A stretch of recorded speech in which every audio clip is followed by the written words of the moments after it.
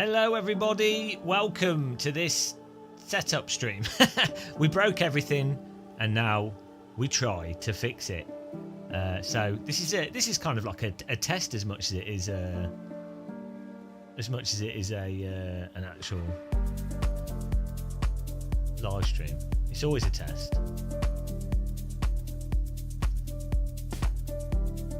We'll see if things work.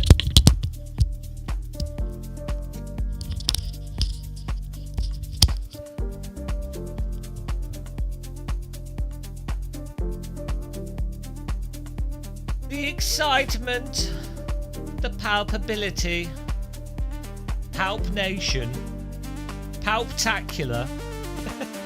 Give me the palp. Palpation. Palp. Emperor Palpatine.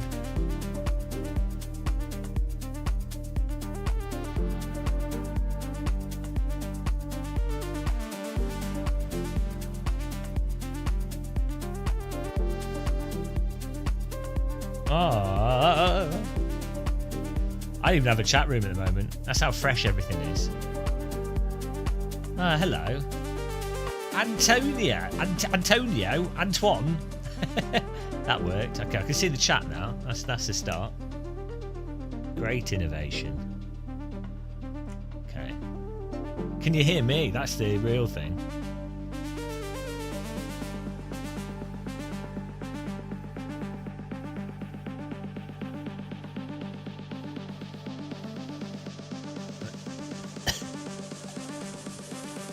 Copy, nice. Everything's so fresh, I'm having to re-log into everything. Absolute refresh. Hello. Well, YouTube's working. I don't know if Twitch is working.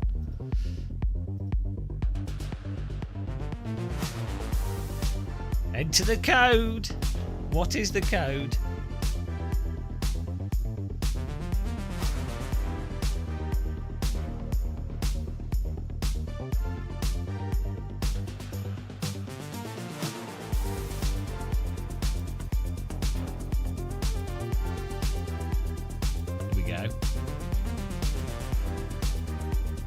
We're back. There we go. Twitch is working.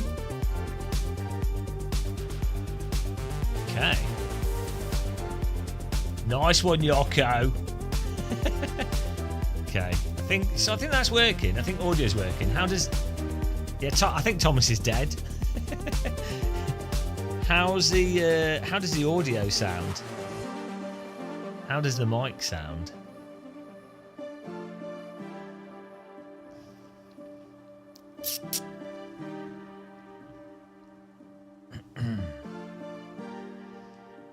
Great. Audio's perfect. Nice. Well, because we're using the put it on the screen here.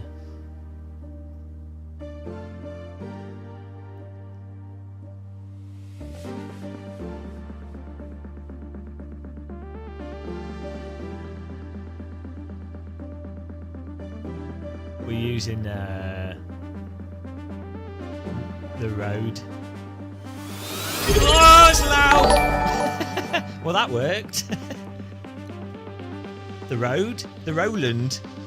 Not Road. Roadland. Roland. This.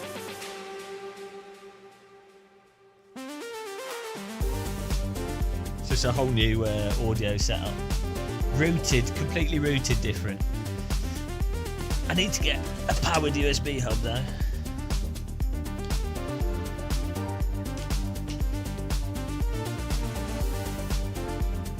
Oh, bloody hell!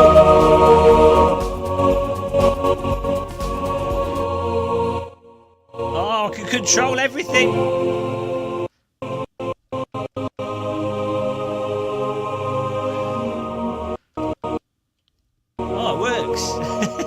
It's working! Thanks, Izzy. That's 96 decibel too loud. Dear, yeah. It's pretty cool because I can EQ for me or for you.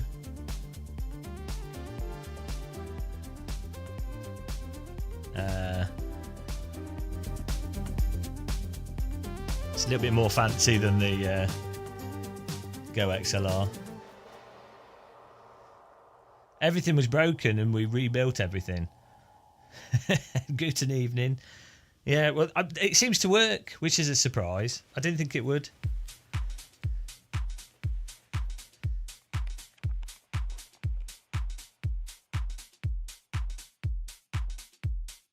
GT Omega? Yours is worn incredibly well. Hang on. We've got effects on here as well. Like this. Hello. I'm in the bathroom. Hello. I'm in the church. Oh, blessed be.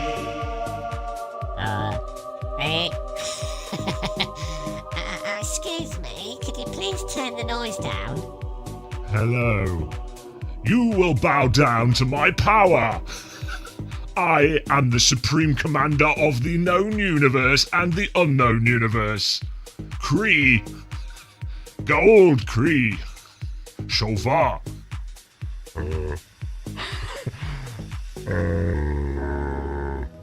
Hello.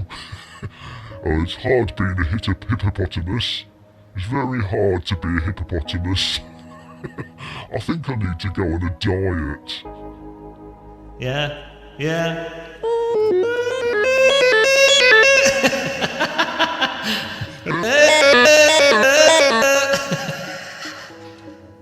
Yeah, well, I discovered something new that we can do.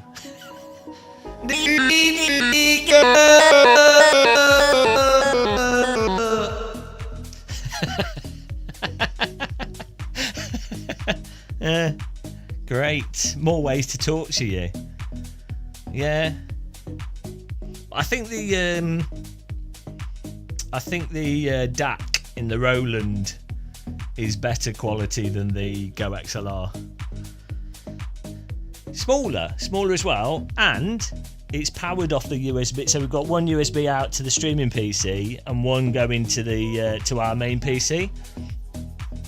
So no ground loop or anything. So that's good.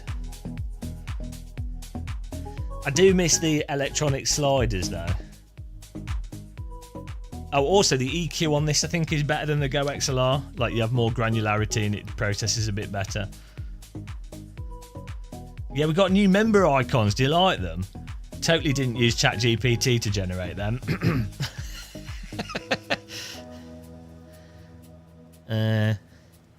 Right, we need to. I plugged everything in. So I've got like 20 USB devices on here, and when I turned it on, my computer went bing, bing, bing, bing, bing, bing, bing, bing, bing, bing, and it seems to all work. So, well, we'll see. Well, we haven't actually tried driving with any of it, but where's my medieval sim racing picture? I can't believe that is like that picture is like the I think it's this year's biggest post on our sim racing. What's my contribution to sim racing? Getting AI to make medieval sim racing pictures. Oh dear. Non-alcoholic Guinness. Here we go.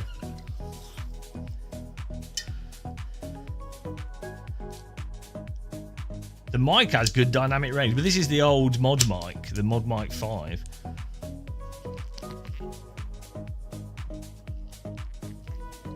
Zoom stereo mics, what are they?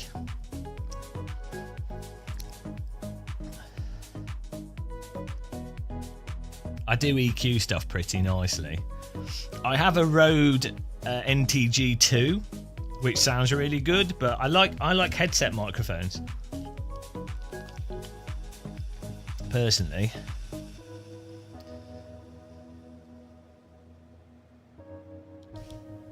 Alright. Are you sure that was me, Izzy? I've never had a Zoom. I don't think I've ever had a Zoom microphone. I've had a. Oh, I know what you mean. You mean this one? You mean this one? Oh yeah, this one. When I plugged this in, yeah. There you go. That's what you're talking about. I have had a Zoom microphone. It's this one. Yeah, I only used it briefly because I didn't have I bought this for something else. Yeah, I think it was more due to how it interfaced though. I hardly use this. This was a total waste of money. My plan was to use it for some other projects. Oh well. I might still use it. Yeah, it's a really good quality recorder for what it is. We had this microphone for a while. This is like a super shitty cheapo one, but it's actually quite good. It sounds terrible. It's the newer NW700. Really bad. But I think it was like £30, and for £30 it actually sounds good. It's just it does have a sort of weird synthetic sound to it, but it's actually, if you EQ it right, it's not that bad actually. Surprisingly, EQing microphones and how close they are to you is the biggest thing. We used a Yeti for a while, and then we have. I would like to use this. I would like to use this Rode mic. This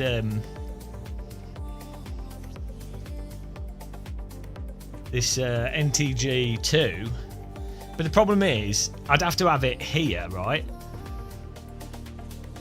So I could suspend it off the ceiling, because with a shotgun mic you have it above you pointing down, but I could put it here, but then it's still, you've got a mic, so it could be off camera.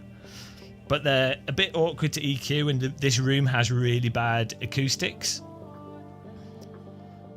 so that's the problem with this.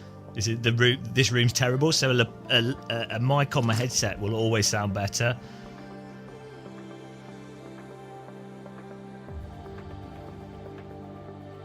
You have a drawer. Oh no, we have more than a drawer. Look at this. This is the cupboard. Actually, I can't turn my camera there because we have too much stuff. might have addresses and things on it. But we have too much accumulated rubbish.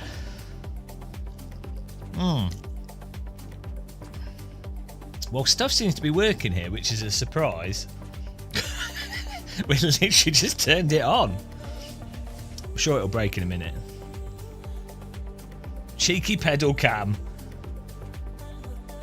We have this camera here.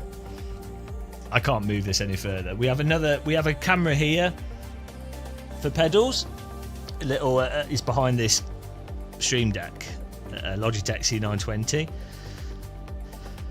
This camera is just an external. But I normally keep this here. I might do if we can get a good angle on things. Problem is when you sit in the rig, this becomes groin cam. So the stuff that I want to try out, there's a pedal update to the Moser active pedal, and AC had an update as well. Yeah, this is the Moser. This is the Moser M Booster pedal that we've reviewed it already. And then we've got the force feedback joystick, which we need to record footage of using it. Yeah, Moser's all right. Yeah, it's good. It works fine. Pedal, cam, reverse, throttle, and brake. Hey.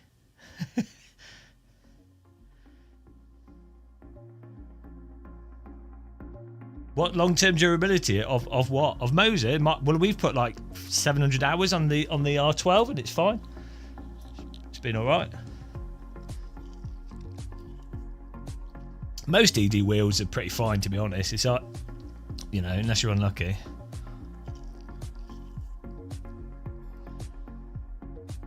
Oh, the flight throttle.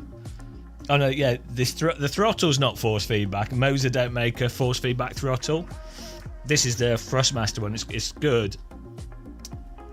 Moser do the force feedback joystick, which is over here.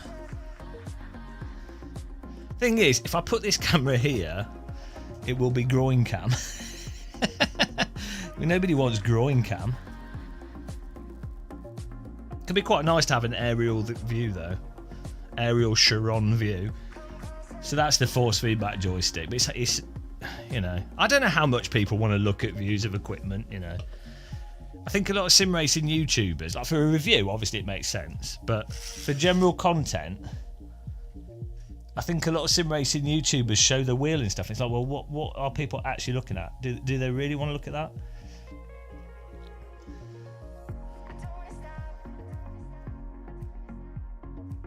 What happened? You had GT Sport round?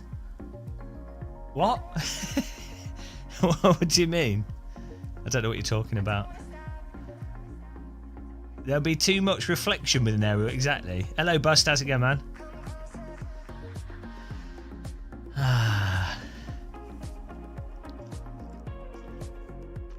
If the tackle views.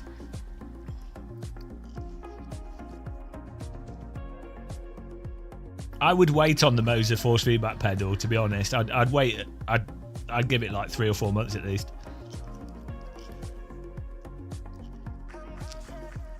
Most of this isn't new toys. Only this, only the Roland. Everything else is. We had the M-Booster pedal on the rig for like 2 months now, because we had it ages ago. We've been testing it and like giving feedback to Moser. That's why we didn't have any pedal cam for ages, because we were secretly using it. Shoulder fish is vital. A lot of people don't know about how that balances you through the apex. Oh, Floyd, did you not? No, it's surprising, isn't it?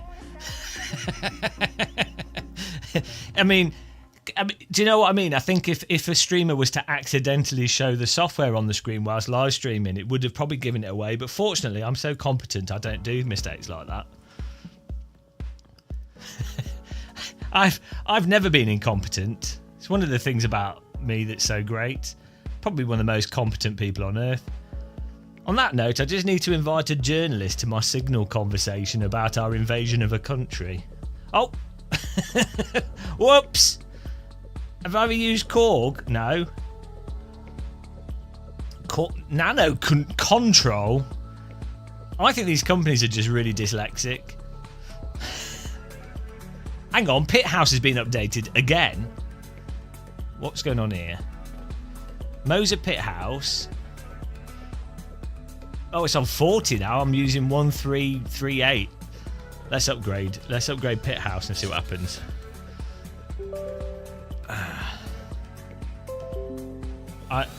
Hello. Thank you very much, Phantom Racer.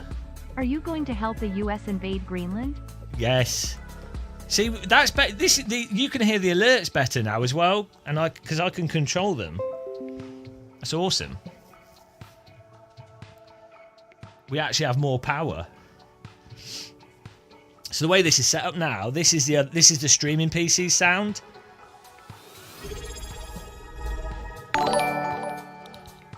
Chris Tat, thank you very much. Good day. This streaming PC, this I think is the. I don't know. I think this is the volume for my gaming PC. This is. I don't know. What is this? Oh, the music. This is music. It says chat because it's just how it is. This is the music volume, and then the microphone here, which is it's pretty good. Yeah, we're a lot better now. The chest infection's basically gone, which is good. But then we decided to have a nice bit of insomnia, which is good. But you can't have everything, can you? Right, I need to turn this on to update it, I think. So turn the wheel on. Let's see if it blows up. Yeah, it was well weird because we went to London. When was it like? I had a friend's wedding. This was like 2 weeks ago. I had a friend's wedding. So at the beginning of the month, we went to Cologne, and I think we were fine from that. We didn't get sick from that. Some people there weren't well. Then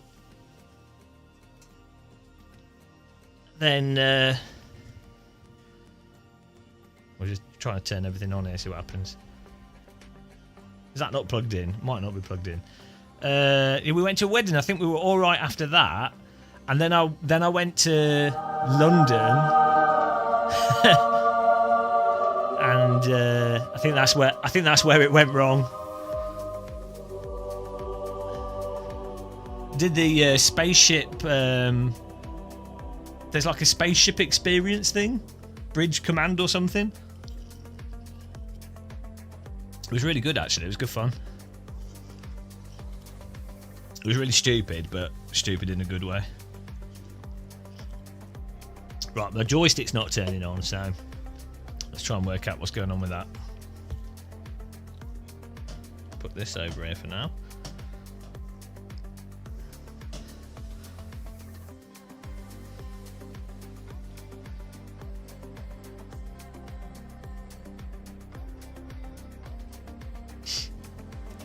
Yeah.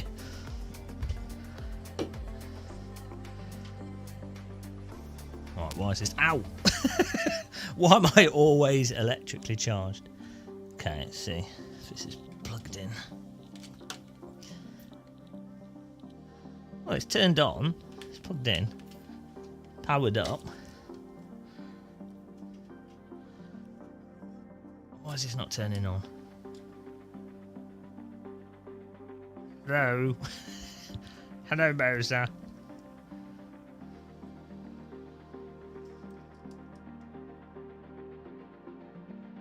Huh.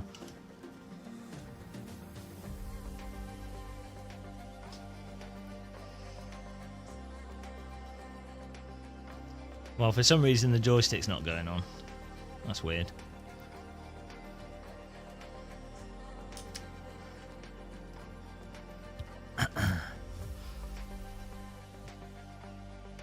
Oh, hang on, it's not plugged in. But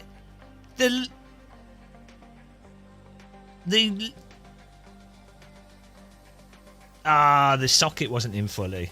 It was like half illuminated. There we go. That makes sense.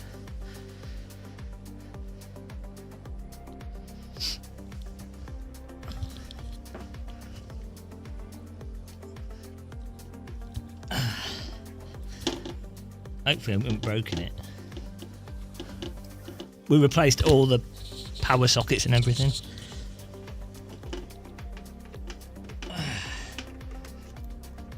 There we go. See if it works now. Floydan. Adjustable seats can hold your hamstrings like a bucket seat. Can't hold it, yeah. Yeah, so what I do is I recline the rig back. But yeah, you could do with like having some kind of thing that you extend, like a seat extender that then gives you more leg support. That would be good. That could be a good accessory a company could make.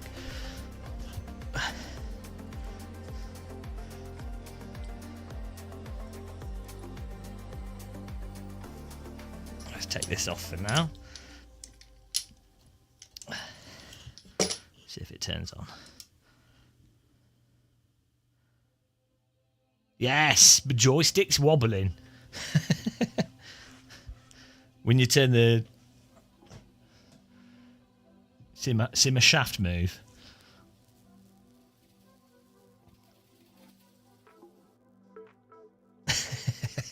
That's my shaft. Shaft attack.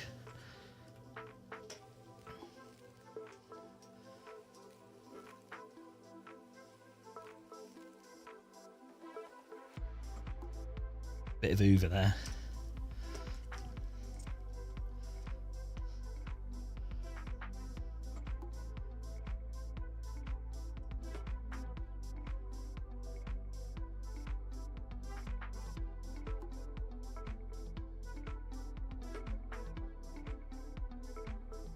Maybe if we can have this over like this.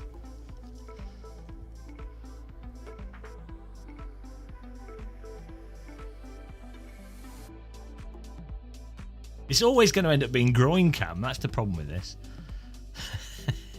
Unless we have the camera further to the side.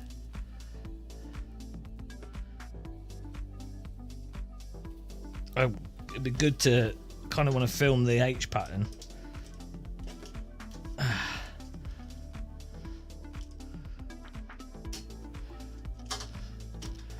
Yeah, I know what you mean, Floyd. And you'd have thought the reason they don't do it with road car seats is because obviously the pedals are low down, so that would then end up causing your legs to not be able to dangle onto the pedals. But yeah, for a SIMRIG seat, you would have thought people would do it, or would have done it. I need to just grab my pillow from upstairs, I think. Oh, I've got this one. Okay, so we turn this one off for now.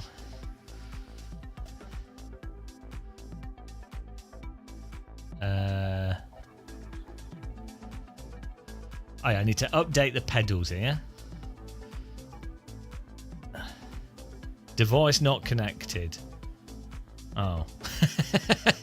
I thought I turned it on. But it did calibrate, so it's got power. Maybe I didn't plug it in.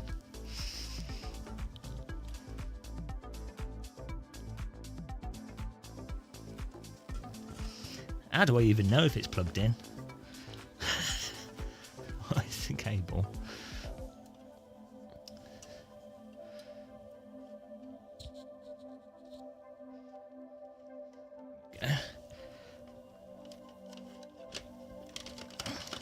Oh, it is plugged in, so...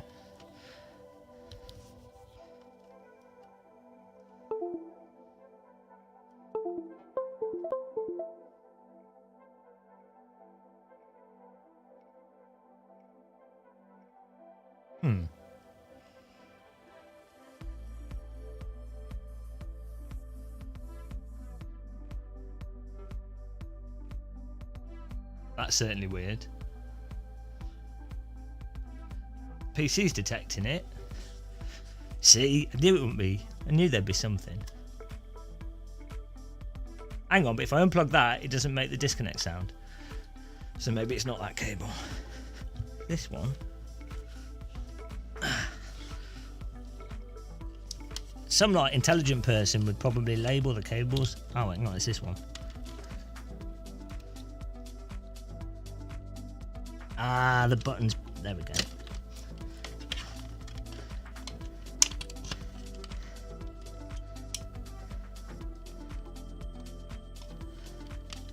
Why is that not working?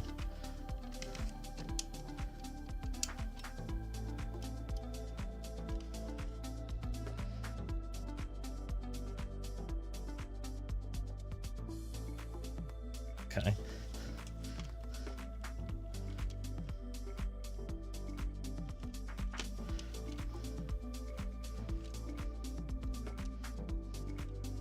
Huge error.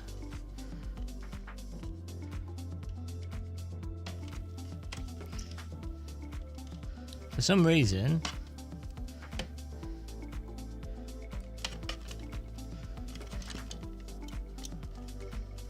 it doesn't work.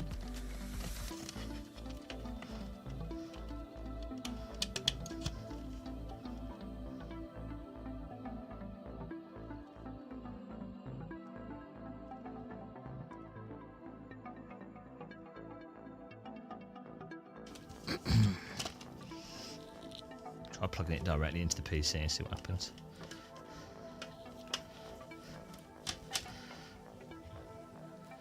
Yoko? Ah, you got your German wife. Get in there. Does she say, "Ja, here is my number. Oh. Und please have eine Hamburg with me." It works plugged into the PC directly, but it doesn't work plugged into the USB hub.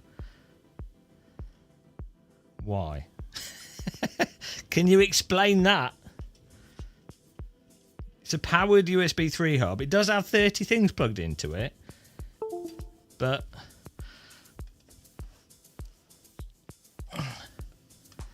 suppose you could have like 200 things plugged into a USB hub. It should be fine.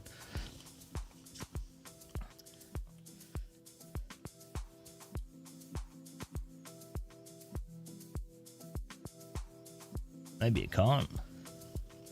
Maybe that's the limit for this USB hub. Very strange. Well, that's ruined all my cabling. One device. Everything else is working. I mean, we can just plug it straight into the base. Oh, we'll plug it into the PC for now. Yeah, the limit to USB is typically it's to do with the addressing rather than the there is no physical limit really. There wouldn't be if it wasn't for the addressing stuff. Okay. But oh well. One device out of 30 is fine to not work. I'll take it. It'll be interesting to see if other devices don't work on it.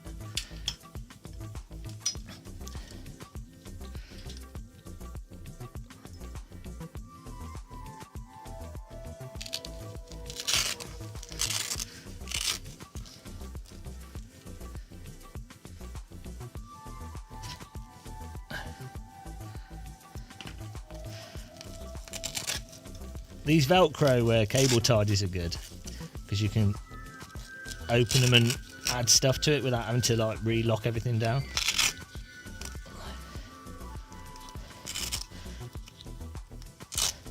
Neoprene, not just good for diving.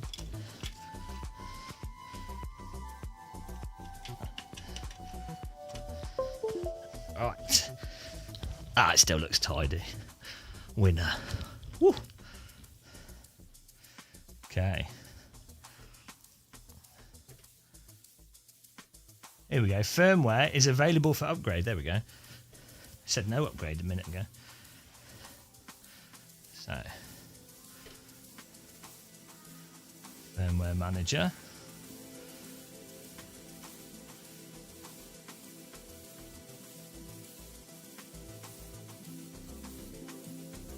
Yeah, I think we spent like 8 hours recabling everything here. That was good. That was a good use of our time. It's a YouTube stream all working perfectly here.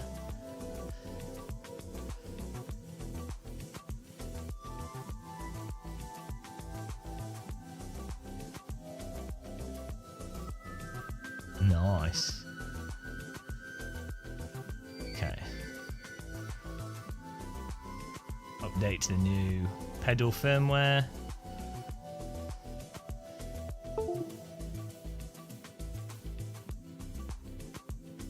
I have done Hell Knight. Look, looks well nice now, look.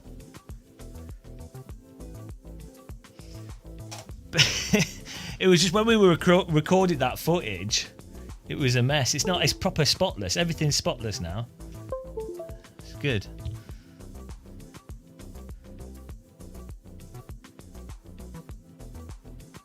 All good at the moment.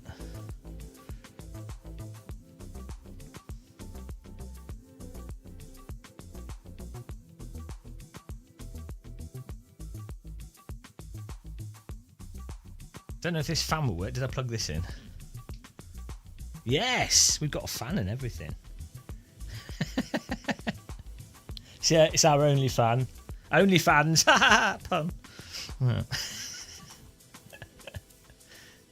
What a joke. No, what happens is, you can't see it, but the ceiling in here is full of like old insulation and stuff.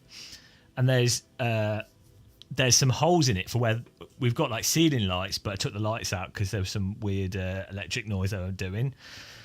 So there's some holes in the ceiling, and then like dust comes out the ceiling. Whenever you walk above on the floor above, it knocks dust out the ceiling, so it gets really dusty down here really quick. We have like a vent in the wall. I have a window that I open a lot. Let's open it now, actually. But the dust builds up really quick down here. Hello, Simply Dabble. Update successful. Okay. That was easier than I thought it'd be. It'd be interesting to see if they fix the throttle thing on the pedal.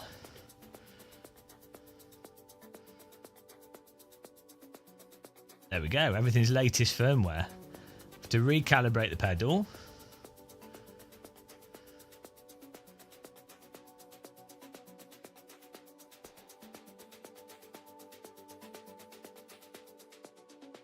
Start calibration. Oh, nice one. Which one did you get? No battle.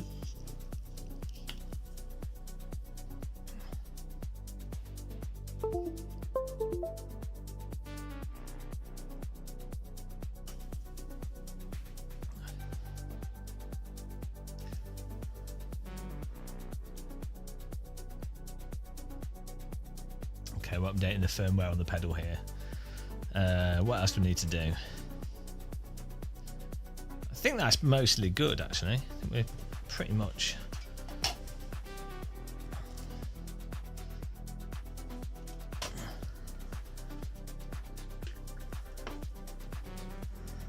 We can get in the rig. Probably need to adjust the camera positions a bit, actually. Hello, Alex.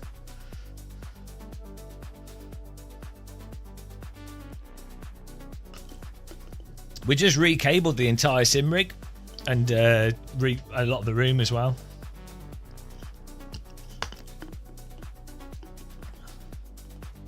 And got new sound, Roland Bridgecast X. It has a HDMI in, so we could actually plug a camera into the Roland Bridgecast, but then I'm not sure how you get that signal out of it. Probably won't even. It's got really. You can put 2 HDMI into it, and it will capture the audio. And it's got a switcher, but the switching speed is terrible. So basically, it's only got one, realistically. Yeah, we have the active shifter there. Well, I've just not made a video of it yet. That's one of the things we're setting up.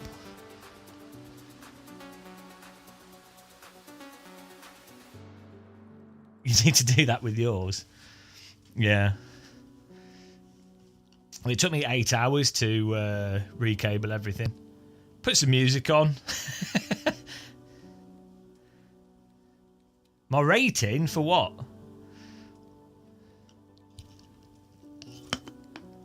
We're just updating the M Booster pedal with the latest software at the moment.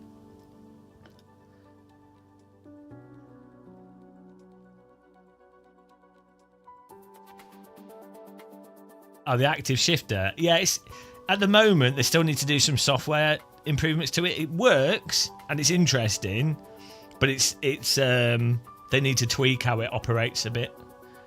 But yeah, it's fine. It's good.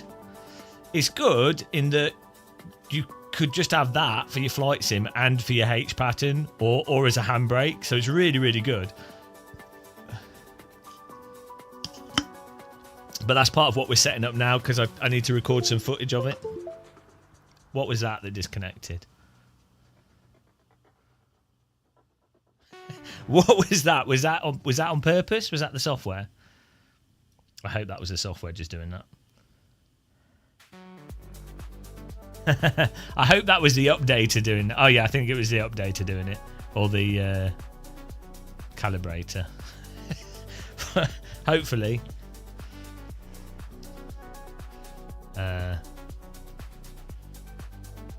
Finish the motor calibration. Pedal travel calibration. Start calibration. There we go.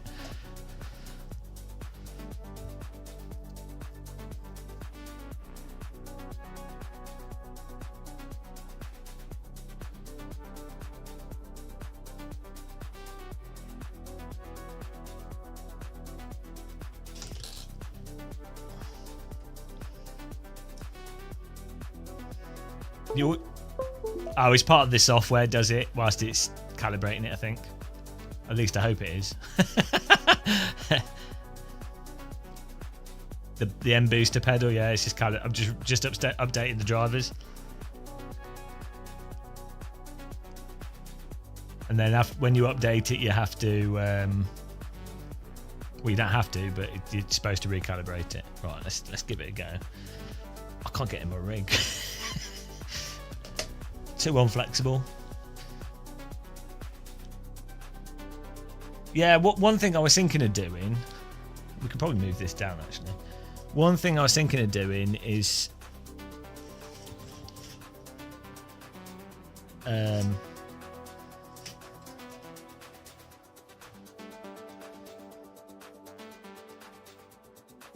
mouse map blocks the view from this camera, which is not ideal.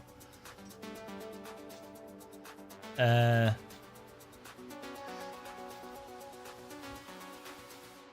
you can see it, can't you? The pedal. Oh, let's see if the other pedal view works, actually. That's a good point. That's what I need to set up. Let me see if this works. Cam pedals.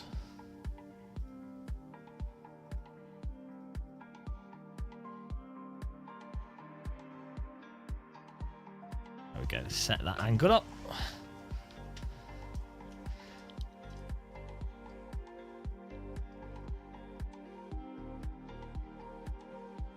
So the booster pedal is here. I was thinking of moving this to where the clutch is and then basically putting another brake pedal in the middle, and then if you're driving a H-pattern car, I can make the booster pedal a clutch, but if I'm driving a non-H-pattern car, the booster pedal can just be a brake over here, and then basically it means that you can have your pedals in the perfect position all the time with just one booster pedal, because you can obviously change it from being a clutch and a brake. And normally, you're not normally driving H-pattern cars, right? So that's my thinking, at least.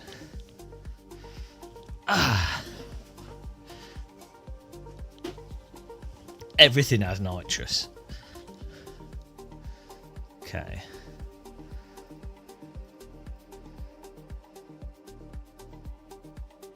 Hello. We're a bit bright.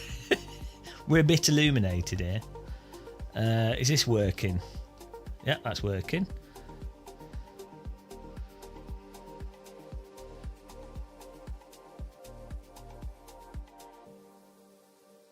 Right. Finish.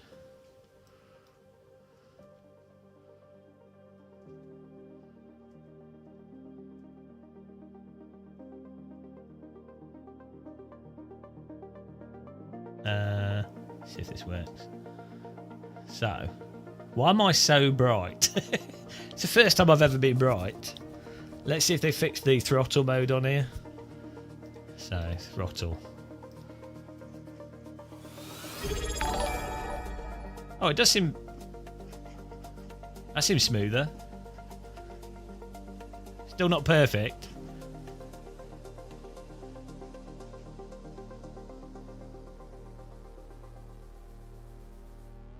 Let's turn all this off.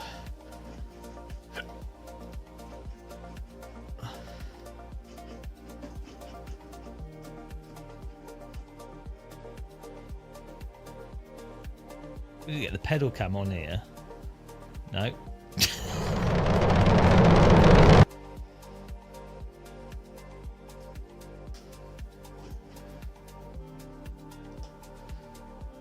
I forgot all my buttons here.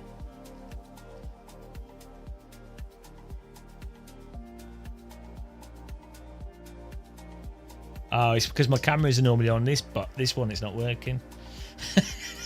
Okay.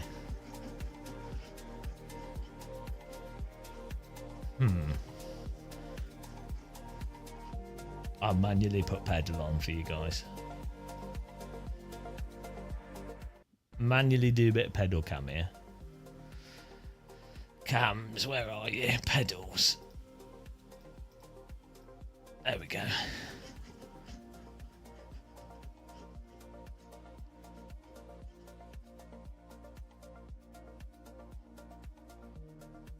This is with it totally loose. There's sort of like a little bit of a ripple kind of feeling on it, but we're not putting any resistance on it. So let's make it just a spring.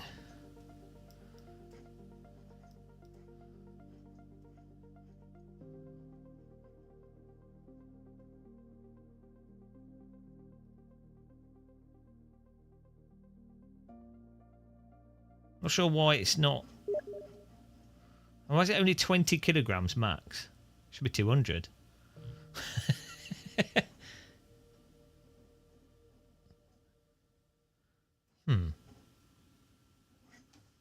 Why would it only be 20 max? What's going on there?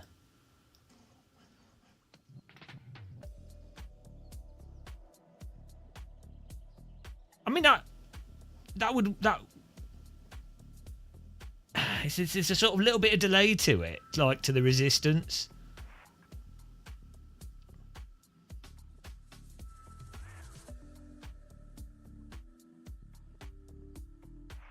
Like if you wobble your foot on it, you can feel there's kind of like a floatiness to the resistance.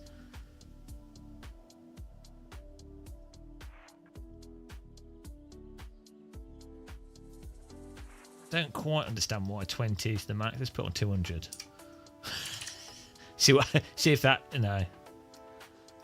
Why would it only be, why would they set it to output force to be 20 as the maximum?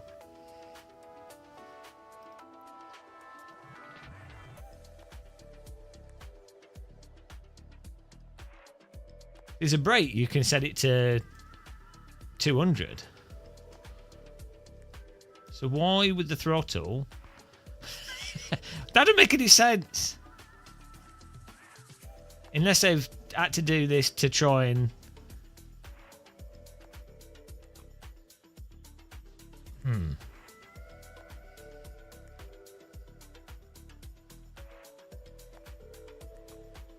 Yeah, because I've got this input map in here, so you can change that.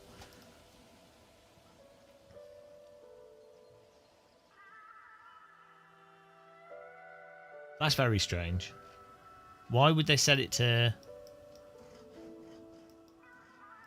Because 200 is 20 kilograms max. Hang on, that's lighter and then gets heavier. Surely you'd want it always to be the same. Because this is a housing valve pedal, and this is heavier, and I run my pedal really light. That's heavier than this on the heaviest setting. So maybe we... Let's just put it on... Hang on, why is that 11?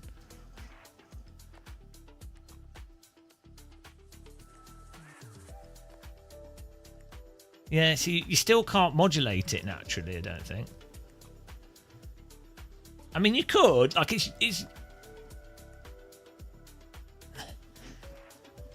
usable, but it still doesn't surpass a static pedal.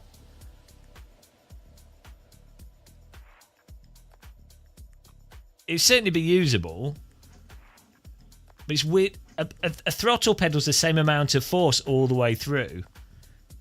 Like this resists at like, let's say 10 Newton meters all the way through it, the push, right? It doesn't get heavier. It's 10 Newton meters from the start to the end. Whereas this is lighter, then gets heavier. So let's put this on 7 and this on 7. We need this to be a line. Because this should just be...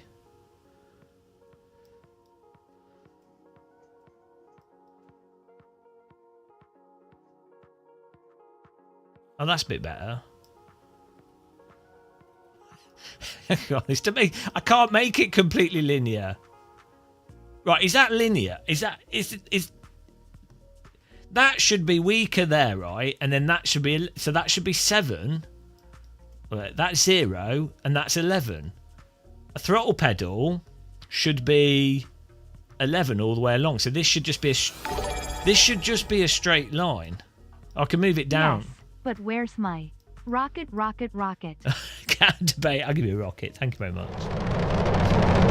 Move this down. This should all be 0. I can't put the last one to 0. Okay, that's now all 0. Or all 7. So this is what's weird with this stuff. This is the Moser thing that's really weird.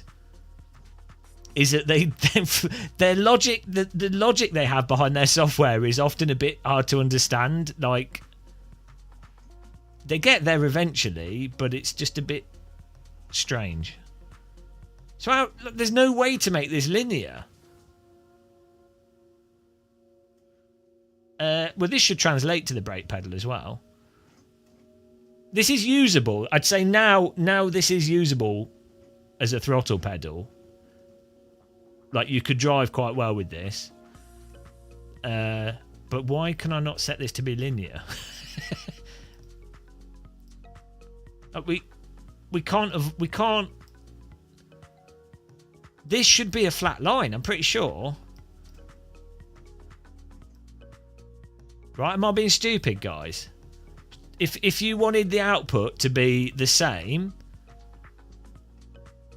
In fact, it even says here, the output here, I don't know how clear it is on the stream, output force 4, 5, 6, 7. So it should just be 6 all along. But I can't. We can't make it. We can't do that. But that's how you'd want it, right?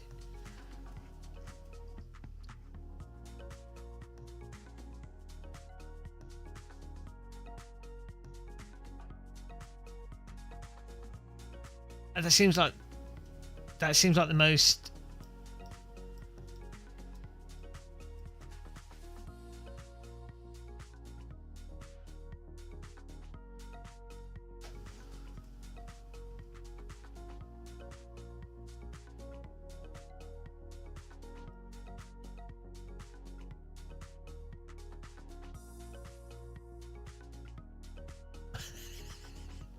I don't understand.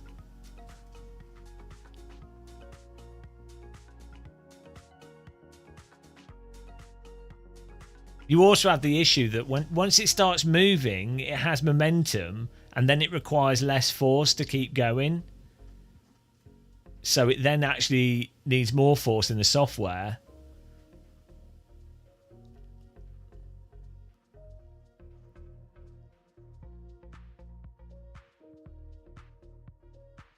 So I'm not sure how. I mean, does a throttle need to be an active pedal anyway? But I mean, it's a good test for how good an active pedal is, to be fair. But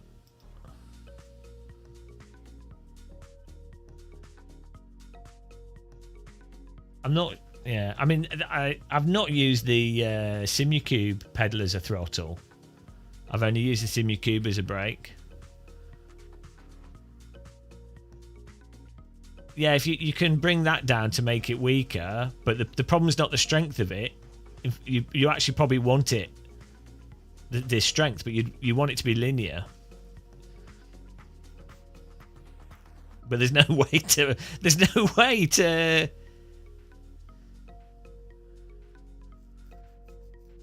There's no way to make this.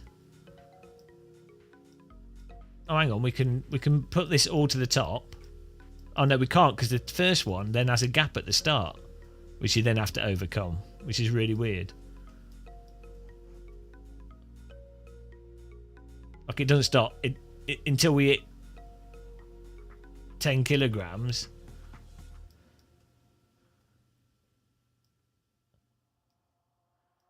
You don't want the start of your throttle to have like a. You'd want that to be straight away.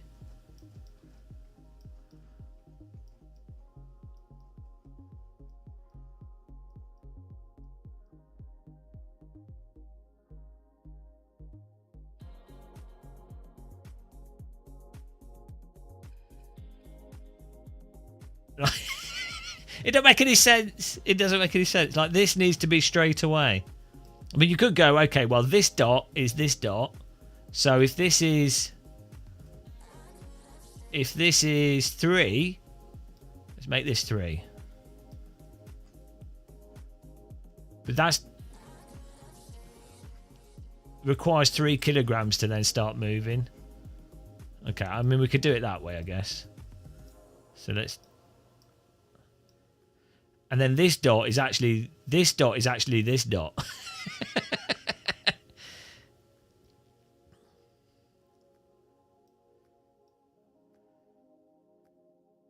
Yeah, the problem is if you set the start at 10. So this is. We'd have to put this to 10, which is the most you can do. Okay, there we go. There's like a resistance to movement. Like, you still end up with a non. You still end up with something there that's not. That is closer. Let's make it longer throw as well, actually. But yeah, you still end up with like a floatiness, like a. It's not as bad. They've improved it a lot, but there's still kind of like a floaty feel to it, like inertia, rather than it being a consistent. You know, totally consistent.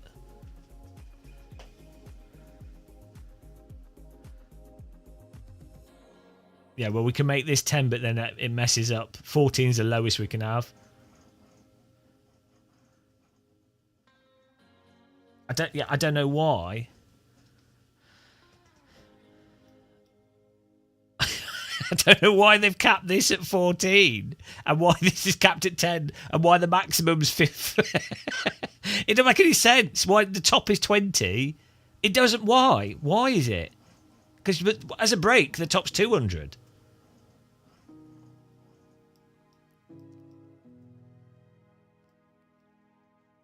It's just so arbitrary.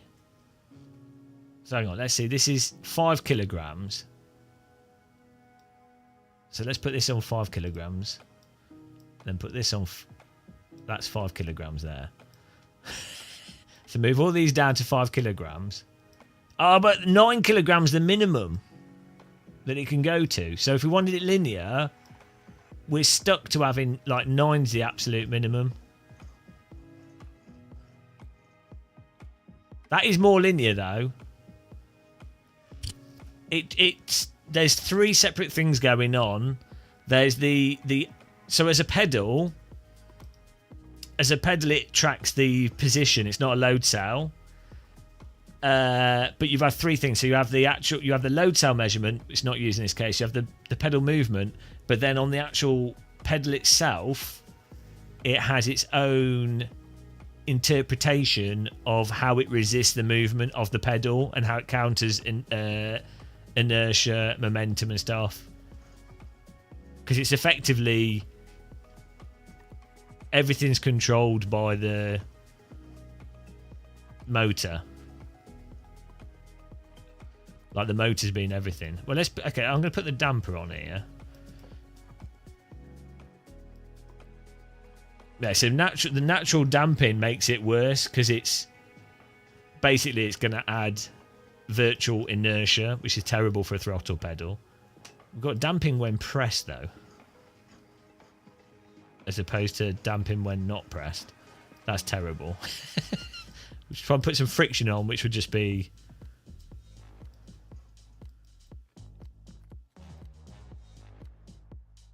Yeah, see, this fit is just delayed the friction, so you end up with basically like it's like stiction, so it's not completely free. It's like it's got a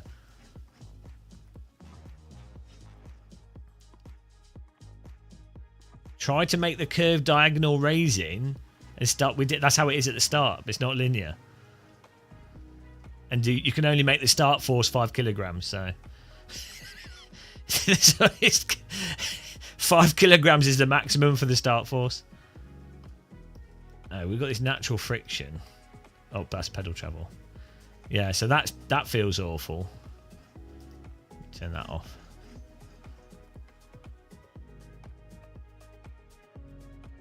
Check. You can do that with the braking's a lot easier for it to do. We're just trying this with the throttle pedal.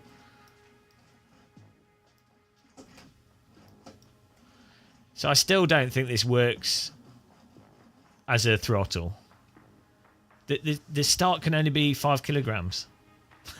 That's the maximum. With the software update, for some reason, and also this is not really this is like the minimum amount of force that's required to start the pedal moving. So it's just a bit weird. Really, ideally, you'd want that on 0, and then for it to be linear with, and then use this to control the. Like this housing veil pedal, it doesn't get heavier the more you push it. It's the same all the way through.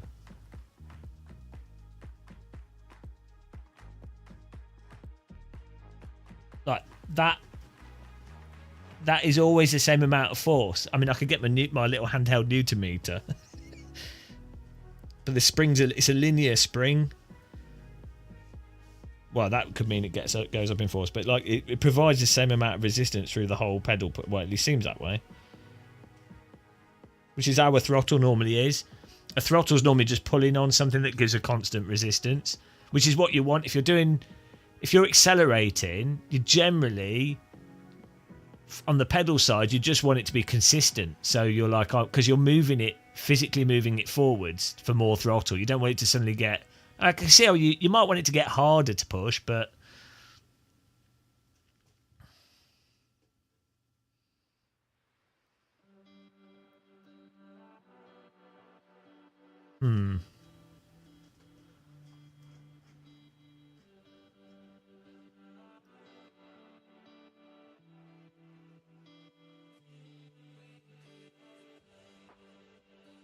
A virtual desktop video. There's not much to do in virtual desktop.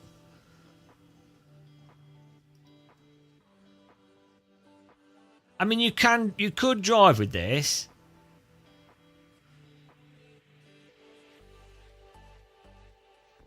But it doesn't beat out a static pedal, so what's the point? And it also has a sort of floaty feeling to it. They've massively improved how it over what it was before, though.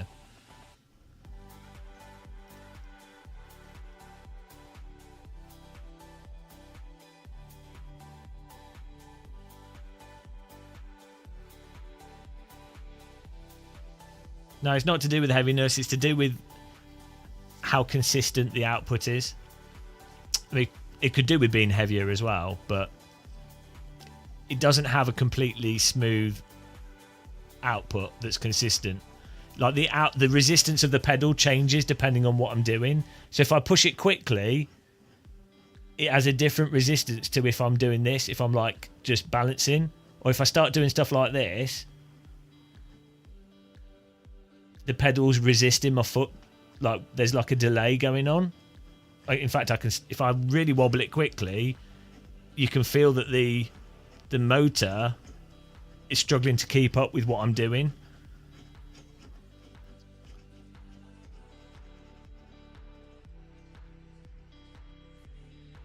So, and that's like an underlying firmware thing. To be fair, but it's probably a difficult thing with a brake pedal. You're not doing this with a brake pedal, but with a throttle pedal out of a corner, you'd be like getting on the gas and you lift it a bit, and you're doing these like. You might just, you're going to be like fluctuating the throttle in this tiny bit here, right? So if you have like weird delay here, that's going to be a problem. Yeah, if you're modulating it precisely. So I think it's fine as a clutch now.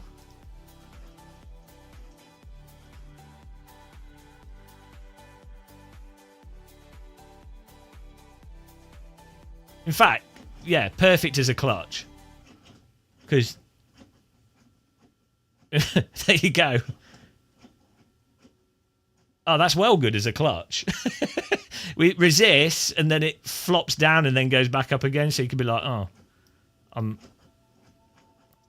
you could create like a clutch pattern. Because you can then put it in this. I don't know why they've limited it to 20. I don't know why they've limited it to 20 max.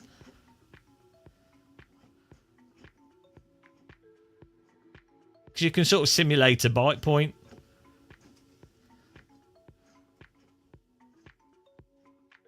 Like, you got to go over the peak and then it slops into a... But to be fair, road car clutches I've used have been very smooth. Like, the...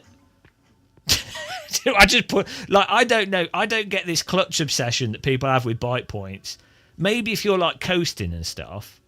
But... I mean, I've only ever driven one manual H-pattern race car, right? And you just slap... You just push the clutch. You're not like going, oh, where's the bite point? You're like, oh, it's time to change. Bop. Bop.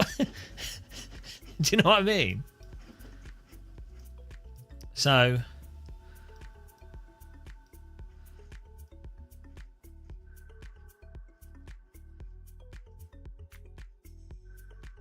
Yeah, but then the bite point... Are you feeling that in the clutch pedal?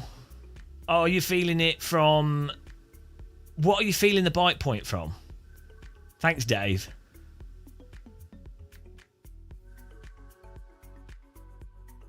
What? Right, you've got the car in first gear and then you're on the.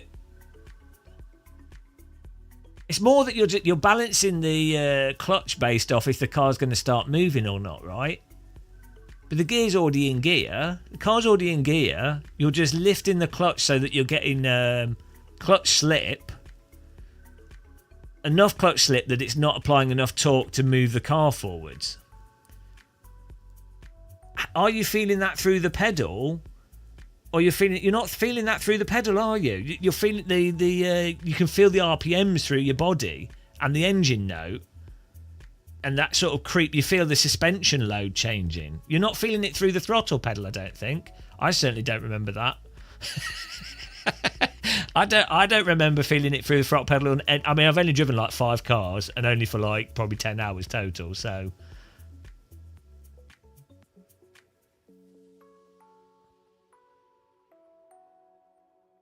Yeah, I don't think you're feeling that through the throttle pedal so much, because with a race car, you feel the engine.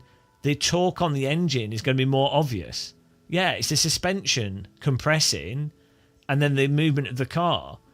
And when the torque is engaged on the engine, that's going to be way more noticeable than the clutch feel, right? Maybe not in all cars.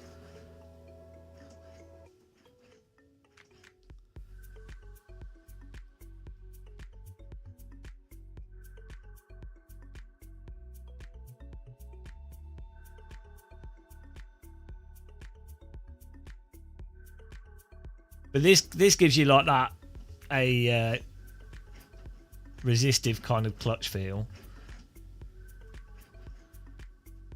Yeah, but the point is the clutch biting. The car's going to squat if it starts moving, so you don't need to feel it in the clutch. you know what I mean? The car has to start moving. Like the engine.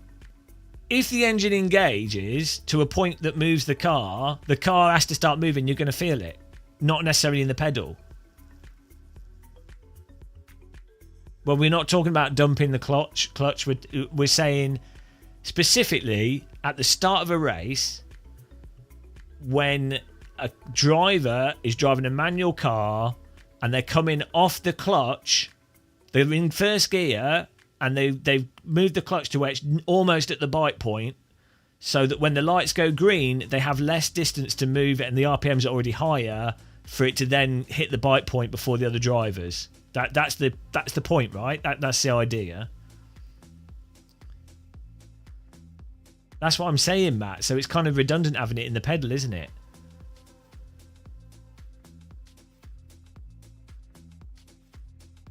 Yeah, the car doesn't move, but that's again, you'd still notice that more than what you feel in the clutch pedal. I just think there's a lot of people going on about clutch feel, and I'm not sure what it's actually based on. Because I have never noticed the clutch feel in any car I've driven. And I've done like reversing up hills and coasted, and you know, I've only driven in Devon really, where you're riding the clutch like your life depends on it.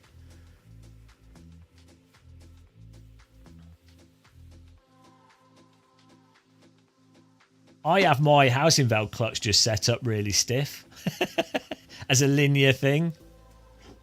But a lot of people set up a clutch to have like a digressive. But I mean, you can set that up, and that does feel okay. To be fair, if you want to do that, and it doesn't, and because you're not fluctuating it like a throttle.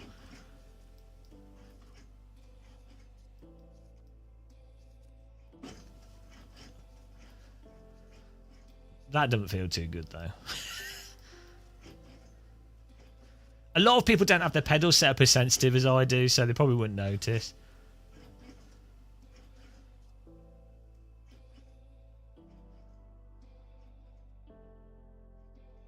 But yeah, this is a usable clutch. I don't know why it's not. I don't know why we can't have stronger force here, though.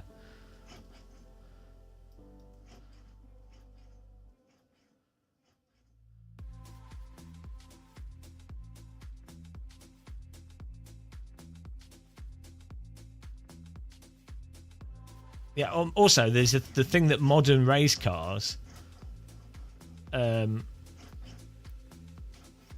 most of them have like traction control or do you know what I mean, or they're not sequential, or I mean they're not H pattern.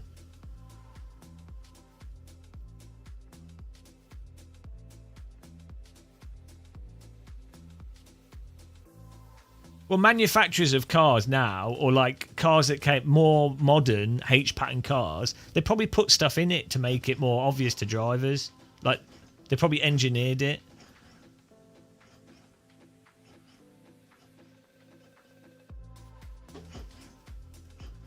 Okay, so basically they have, so Moser have improved the throttle, using it as a throttle pedal, but I still think there's a kind of bit of delay and float to it.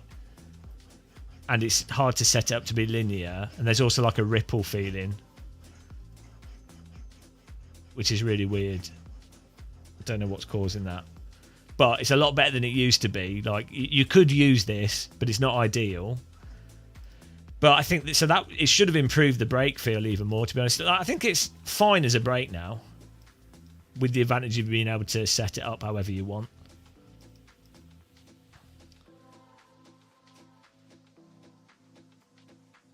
It feels good as a brake. But I don't know why.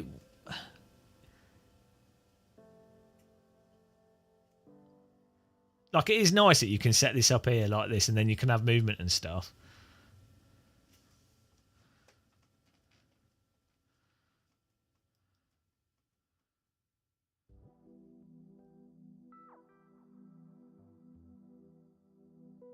Like, the thing that I like with this as a brake pedal is that you can set it up. So let's load my preset. Hang on.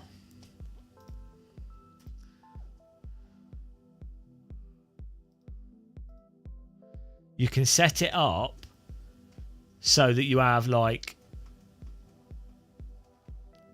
right, this initial movement here is really, really light. Right, and this starts getting hard at like 50% input. So what it means is when I'm playing a driving sim, and I've scaled this to me, I like it really sensitive, but you could scale this however you want. What it means is I can push the brake and be like, oh, this is where it starts getting hard. This is where cars tend to start to lock up in driving sims, around 40 to sort of 70, right? So it's soft here because, well, I don't need it to be hard here because it's the part of the braking zone that I just want it to be really gentle, because I can just be like, I need to nudge the car into the corner, so I can just tap the brake without you losing. You're using it to redistribute the weight of the car. You're not trying to slow the car down, and that's nice and easy to do. And you can control that super precisely. In fact, you can do that better than the throttle pedal. So that doesn't make any sense. But then this area here is like a really firm resistance, right? And so then I'm like, oh, okay, so now I can really precisely control from like 10 to 18, like you can just modulate it perfectly, or come off it really smoothly if you want to, or go onto it hard. And that's perfect for braking. You want to be able to modulate the force really smoothly. So it's really nice being able to. You could do this with elastonomers, but it'd be really hard to configure. And different cars have different brake points in different areas, so you might want to set this up differently from car to car, which you wouldn't be able to do with elastonomers. You don't necessarily need to do that, but and then separate to that, in the effects, you can have this start to vibrate automatically at like 70 input, for example. So I know in the sim, I get a vibration for 70% input, or so I'll be like, oh, okay, that's the point where it's close to locking up.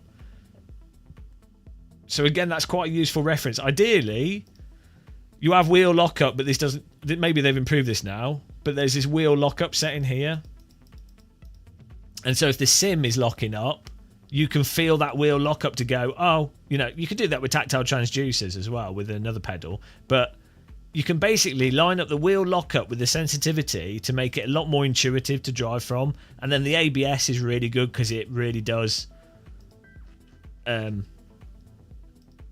the ABS lines up with the ABS in the game, so you can be like, oh, I'm leaning on the ABS a lot or I'm not, based off how much it's vibrating.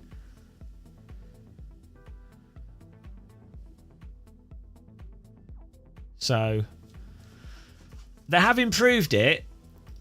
I think now it's usable as a clutch and a brake, but I wouldn't use it as a throttle. But it's usable. Like before, I wouldn't have said it's particularly usable. There's still, I don't know what's causing this delay, and I don't know if they'll ever be able to fix that. The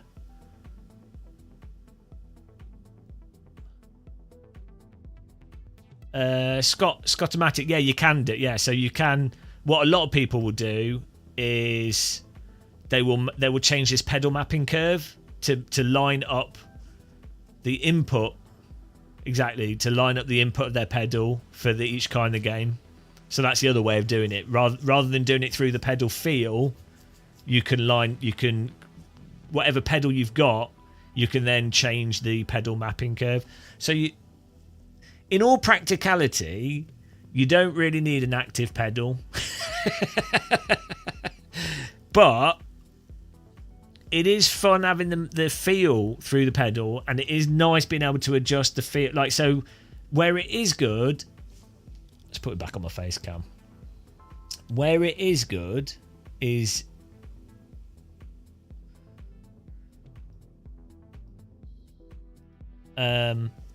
if you are driving a lorry and you want the brake to be a bit more squishy, if you're driving a car that's old and you want there to be longer brake throw, if you want brake fade, vibrations through the pedal. So all those things are really nice to have. Yeah, the ideal solution would be for the sim to have the brake. Yeah, for the sim to have the brake pedal change automatically, so you have to think about it.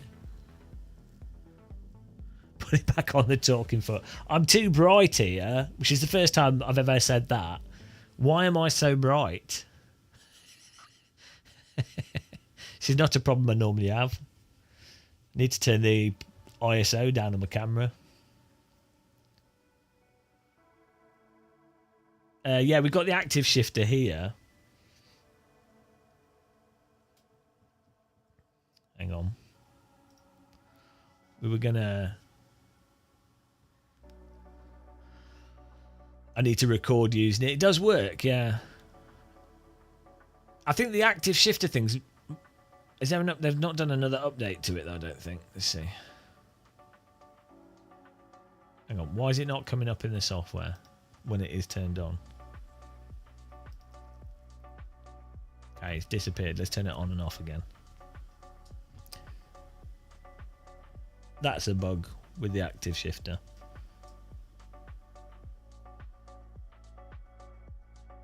You have to turn it on when the software's on, otherwise it doesn't come up.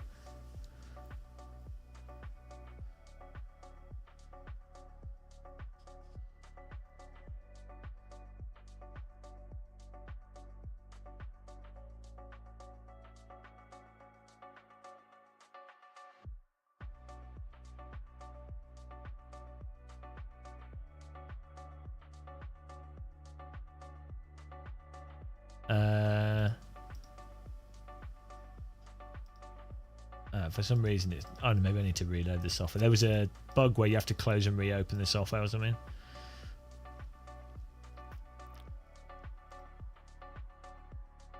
What's broken? Everything was broken.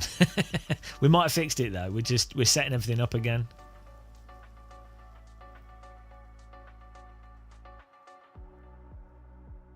Hang on. It's not detecting the H pattern now.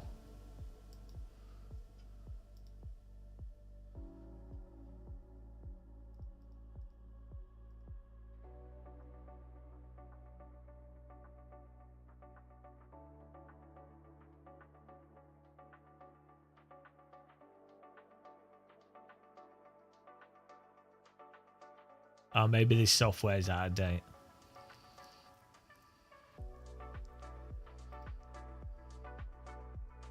I had it working yesterday.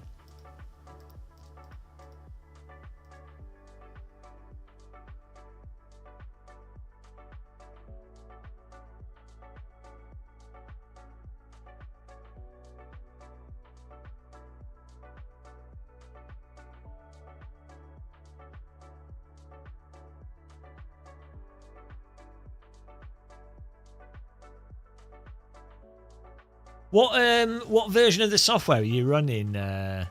Whoever it was that just got the shifter working. What version of Pit House are you on? Oh, maybe it was that you have to turn it on with the joystick on it for some reason.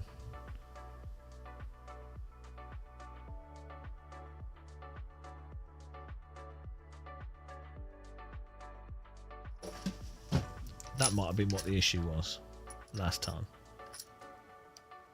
But for some reason, unless it's got a joystick plugged in it, it doesn't detect it, and I don't know why.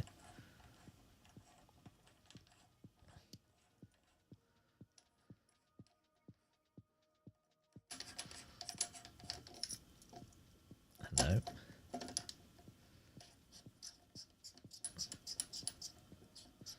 Right, let's try the other modes of software.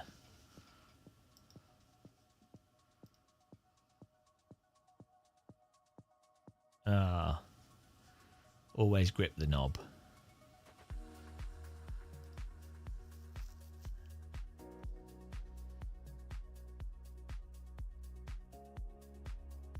You're gonna have to type the version number.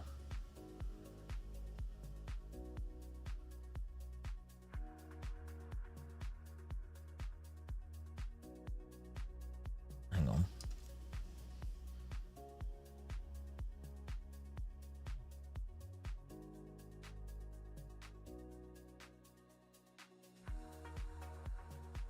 Why is this not working? What is going on? Yeah, it's not detecting the joystick for some reason. Maybe it's USB cable again.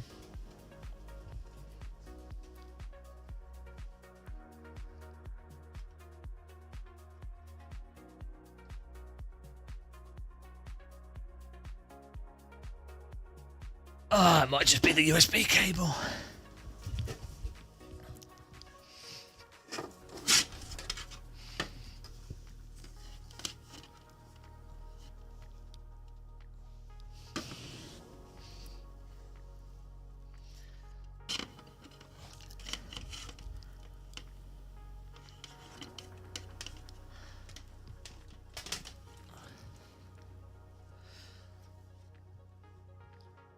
Maybe I didn't even plug it in. That's entirely possible. No, it's here.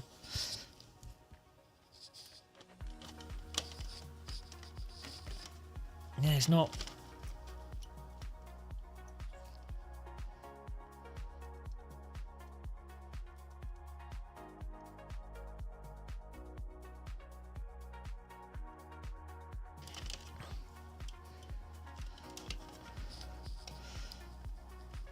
Maybe it's a USB hub being stupid. When in doubt, USB hub. I think the USB hub's being stupid.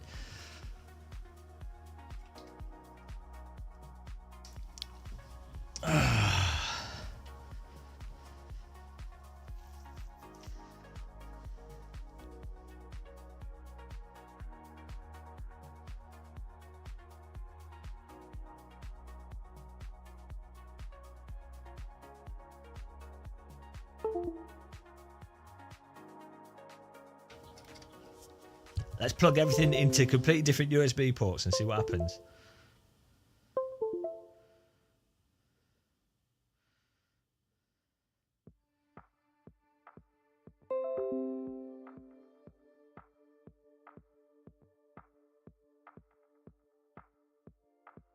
It might just not like you having everything turned on at once.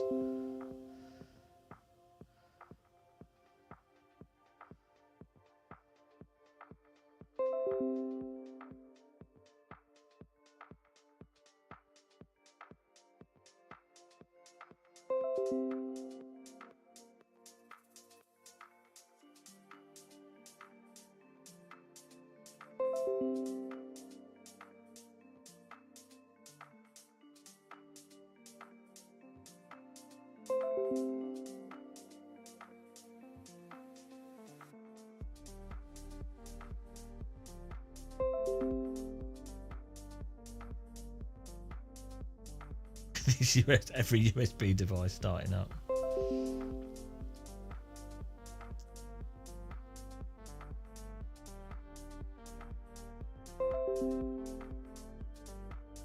I don't know, old Greek. I guess so. Oh, I don't know.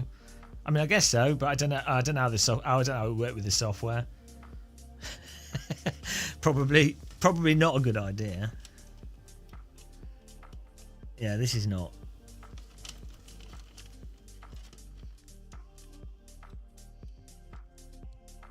Right, let's.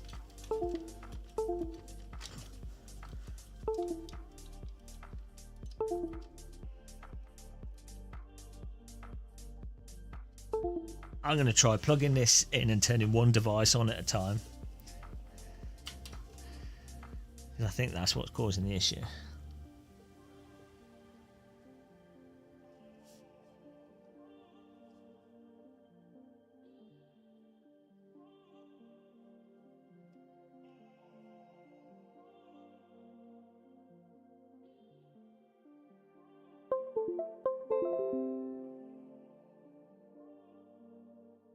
Right, one device at a time, let's see.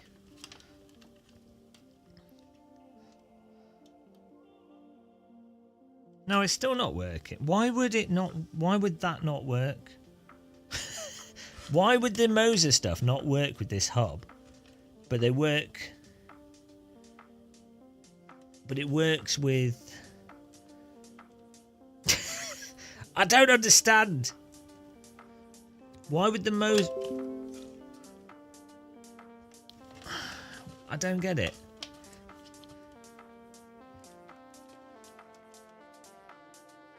Why would it not work with a USB? Maybe because it's a USB-C hub, USB 3 hub, but it's how does it know if it's plugged into USB 2? Okay, well, we're learning. Because the pedal was the same as well, but what I don't get, maybe it's like a random addressing issue. Let's plug this directly into the PC and see what happens.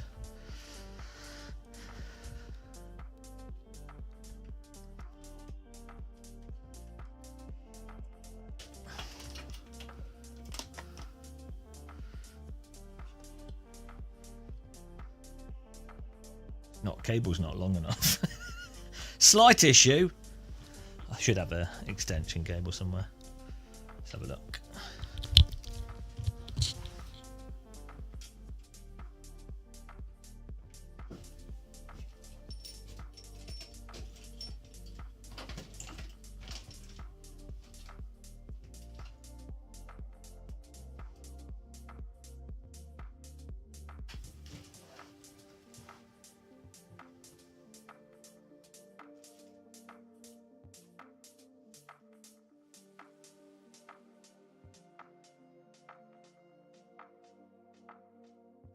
Let this be a lesson. This is why you should never unplug anything. The lesson of never unplug. Right.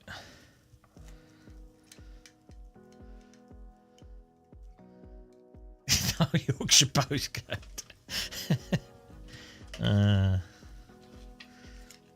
It seems to only be Moser stuff that wants to be plugged directly into the PC.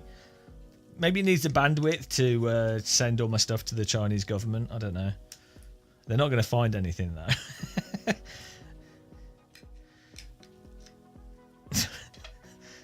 though. All they'll discover is that we spend too much time sim racing. Oh dear.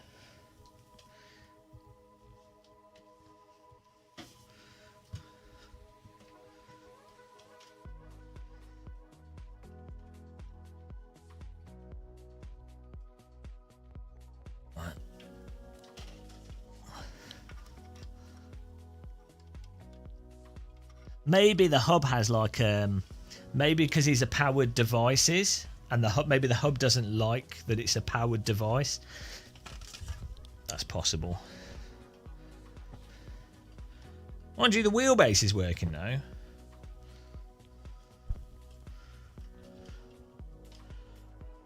Right. We can send this down the same cable tidy. Let's plug it in directly.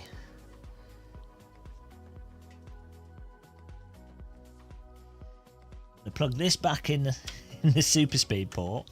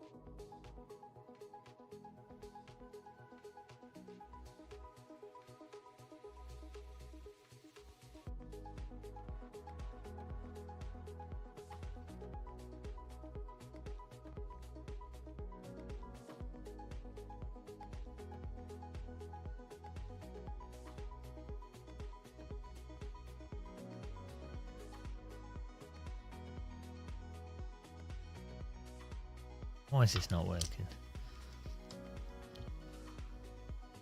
Still not working. Maybe it doesn't like USB-C.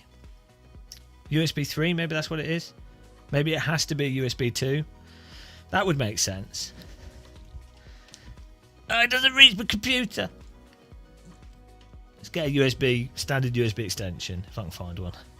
That would make sense why it doesn't work with that hub. It's weird though, because USB should be compatible with it. I'll be back in a second. I need to find another extension cable.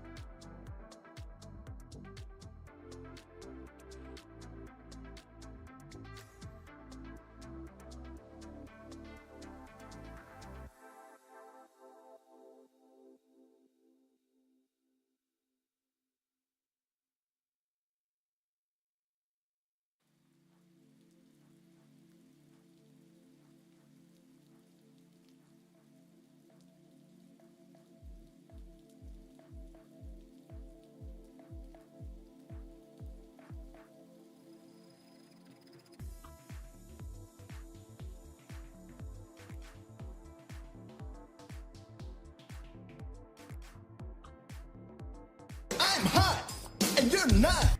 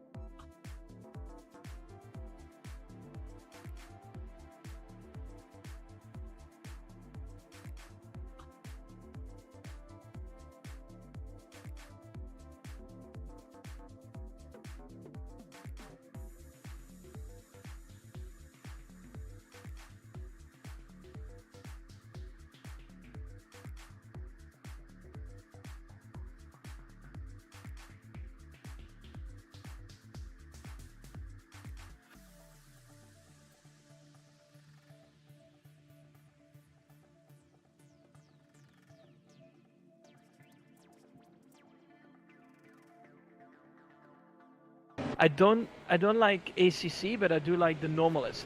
But that is amazing. So it's probably one of the well, one of the or not the best simulation to practice, like even F1 or GT mods. It's really good.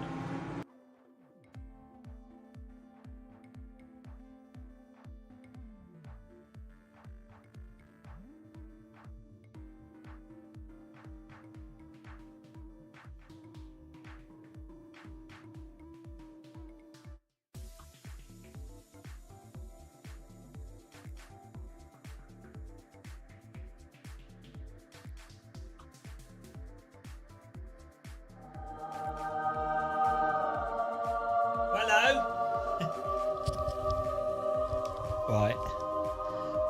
Unfortunately, I have a ton of USB-C extenders, but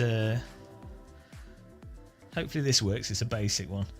Because my thinking was, oh, everything's USB 3. Who needs USB 1 anymore? We're well past that. Apparently not.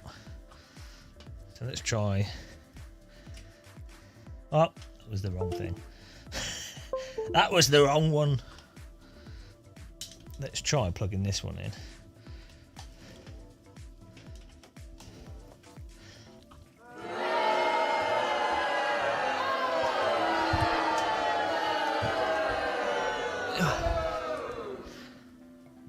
Right.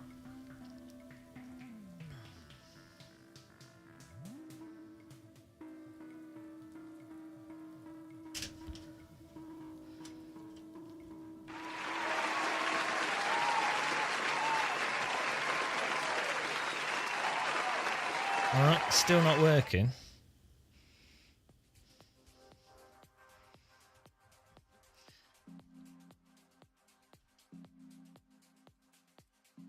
Right, let's try just plugging it in directly. If I can, I have to move my computer a bit.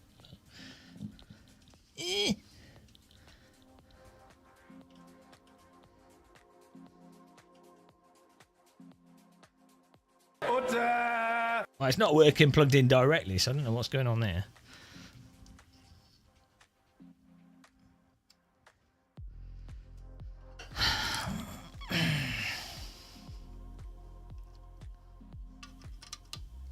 Ah. Okay, that worked. There you go. Maybe the end of the cable's a bit dodgy. Now let's try it on the USB-C again. I love this game. It's my favourite game to be playing this. Maybe it was just that end of the cable was a bit weird.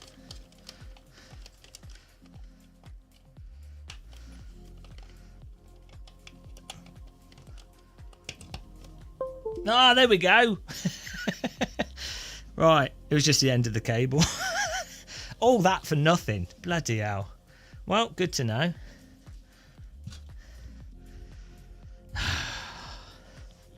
Cables, guys. Join the cable. It was the right one, but I don't think it was like seated in the socket properly. But I checked twice, so I must have just had to push it down even harder. So, well, that's that working. Let's see if the H pattern thing works. Ugh.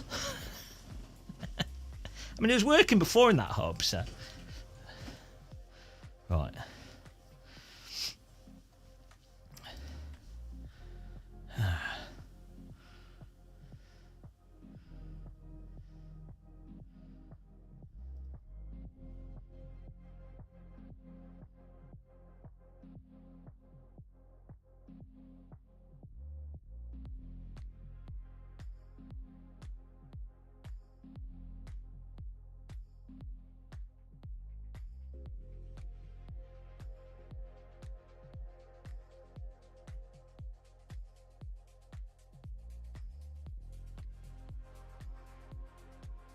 Here we go.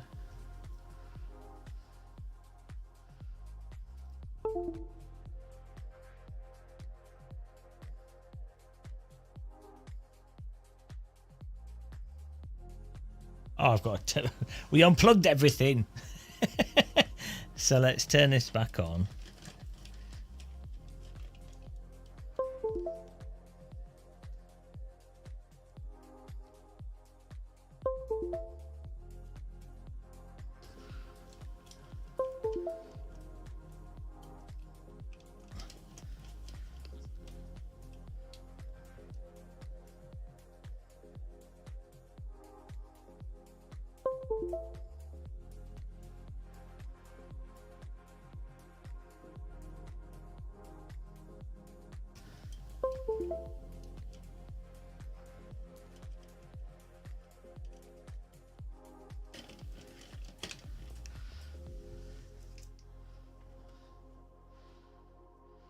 Right. Okay. Yes, we now have shifter. Shifter has been... There we go. That wasn't hard, was it?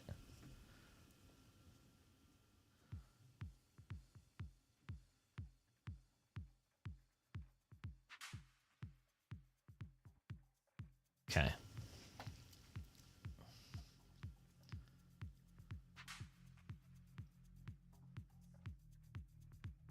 I need to get this stream deck working though, actually.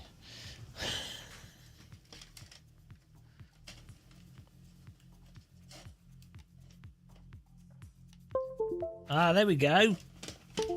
Ah, no. Ah. I might be asking a bit too much from the power. Yeah. Right. Okay. Cams. There we go. Got control now.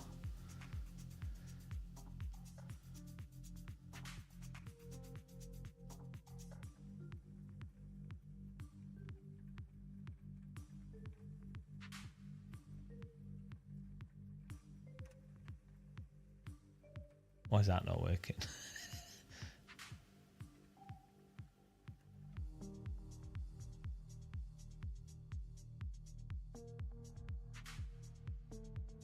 This should okay.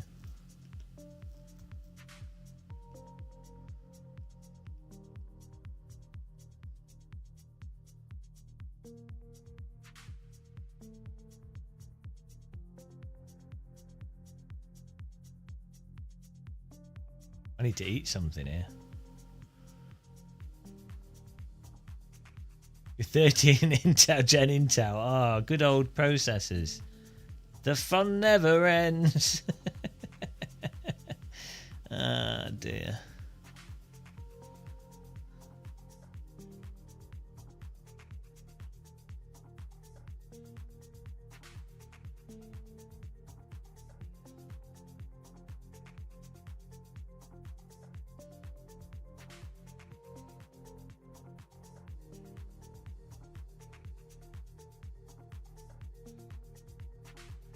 Oh, why is it saying encoding overloading? Is that because of the cameras?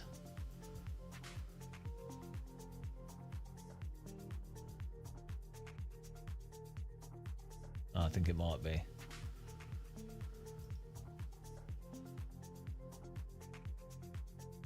Oh yeah, it didn't like the rear cam. Okay.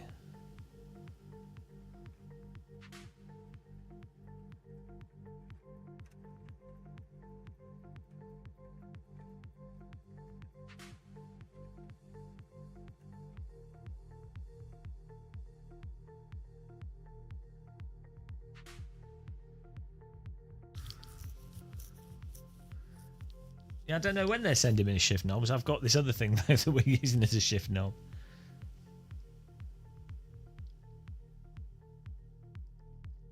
Right. I could take this off now.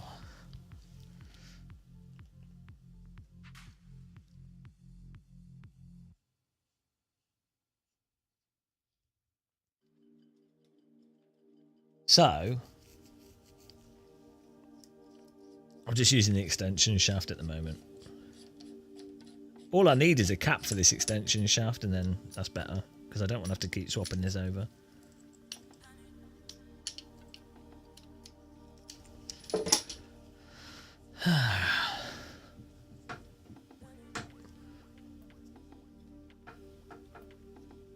See, if we've got this set up feeling pretty authentic to a real GIF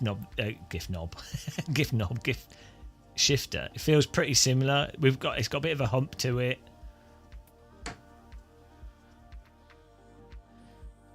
The difficulty is if you want to shift quickly, it can be a little bit tricky to find, like the edge of the gate isn't completely. So if we go into first, second, the edge of the gate isn't totally solid. Whoa! And some weird stuff can happen sometimes as well. Especially with this reverse gear.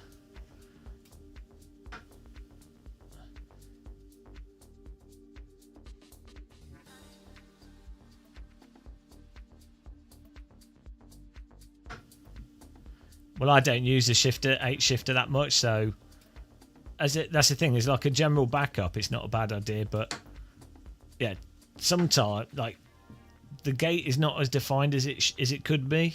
I think what it needs is like a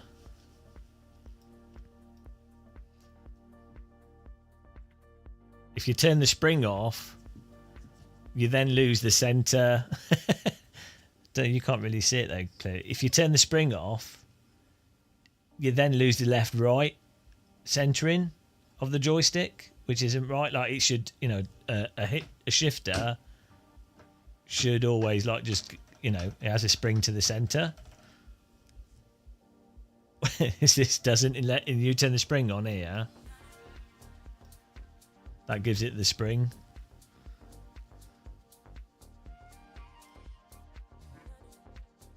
Richie's Racing should use mine. It's on our Discord.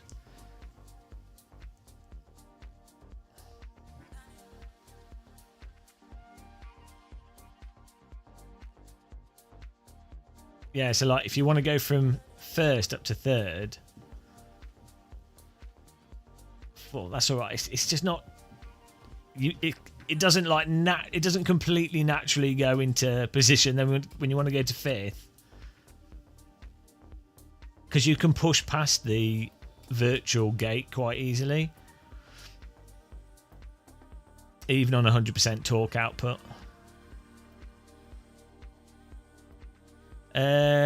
Scott, it wasn't with the Microsoft Sidewinder. Well, someone did it with the Sidewinder. They did it with the Logitech force feedback joystick in 2007.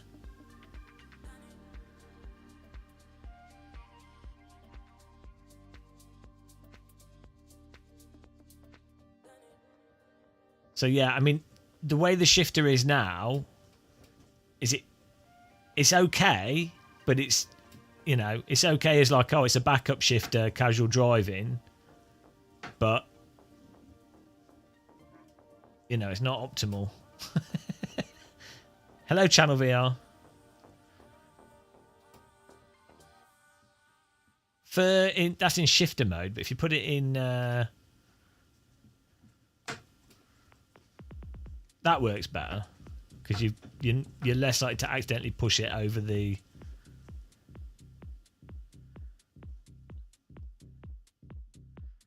Then if we make it weak, the problem is because it's easy to push it past the gate. It's the sharp bit of the gate. It's the edge of the gate. Not when you're up here, you can't push it past the gate or but it's the bit like when you're in neutral and you want to go into first or third. That bit of the gate is a bit weird. So it would make more sense to make the strength of it weaker but the spring stronger, but you can't. We can probably turn that down, because then you're putting less force into moving it.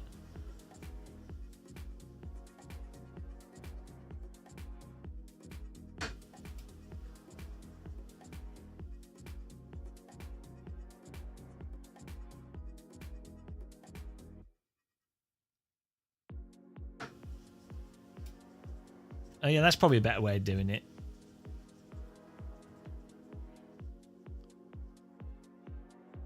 But the problem is that also makes the gate a bit weaker.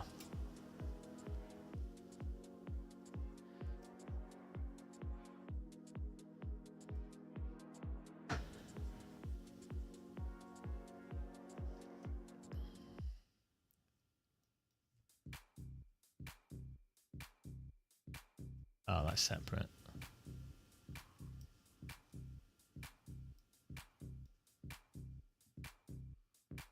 Yeah, the spring needs to be on.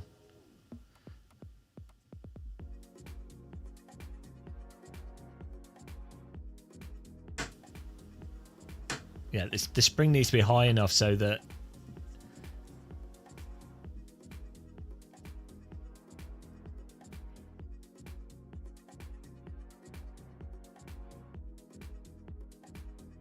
yeah, see, this is going to first.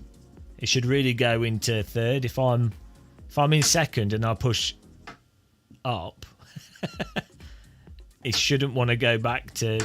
If I'm just pushing up from second, it should go to third, right? Do you see what I mean? Like, it should require you to go into first. It should be up, but with a leftward force.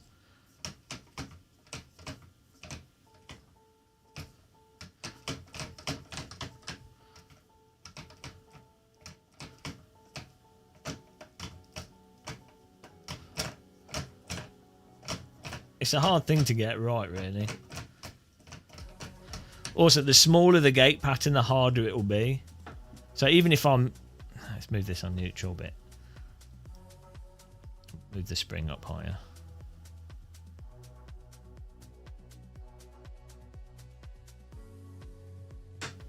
I mean, it's not terrible. It's workable. But it's just the problem with the gear shifter is if it's not. I'm going to put this spring up higher.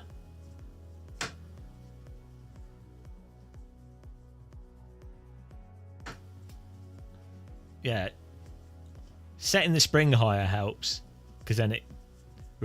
But then what you want is like more of a damping feeling here. But if you turn the friction up, you need damper.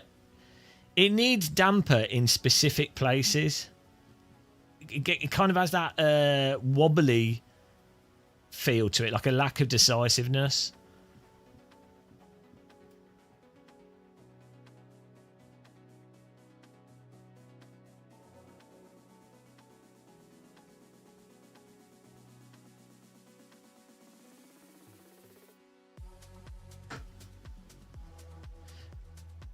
I think this is better if this was you. Like, I don't know why.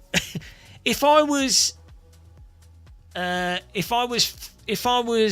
Moser, I'd have done a handbrake first because you could do a handbrake perfectly with this. Sequential and handbrake. They've got a sequential that works. That actually works all right because it's pretty simple. Like, you're only ever pulling back, and that's great. So you can do the sequential thing. Works fine.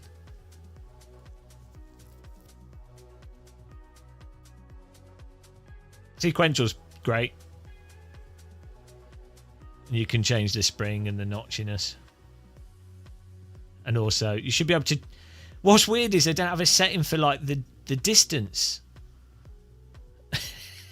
So that's what you could... It's really... Moser makes such arbitrary decisions where they've got, like, really good things they could do, and they don't do them. And I don't get it.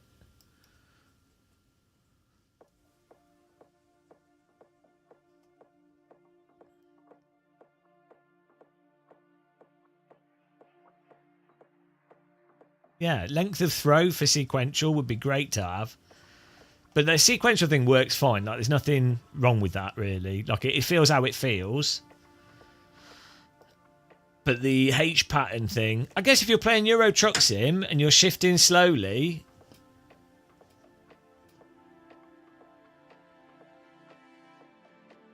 Yeah, I like the Thrustmaster shifter. It's light and just works. Yeah, if you're... It's okay. So if you're using this for Euro Truck Sim, I think it's totally fine.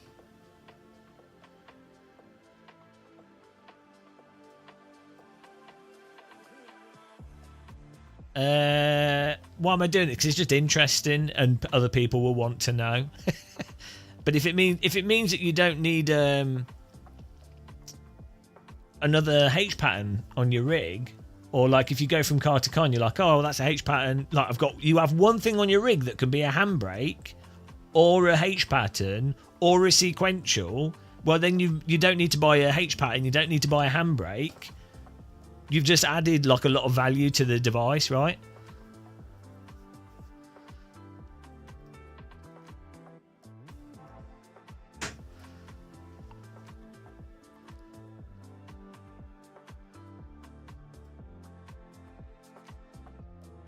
So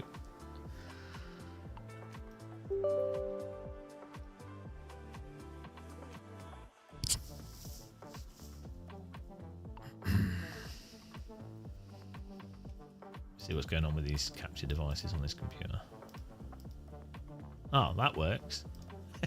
Wasn't expecting that to work. All right.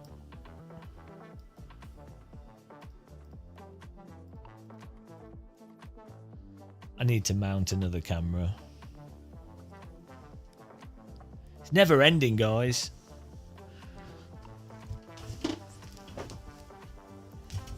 I'll be back in a second.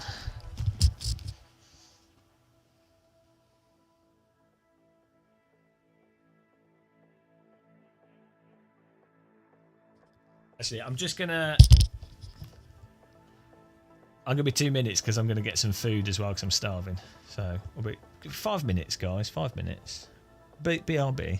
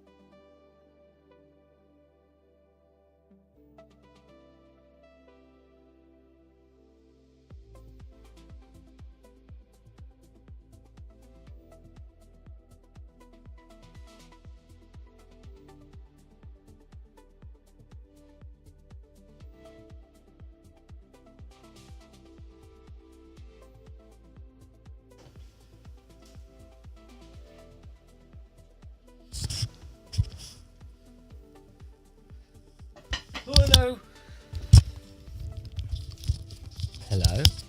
Oh, I've got to get my... Be right back.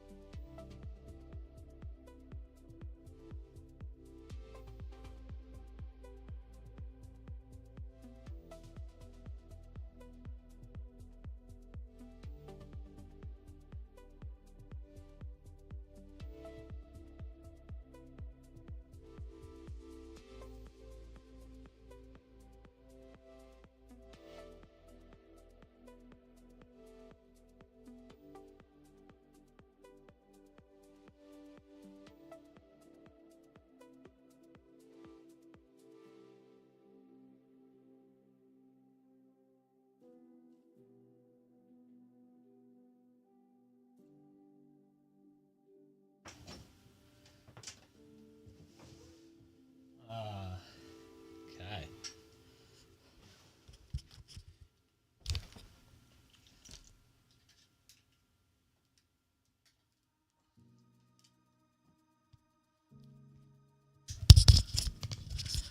Wow.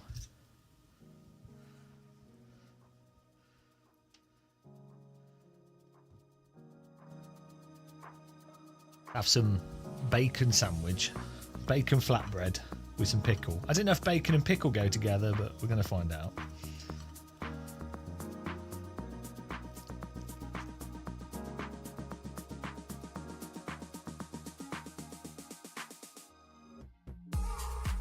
Nothing's happened. Setting up equipment.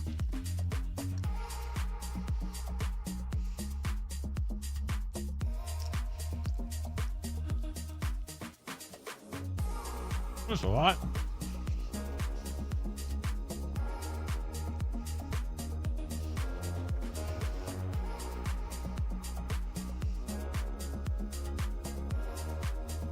I need to set up we're going to set up my other camera for the other computer.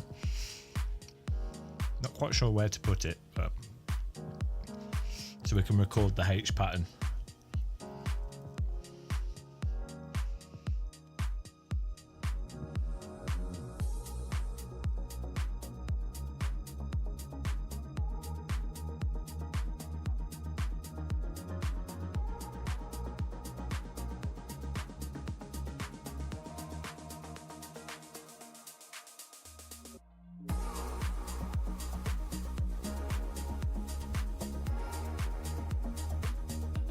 So far, audio's been working. Pedal's slightly improved. Joystick's working. What else is there to fix? Stream seems to be working.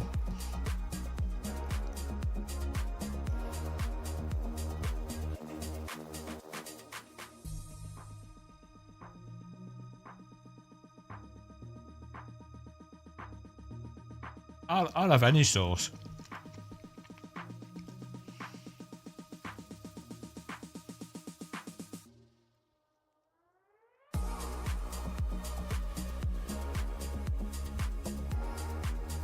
How many viewers do we have on YouTube? I can't see. I don't know if this is even going out on YouTube. I mean, it was, but I don't know if it's broken.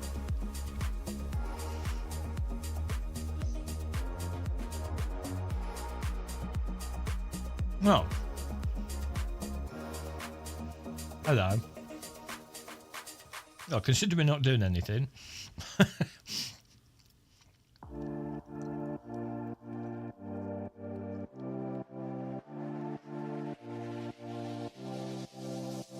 The AB9 base is really fun with flight sim with helicopters.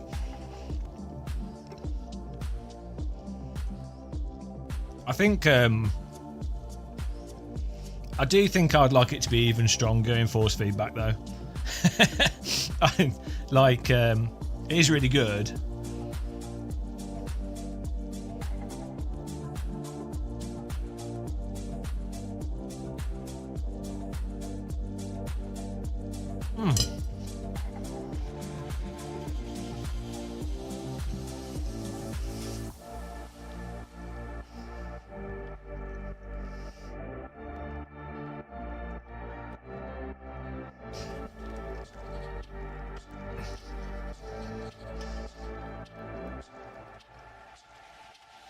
Right. I ate some cheese that had gone off, so I hope it's not made me sick. I only had like a mouthful of cheese, and I was like, oh no. I don't think it was mouldy, but it, you know, it just slightly gone off. It wasn't the worst, but fortunately, I always check cheese before I put it in my sandwich now, because I've learnt the lesson the painful way. When you make a pizza with cheese, it's gone off, and you're like, this pizza tastes a bit weird, but I'm not sure why. And then the next day you look at the bag and you're like, oh, that makes sense. If it doesn't kill you, it'll make you stronger. Well, probably not, but...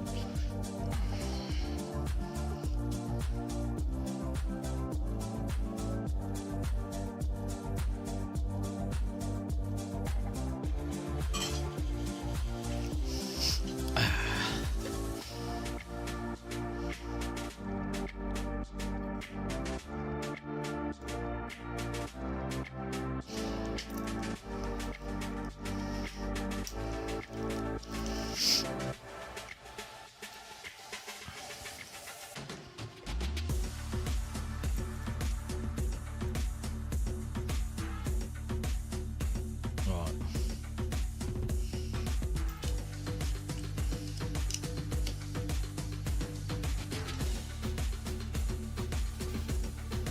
Let's see if this works.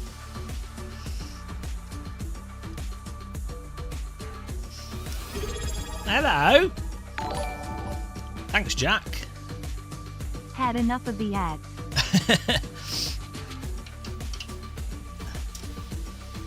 Add to death. Really appreciate the support. Thank you. Oh, we're gonna have to put this up here.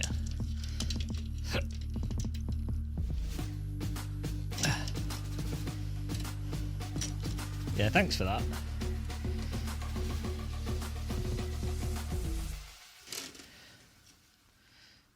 Here we go. We're trying to position stuff so it's out of the way.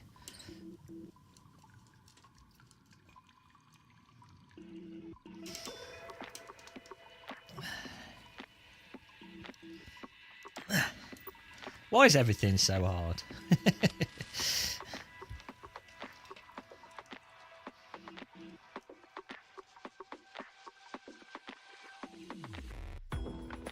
Okay, let's adjust this one.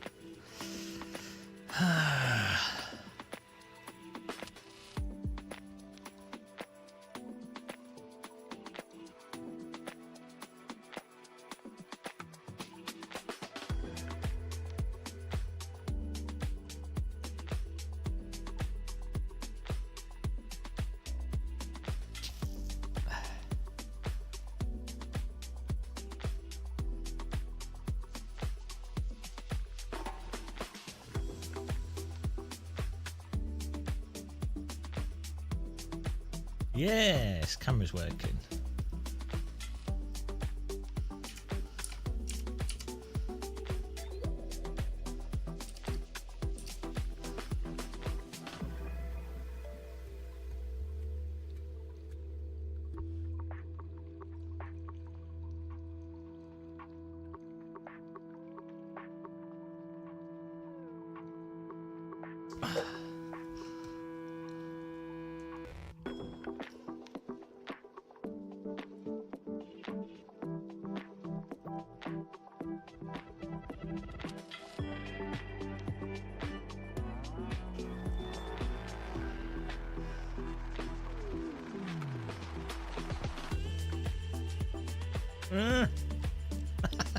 Why is it? It's so hard to position things just right.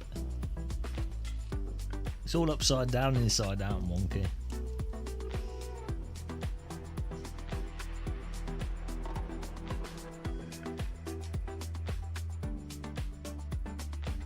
Oh, this is so hard to get right. It's upside down, so when I move it based off the camera position, it's back to front.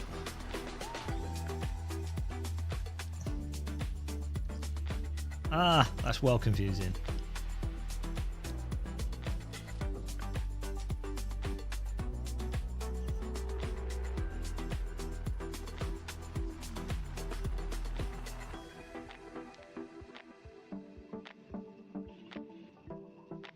There we go. Oh no.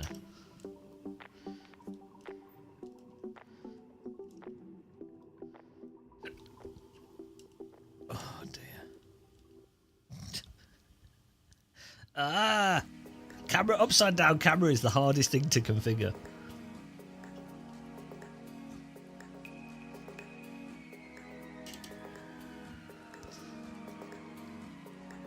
There we go.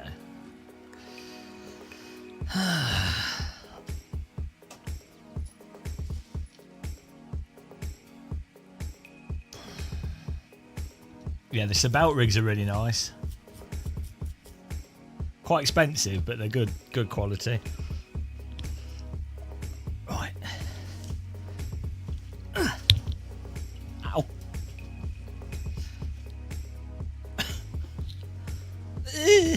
Oh, I forgot to change the brightness of my camera. Ah, bloody hell. I could also do with moving that camera down, which will break this. But let's do it.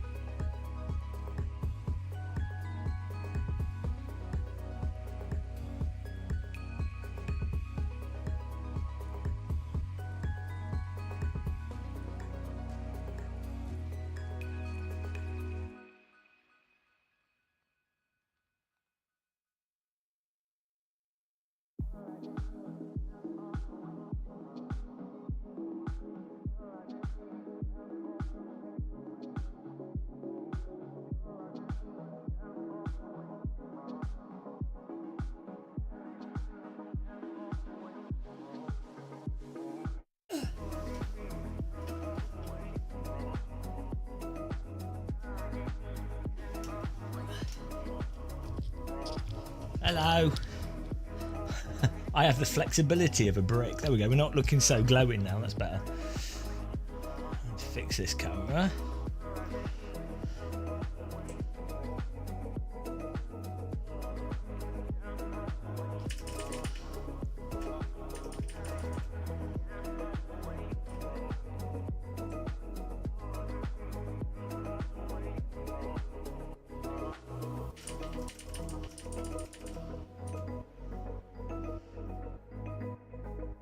That's better.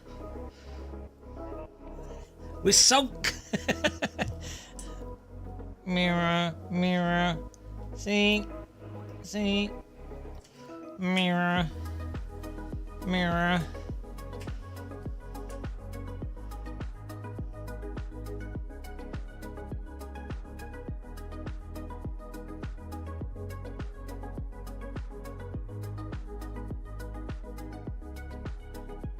That's better. Still seem a bit cropped at the top, which is weird.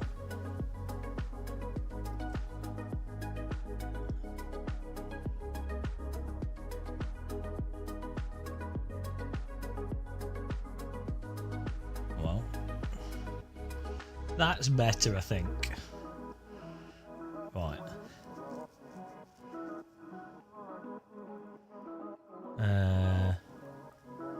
Okay.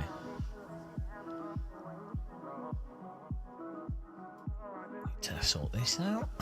This is riveting viewing for you guys.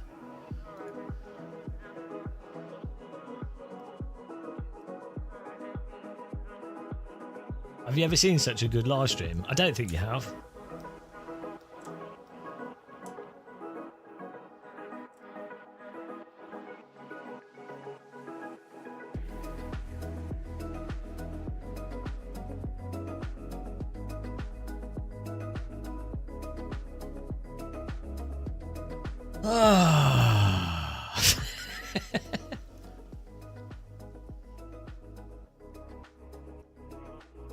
Well, no, that camera's going to be moved. So, that's a different thing altogether. Let's have a sip of tea now.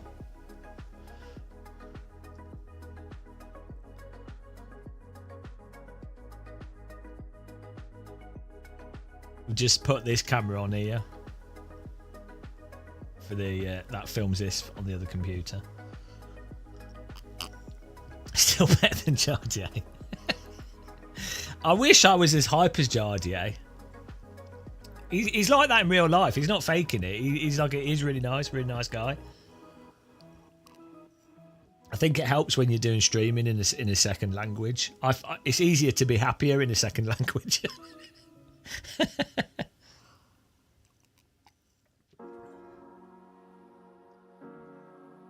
This table's just a spare table.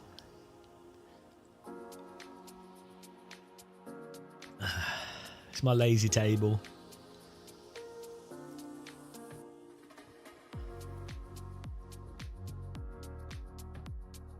Just speak American. Hi guys, welcome to the Sim Pit. On this episode of the Sim Pit, I'm going to be reviewing the Ubuntu Revolution. I'm Sean Cole. I don't know why my head's cropped so much though. Sean head crop Cole. Why is this cropped here? Oh, it's because this is broken. As you all know, you're broken when your heart's not open. Look at that. Hang on. So why is that doing that? It doesn't make any sense.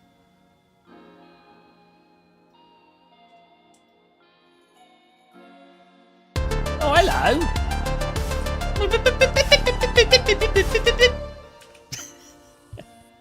It's a good sound effect. Just buy a wheel and pedals and be done with it already. ECCI. I hate ECCI. I used them. They're rubbish. Sorry, ECCI, but they are. Do you remember when everyone was hyping them and I thought they were amazing? Oh, now I'm too low. Everyone was like, oh, ECCI. Back in the 2000s, everyone was like, oh, ECCI, guys. That's where it's at. And then I used it and I was like, oh, actually, it's terrible. It's worse than the T500. Wunderbar. Man, I need to lose weight, guys. You can't see it on that camera, but I look like a right fat shit on the other one.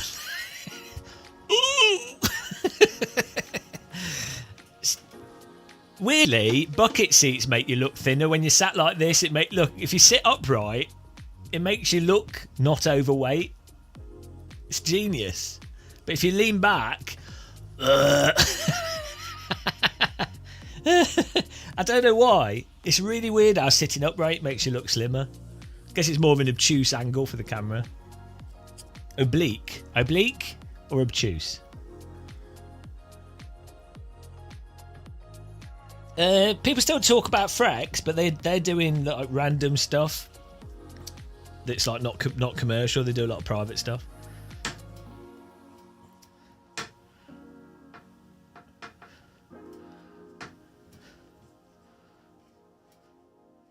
Right, we can record this video now whilst we live stream.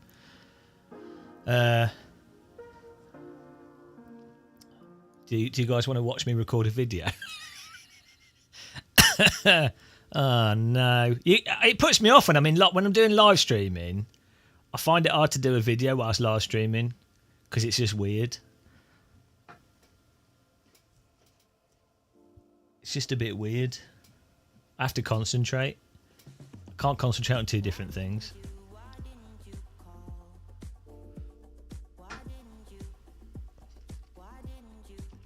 Why not get an F1 seat? Well, I would do if I only drove Formula stuff.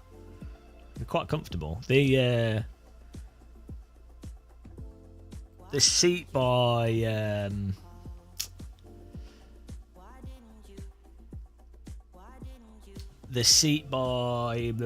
Sabelt is really good. Right, well, this is all set up. I need to. Oh, my head's too squashed here. We can try the force feedback out in AC. Actually, we can record a video set when we're not streaming. But it's all set up, so that's good. We need to rise me up as high as my camera crop will go. Move that down. There we go. Beautiful.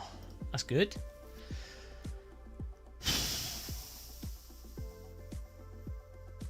I am fat though.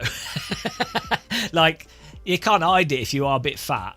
Like, even if you're not fat, if you sit back reclined, you look a bit fat. But if you actually are fat, then yeah, well, I need those diet tablets.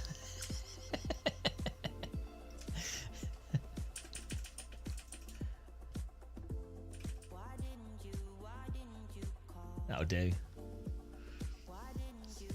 I was thinking of we could do a live stream called Fasting to Get Faster, and I'm not allowed to eat.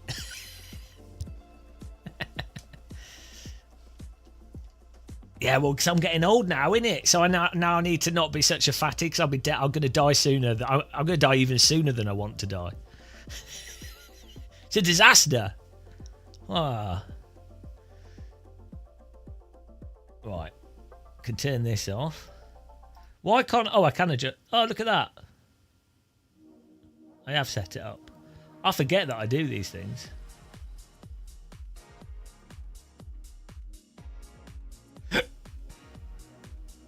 Right. Soft tissue opposition. I prefer to call it... I have a lot of famine redundancy built into myself. I've really taken famine redundancy seriously, you know, because I feel like my plane might crash one day, and I'll have a reserve famine redundancy calorie reserve system. I've really developed that. I've spent a long time building up my calorie reserve. If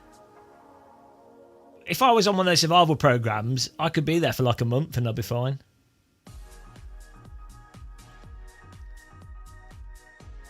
Right. New force feedback in AC we need to try.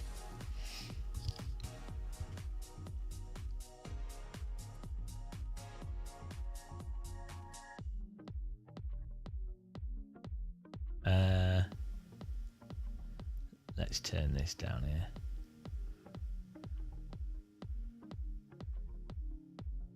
Hang on, we can make all these... I need my audio. We're just going to adjust this bridge cast here.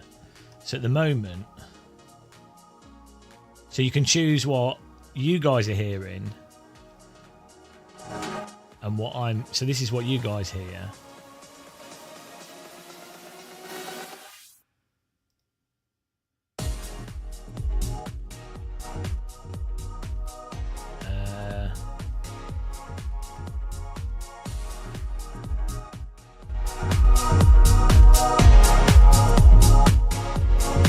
Seems like that might be a bit too loud for you guys.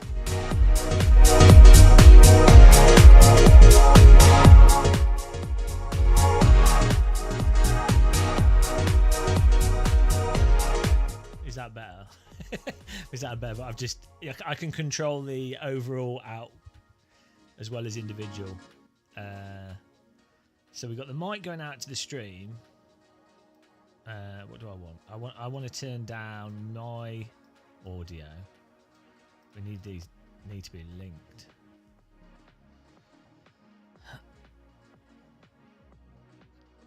Problem is, if I do this, oh dear, then I want to be able to. I kind of want to be able to hear what the stream's hearing, but I don't want just my mic. I want to be a little bit quieter. Which you've only just figured out. There's a difference between Rave and House. And why is the encoder dropping to 55? That doesn't make sense. Why would it be doing that? Is that because of NDI? Let's turn that off.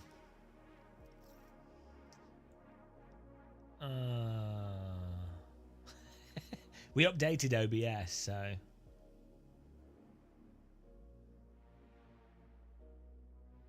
well, see, the mic's probably too quiet now, so we probably just need to keep the music volume lower. So that's probably, yeah. If I turn this down, then the mic's too quiet. Yeah, dear. Right. Oh, I could just turn this down. Here we go. That might work. Okay. Right. How's the volume level of the music compared to the mic for you guys? I wonder if it does actually sound exactly the same for you as it does for me.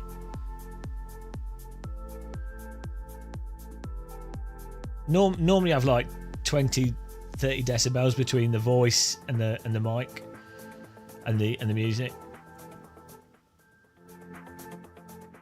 Seems like it's all right.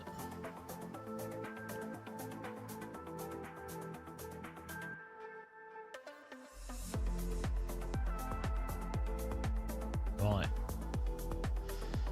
What am I doing now? What's the next thing? AC force feedback. The music's too high for you guys. See, it's not too high for me. That's what I don't get. Oh, hang on.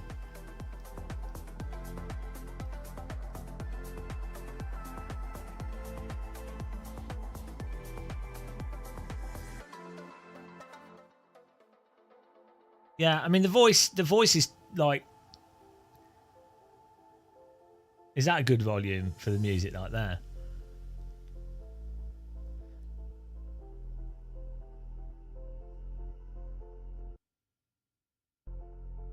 That means the music's on like 40 decibel, minus 40.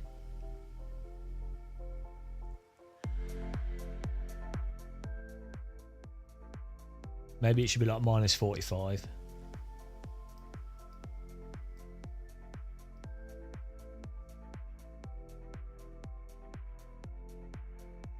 I see you. Yeah, I think the music needs to be on minus 40.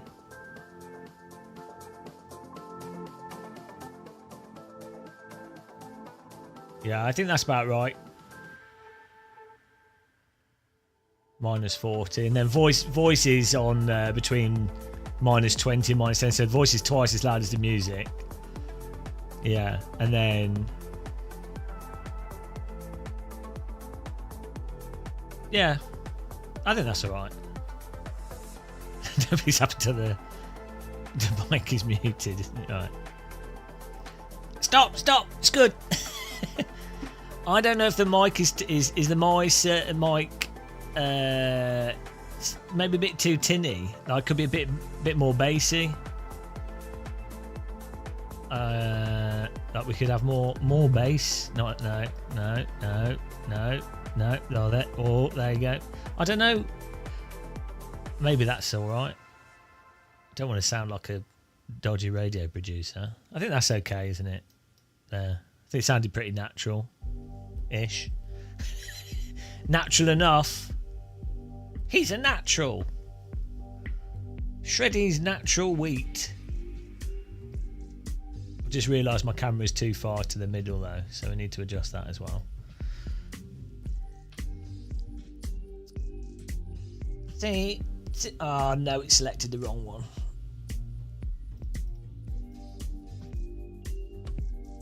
See, mirror, mirror, see, mirror.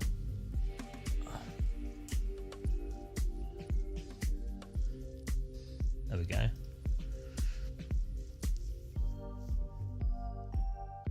What base am I buying for £1,000? It's hard to say, really. I don't know because, yeah, it's difficult. It's difficult to say. I'm not sure what I'd get, to be honest, for £1,000. I don't know. It depends. It depends. Right. Because I'm not happy with the EQ now. Why did I change it? Why did I change it? Now I've ruined everything. Probably sounds okay. It sounds worse to me though because I have to listen to my own voice. It's always terrible listening to your own voice is the worst thing ever. You don't want to do that.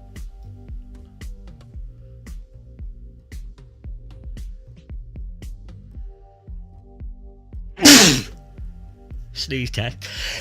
Oh, I got it the second time there. Muted it.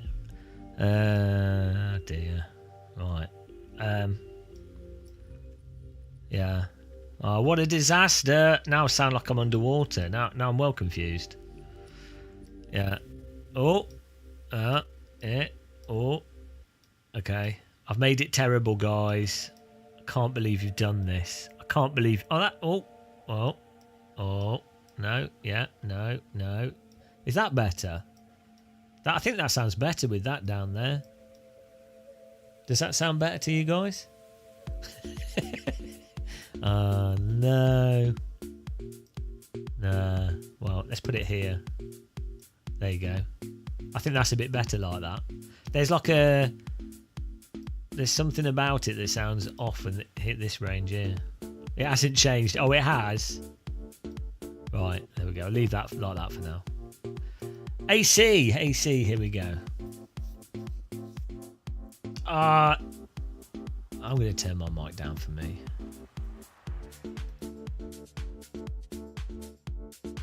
Right, if I put these all the same.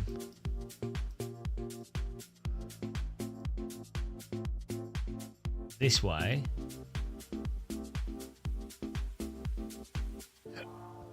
If I push this, I can then turn it down for me, but it should be the same for you guys. There we go. Hang on, but now...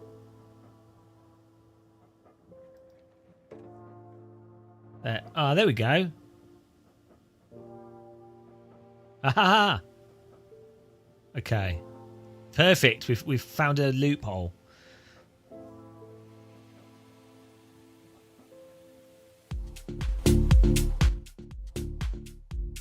Right, so now it's changing it for both you and me. You and me!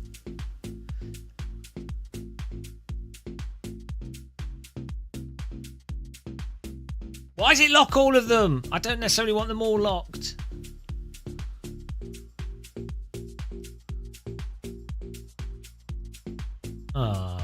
Oh, hang on.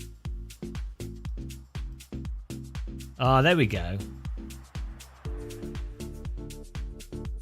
Because I need it slightly quieter for me.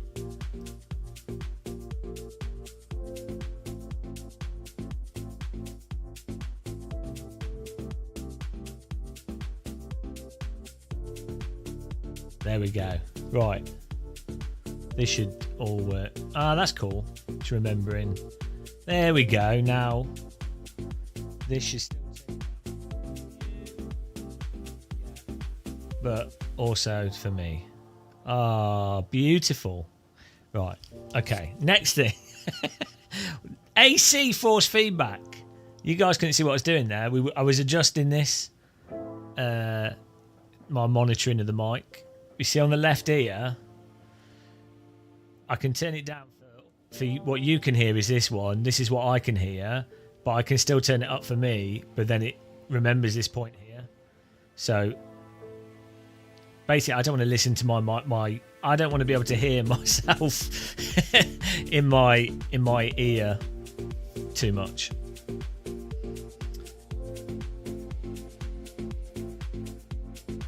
Right, AC force feedback. Here we go. One step at a time, guys. One step at a time. We still have the issue of the stream CPU usage or something dipping down and getting 58 FPS encoding, and I'm not sure what's causing that.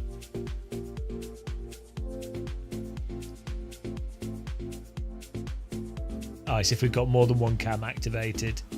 Okay, so we know what's going on there. Right, for AC. Oh, bloody hell, guys.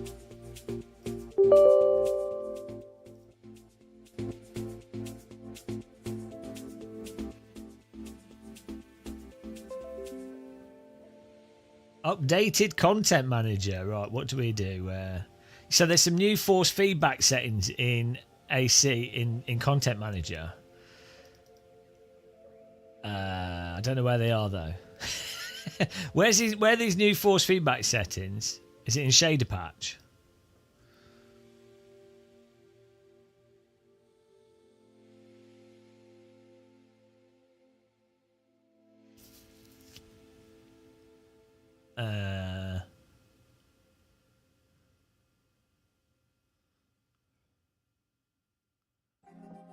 No, I don't know where it is.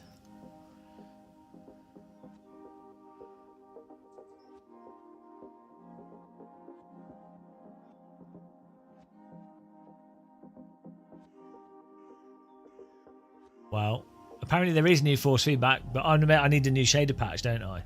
I'm going to have to update shader patch. Let's download that.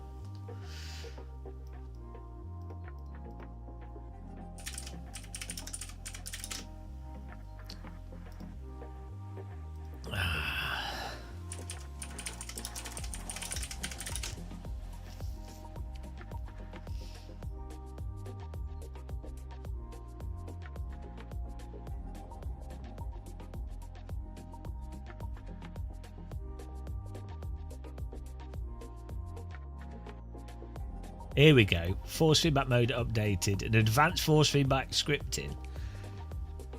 0.2.8 preview. Right.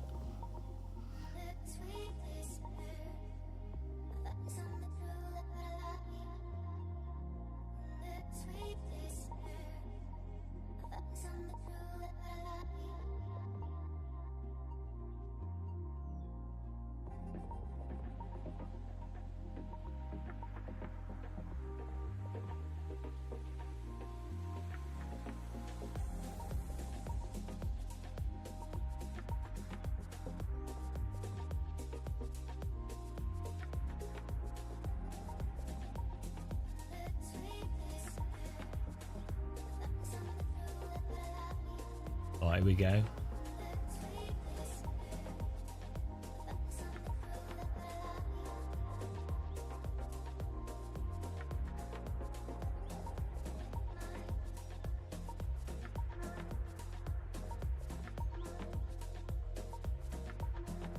Content manager will never add ranked racing. and then Evo's in trouble. They need yeah. Oh well. We'll see. Force feedback tweaks. Where's this new scripting?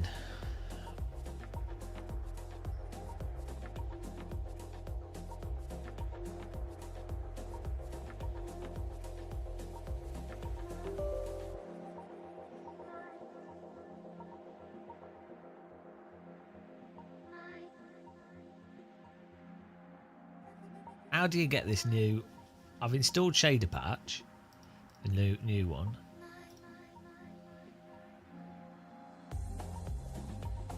.8 preview.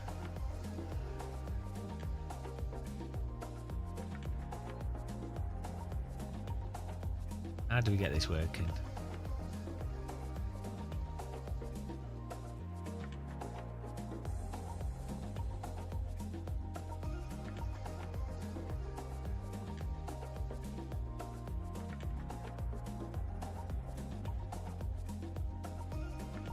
In force feedback tweaks. API for force feedback post-processing scripts got a few more functions.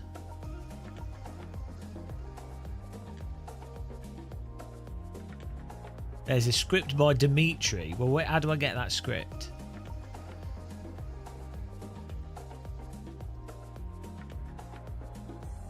Ah, okay.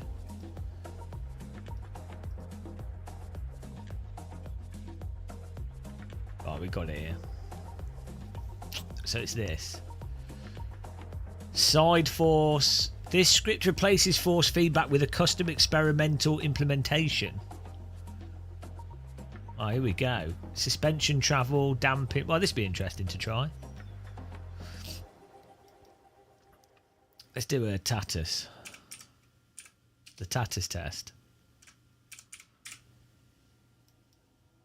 To be honest, the default force feedback in AC is really good. So, of all the things, let's try F4. That's not what I wanted. let's just. Oh, it's spelled Titus, isn't it? That's why. Well, what is their logo? There we go. Right, let's try this. See what happens.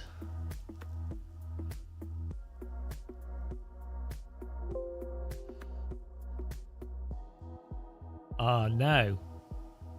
Says that CSP installation is damaged. Version mismatch. What? That don't make any sense. Good old AC.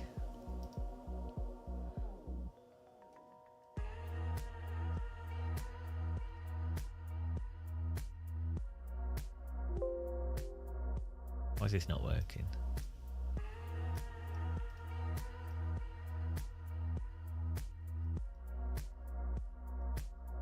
Is it that bug where you have to load it twice and then it works? No. Reinstall CSP from its website. Restart window. What is going on? I don't like ACC, but I do like the normalist. So that is amazing. So it's probably one of the well, one of the or not the best simulation to practice, like even F1 or GT mods. It's really good. I can't even get AC to load now. Is it after using that content manager, after loading that shader patch, it won't load?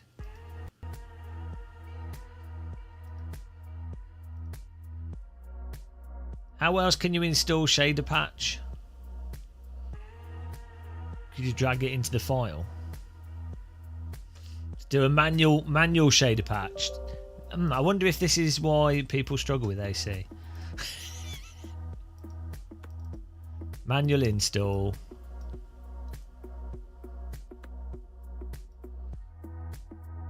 What's the folder for AC?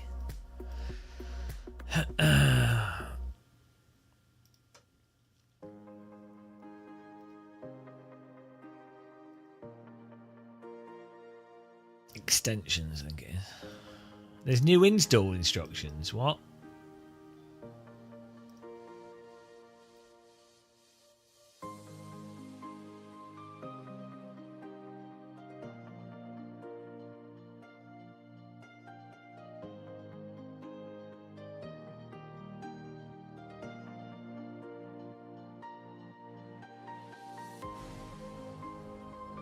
Well,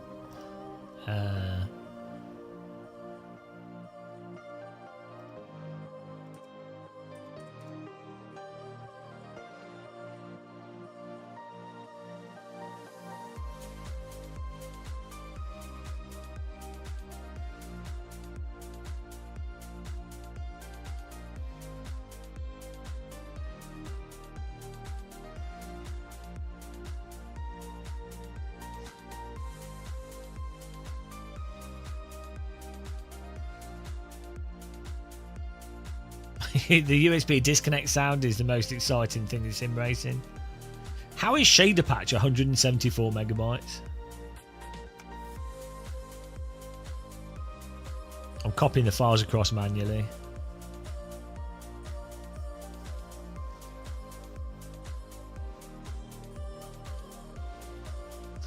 Oh dear.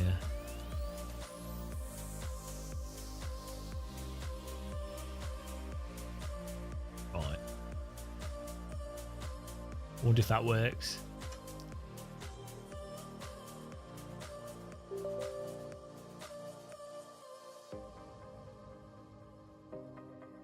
Yeah, no, there's 3 degrees of manual though.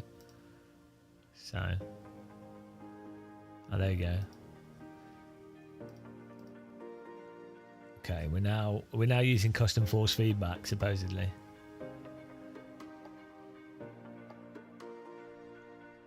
Ah, now how do you turn off bloody?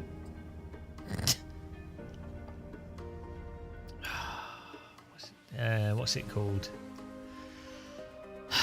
Not OBS. What is it? Discord. How do you disable this? Like, what is it with apps doing stuff you haven't asked them to do?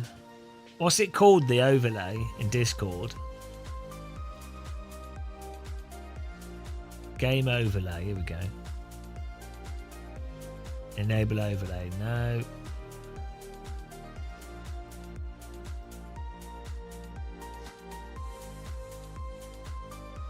Thank you. Goodbye. I hate software. Right, here we go. Try again.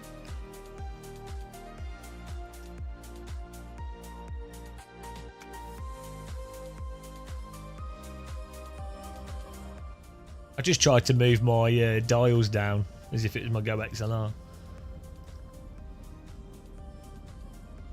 Ah, we have an accelerator. We've got gears, I've got a brake, we'd have an accelerator. And did I not plug in my Housenfeld pedals? Oh no. Car's not going to move without an accelerator.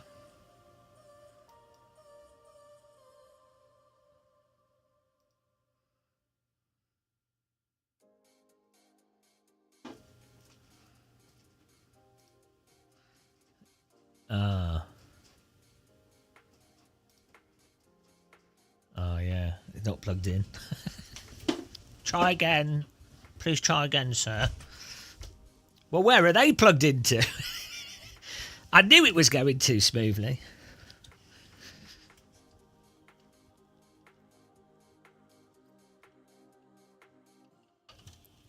Okay.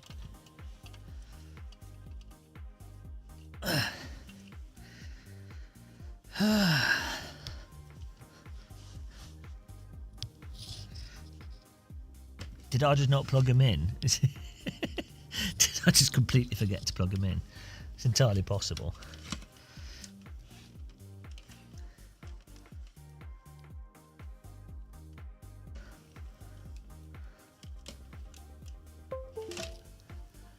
There we go. I think that was the right one. The button wasn't pushed on. I hope that was the right one, because if it's not, I've got to get out my rig again. Flintstone it, here we go. Oh, there we go. Oh, that was steering! There we go. Please, sir, try again, sir. Right.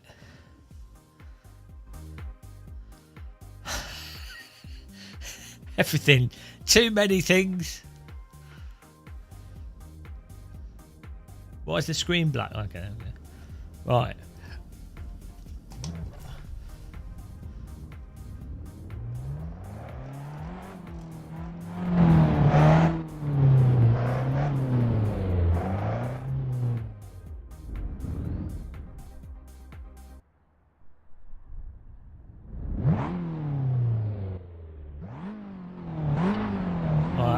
How loud is that? Okay, I probably need to adjust the volume levels for you and me. So hang on, this is using their custom force feedback, I think.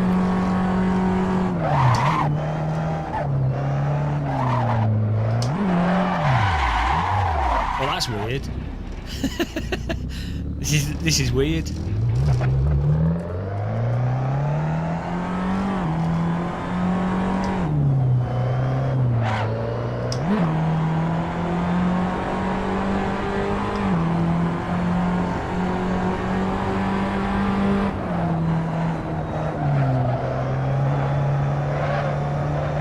This is well weird.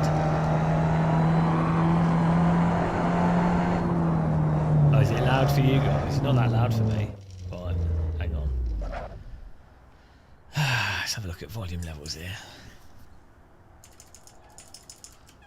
Right. So, a little bit loud. Right, is this the game? Right, this is why. Okay. That should...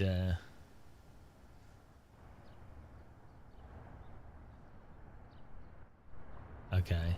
Oh, there we go.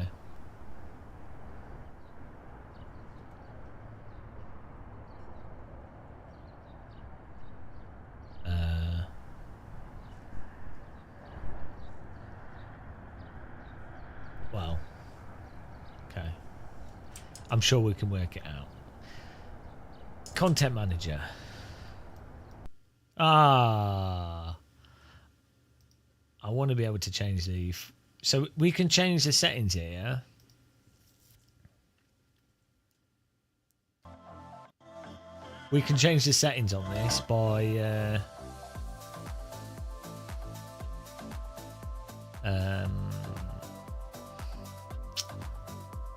here. Side force, damping, suspension truck. Let's turn this down. Let's turn this up. See what happens.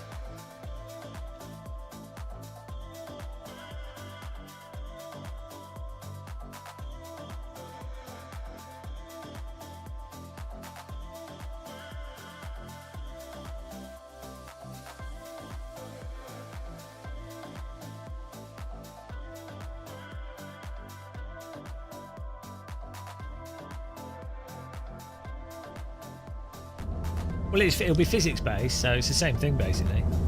Okay, there we go. I can hear the... There we go. I can hear the game volume as loud as you guys now.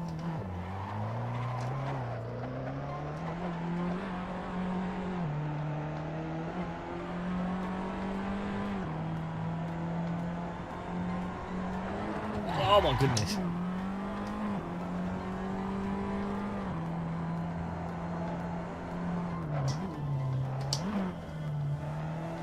It's weird, because this is clipping, but this is making the... It's more dampened forcing back. It's less detailed. It just feels springy. Maybe it's clipping. Let's try to turn it down. I think the default game force feedback in AC is fine, though. This is the thing. And it's hard to improve on.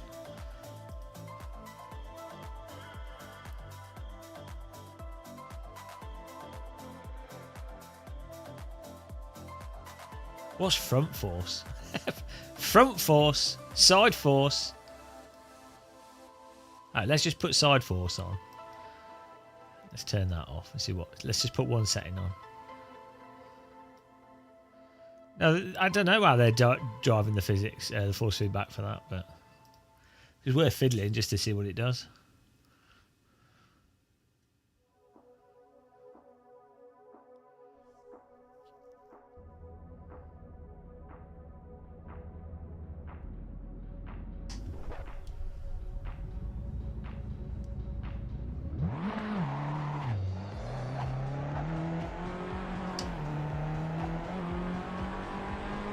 I'm not sure what it's...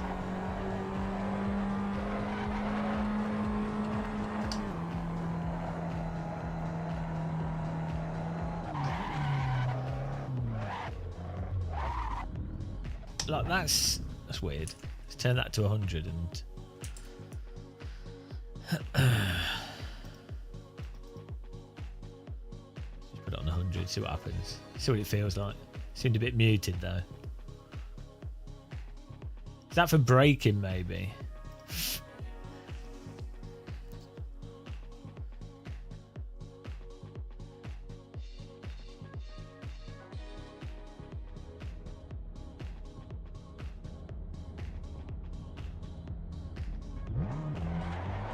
Oh, yeah, it's only when you brake.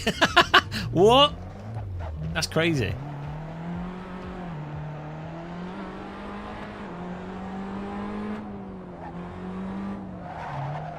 That's well weird.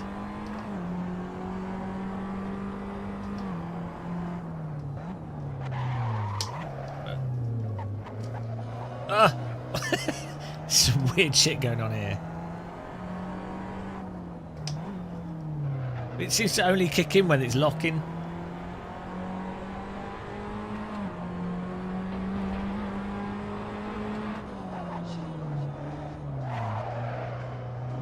I mean, I don't really think that helps you drive. I'm not quite sure what the detail is in that. Regardless, let's turn that off. Let's try it. Let's see the side force setting. Let's put that on 30.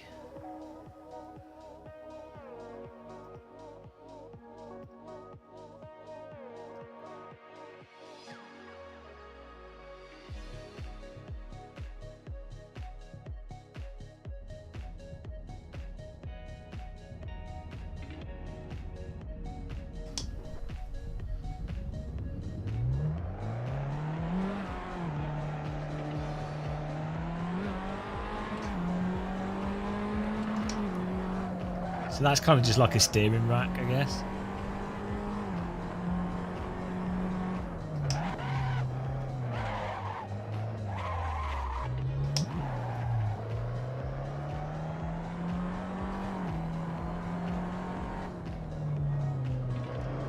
Yeah, is it? Did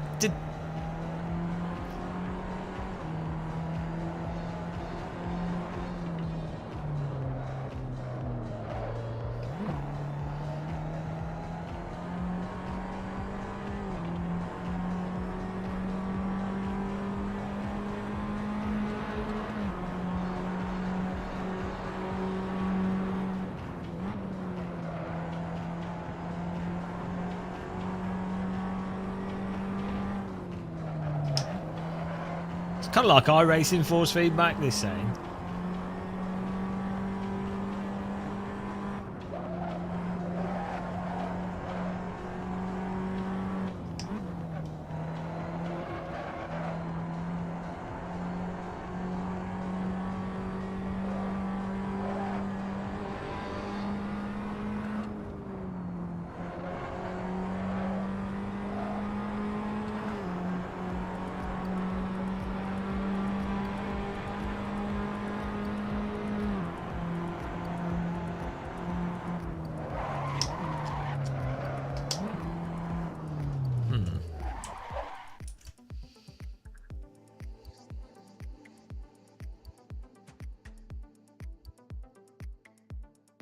Turn that up.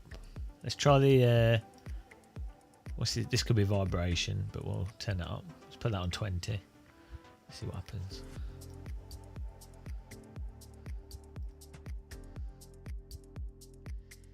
Yeah, if Evo's weird, it's like, okay, supposedly it's got more advanced physics, which I don't doubt it. It's like ACC, you know, more advanced tire model. Okay, it does have more, like the tracks, graphics and stuff. It's great, but does it run better or similar to whilst looking better? No, it runs a lot slower. Like, I guess if Evo had ranked racing in it, then you'd be like, oh, it's got something that AC doesn't have. But at the moment, obviously it's early access, but at the moment, what does it actually do from a gameplay? I think that's the thing you need to do, is look at stuff from a gameplay perspective and go, what does it do from a gameplay perspective that the other game doesn't have? So realistically, AC has better physics than iRacing and a whole bunch of stuff. But from a gameplay perspective, iRacing has the ranked multiplayer and the online is always active. So that's the gameplay. AC, from a gameplay perspective, has like the cruising, any content you want, any tracks. So that's the reason, like all these games, I think simulators, you can have like better simulation, and that's interesting the first time you play it, but then very quickly people will be like, what does it offer from a gameplay perspective?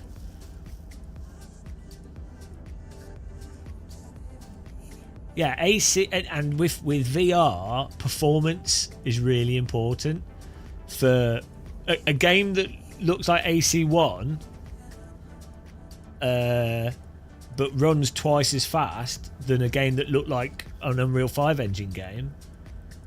The faster frame rate makes it more immersive. Also, AC1 has passed a quality level of graphics, same as iRacing or any of these games. It's more a case of does it run smooth rather than do I want my game to look better. Like I mean, I do like AMS2. There are moments when you play like AMS2 and other games, and you're like, oh, that looks really nice. But that's great. But it's like icing on the cake, isn't it? It's not the most important thing. Yeah, and then if you're playing in 2D, what's more immersive, a VR headset or shinier graphics, you know? Okay, so that suspension thing is just bumps.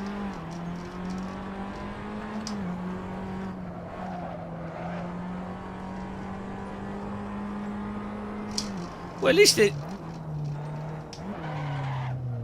I can see how this could be quite interesting. From if you don't like how AC feels, which, you know, I don't know why, but let's put this to like 5. So suspension travels via like bumps. Front force seems to be like for braking. Side force is steering rack. Damping is damping.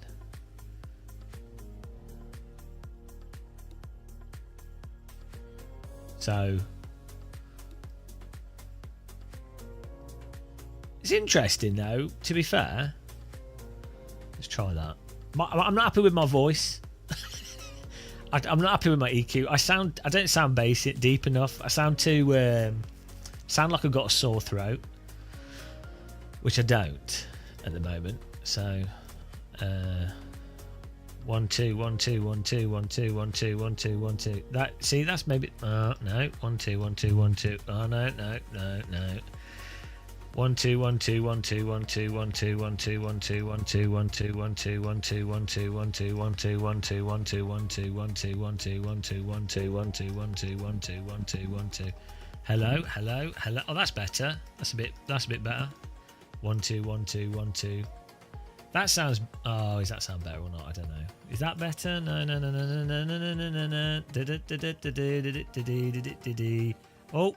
Oh, that's better. Magic settings being discovered. The accent. That sounds a bit better like that. These settings don't make any sense. We'll get rid of this. No. 1 2 1 2 1 2 1 2 1 2 1 2. Let's try Audacity and listen to it. The problem is I'm listening to my voice as I talk, so it sounds different to what you can hear. I can hear my stupid voice in my own head. Well annoying. Imagine listening to your own voice in your head. Oh, why's my screen gone off? Huge out. Oh no, it's back again. All right. 1 2 1 2 1 2 1 2 1 2 1 2 1 2 1 2 1 2. Well, I think that's all right actually. You've watched yourself on video. Thanks for following. The pace car is out of control. No, maybe like this. The problem is if I put the bass on up higher, now it sounds too dampened. So I turn this down, and that sounds better. But I want more bass. Hello, 1 2 1 2 1 2 1 2 1 2 1 2 1 2 1 2 1 2 1 2 1 2 1 2 3 4 5 6 7 8 9 10 11. 1 2 3 4 5 6 7 8 9 10. 1 2 3 4 5 6 7 8. Oh, maybe that's a bit better. 1 2 3 4. I hate it when it's like that. 1 2 3 4 5 6. 1 2 3 4 5 6 7. 1 2 1 2 1 2 1 2 1 2 1 2 1 2 1 2 1 2 1 2 1 2 1 2 3 4 1 2 3 4 1 2 3 4 1 2 3 4 1 2 3 4 1 2 1 2 3 4 1 2 3 4 5 6 7 8 1 2 3 4 5 6 7 8 1 2 3 4 5 6 1. Bloody hell. This is the worst EQ graph ever. I don't know why. Why? Oh, why? Why? Oh, why? Right. Oh, dear. Oh, dear. 1 2 3 4 1 2 3 4 1 2 3 4 1 2 1 2 3 4 1 2 3 4 1 2 3 4 1 1 2 3 4 5 6. So that's putting a bit of hiss in it, and that's maybe that's a little bit better. Are you guys going mental yet? I wouldn't watch this. 1 2 3 4 5 6 7 1 2 3 4 5. See, now the thing is, now it's the bass is too high. Same crap as usual. This is a pure menu stream. Doesn't get better than this. Oh dear.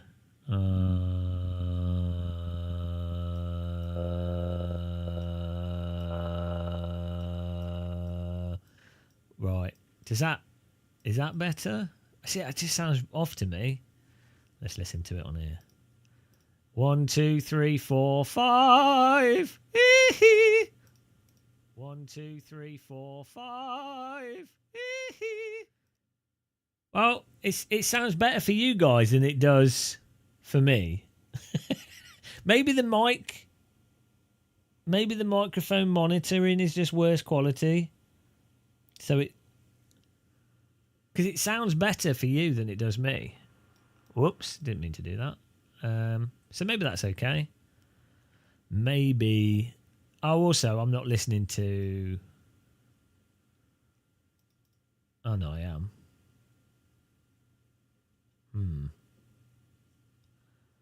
Oh dear. I could turn it down for me, maybe. Oh no, because then it's going to turn it down. I have to turn. Then I have to put this on, and then I have the wrong EQ for the other stuff, which is not ideal. There you go. That's better. Can I turn myself? What are you doing up, Thomas? Thomas is out partying. Can I turn myself up? No, I'm on full up. I'm on full. What? I can't turn. Hang on. I can turn this up. Oh, how do I make? You want me louder? I'm on maximum loudness. Yeah, it should actually be. Maybe the mic needs to get more gain on it, and then I can turn it down. So let's do that with this. Can add some more gain here. Hello. That's not doing anything. That's not doing anything at all. That's not made it louder. Oh no. Oh, because it's not on. Hello. Okay, that's it. That was a bit too loud. I don't really like compressors. They make me feel a bit weird. It sounds better without a compressor. Oh, we've got this noise suppressor on. Maybe. Oh, no, that's all right. Got a low cut filter. Doesn't really make a difference. We could add more gain here. Hello. There. Oh, that's even. There you go. Full loudness. So now I can turn it down. But now it sounds different. It's how much power it's giving to the mic. Maybe. Right. Does that sound? See, you just want to be on the edge of the red, on full volume. So there you go. That's right on the edge. Edge of the red. There we go. Mega bass boom mic, but then I'll turn it down a bit. But now it's changed the shape of and it's clipping. So I turn that. Hang on. Right, turn that down a little bit here. Right. Is that better? Oh, no. But now I need to... Oh, jeez. What? Oh, look at that. If I turn the EQ off. Oh, that's the worst ever. Okay, let's not do that. Order. Hors d'oeuvres. Order.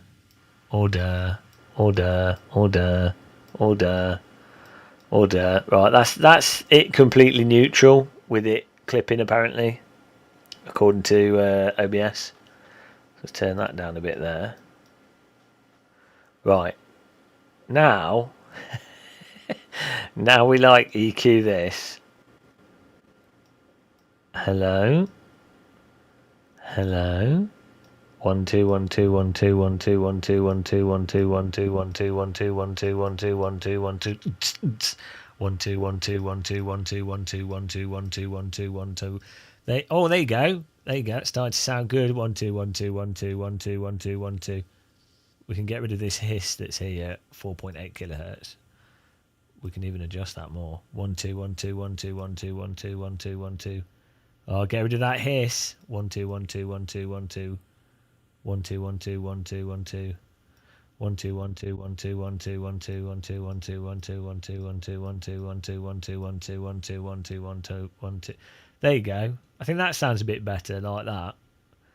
But oh dear, bloody hell. Are you enjoying this, guys? This is what I do for fun. Hide the hiss. 1 2 1 2 1 2 1 2 1 2 1 2 1 2 1 2 1 2 1 2 1 2 1 2 1 2 3 4 1 2 3 4 1 2 3 4 1 2 3 4 1 2 3 4 1 2 3 4 1 2 3 4 1 2 3 4 1 2 3 4 1 2 3 4. I think that's but it's clipping them. I can hear the mic clipping a bit there, but that sounds better like that. But I can't make it's clipping. So I'm gonna have to use we can put this on 6. That's not clipping there. Right, there you go. That's not clipping. Woo! Okay, that is clipping. Woo! But we could use woo!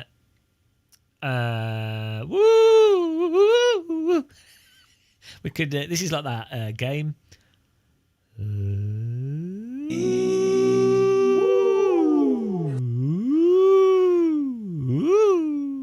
We could drive a car.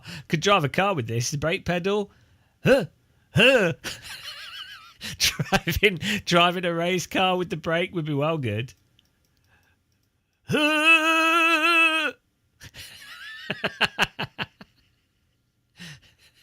Accelerator with voice.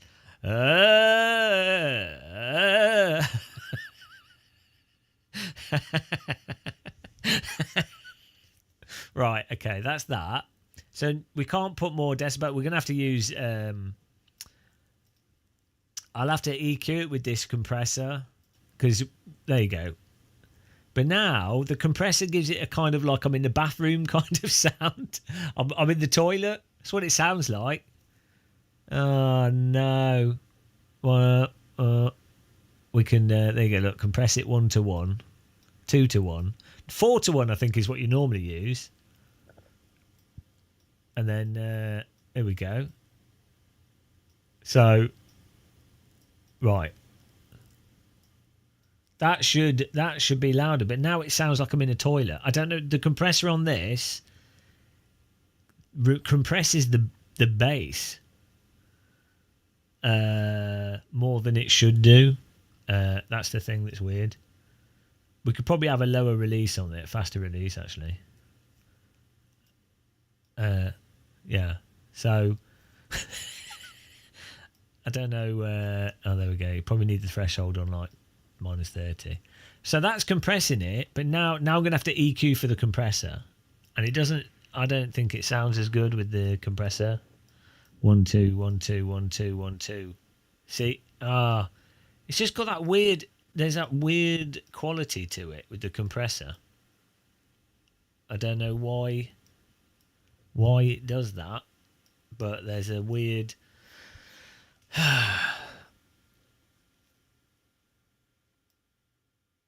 That's the wrong window.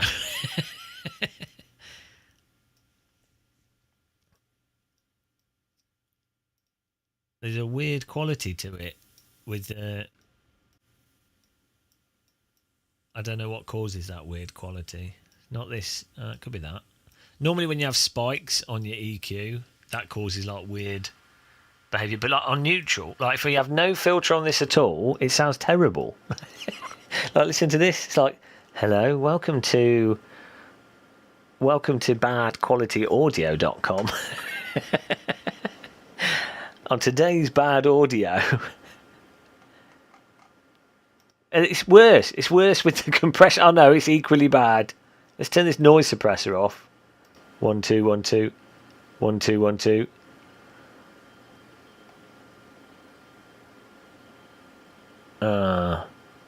Noise starts kicking in every time I start talking. Well, that's what you get. Oh dear. It's like a vintage radio. Hi guys, I'm Sean Cole and welcome to the Sim Pit. On today's episode of the Sim Pit.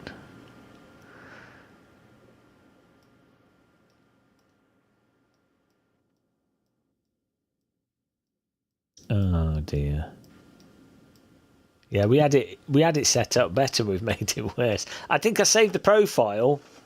Hang on. I'll just load my profile.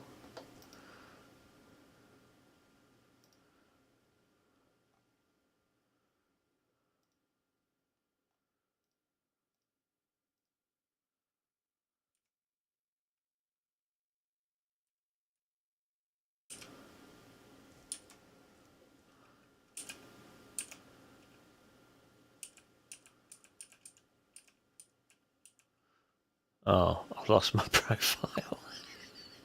Where's it saved it?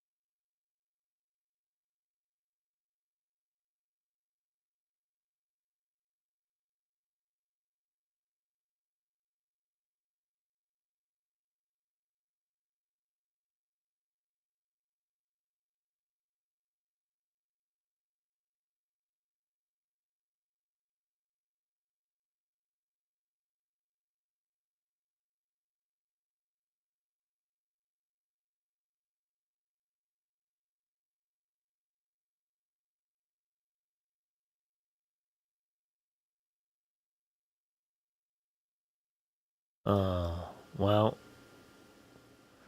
My profiles, I don't know where it saved them to, so.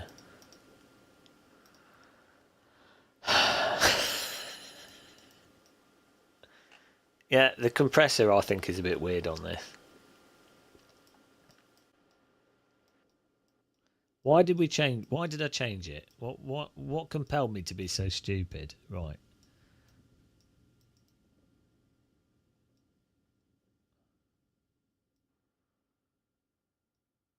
Okay. 1 2 1 2 1 2 1 2 1 2 1 2 1 2 1 2 1 2 1 2 1 2 1 2 1 2 1 2 1 2 1 2 1 2 1 2 1 2 1 2 1 2 1 2 1 2 1 2 1 2 1 2 1 2 1 2 1 2 1 2 1 2 1 2 1 2 1 2 1 2 1 2 1 2 1 2 1 2 1 2 1 2 1 2 1 2 1 2 1 2 1 2 1 2 1 2 1 2 1 2 1 2 1 2 1 2 1 2 1 2 1 2 1 2 1 2 1 2 We're going insane. I'm going insane. 1 2 1 2 1 2 1 2 1 2 1 2 1 2 1 2 1 2 1 2 1 2 1 2 1 2 1 1 1 2 1 2 1 2 1 2 1 2 1 2 1 2 1 2 1 2 1 2 1 2 1 2 1 2 1 2 1 2 1 2 1 2 1 2 1 2 1 2 1 2 1 2 1 2 1 2 1 2 1 1 2 1 2 1 2 1 2 1 2 1 2 1 2 1 2 1 2 1 2 1 2 1 2 1 2 1 2 1 2 1 2 1 2 1 2 1 2 1 2 1 2 1 2 1 2 1 2 1 2 1 2 1 2 1 2 1 2 1 2 1 2 1 2 1 2 1 2 1 2 1 2 1 2 1 2 1 2 1 2 1 2 1 2 1 2 1 2 1 2 1 2 1 2 1 2 1 2 1 2 1 2 1 2 1 2 1 2 1 2 1 2. What would be good is if it had if I could just adjust this curve on here rather than having to use these. That would be nice. Which I could kind of do with this, but it's a bit janky. If only Roland had been doing audio for 80 years. Oh.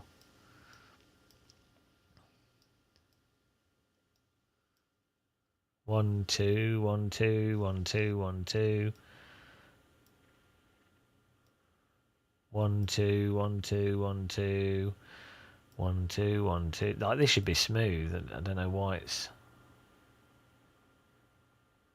1 2 1 2 1 2 1 2 3 1 2 3 4 5 6. And also it'd be nice if the graph actually showed lower. Why does the graph not show why does the graph not show lower? You made a screenshot of the previous settings. Yeah, but the problem is the previous settings weren't necessarily good. This is kind of how it was before. There is a background hiss, but that's oh, there you go. That's with the compressor on. That's with it off. The problem is with the compressor off, it's too quiet. With the compressor on, there you go. It's better. The background hiss isn't too bad, I don't think. Let's have a listen here. 1 2 3 4 5 6 7. 1 2 3 4 5 6 7. I don't think that sounds too hissy. We could also move the microphone closer to my mouth.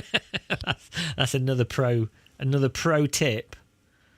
Oh dear God! Right, there we go. We'll get there. We're getting there slowly but surely. Don't call me Shirley. Oh dear. Audio, guys, how does it work? If we have any viewers still here, now would be a good time to leave. I would have jumped. I'd have jumped by now. I'd have gone. Maybe that's... Oh dear, no. Maybe that's not better. Absolute disaster. Just sounds a bit flat, do you know?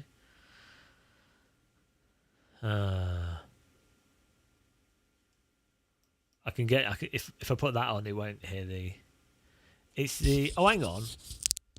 Right, hang on. Oh. I've just broken my microphone. Maybe I was using the wrong setting on my mic. Hang on, right. I don't know what that one is. What's this one? No. What's this one? No.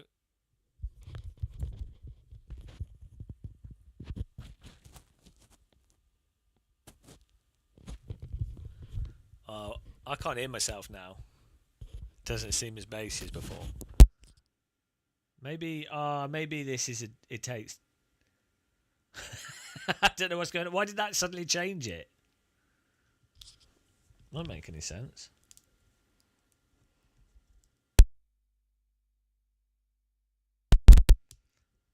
Just plug this straight in.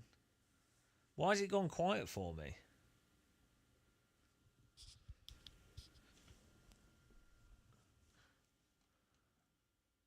Wow. I'm not sure what's going on there. Why would it... Oh, that was the compressor. It was the compressor. There you go. So, This is one mode on the mic, but I think that's the worst quality mode. Let's try this one.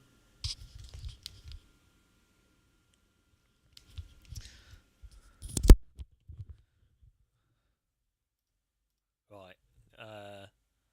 Oh no. Why is this quieter? Doesn't make any sense. I don't know what's going on here. 1, 2, 3. Oh, that's worse quality. That 1, 2, 1, 2, 3, 4. 1, 2, 1, 2, 1, 2. Hello. Hang on. I think on this one, it's got a mic on both sides, but 1, 2. This is one mic, and then there's this mic. Which one's which? Which one sounds? This is better quality. Hang on. This is better quality than this side. I'm going to plug the other microphone in. I'll get my other mic and we'll see if it sounds better. Let's get the Mod Mic 5. I mean, this sounds okay. I don't know why it sounds so different on this to the Go XLR. That's what's weird.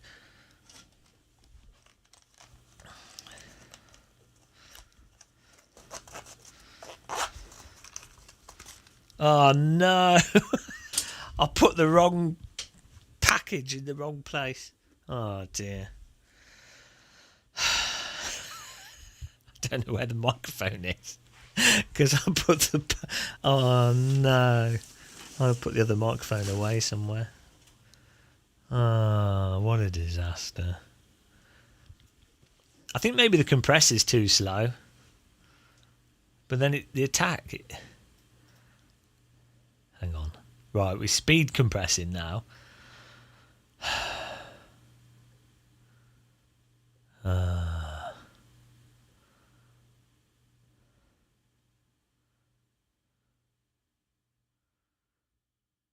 It's nice and quiet when the noise suppression kicks in, and there's no noise at all.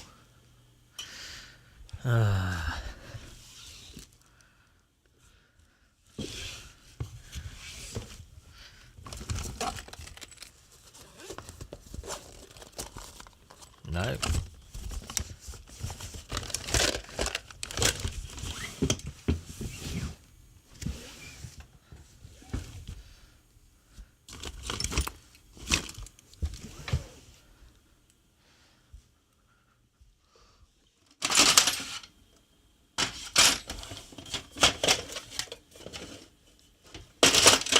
Well,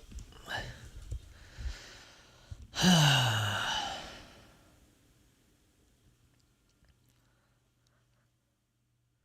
might have put the microphone upstairs. Is it in the fridge? It could be. I can't believe I put a case to one side because I thought it had the microphone in the case, but it's not in that case.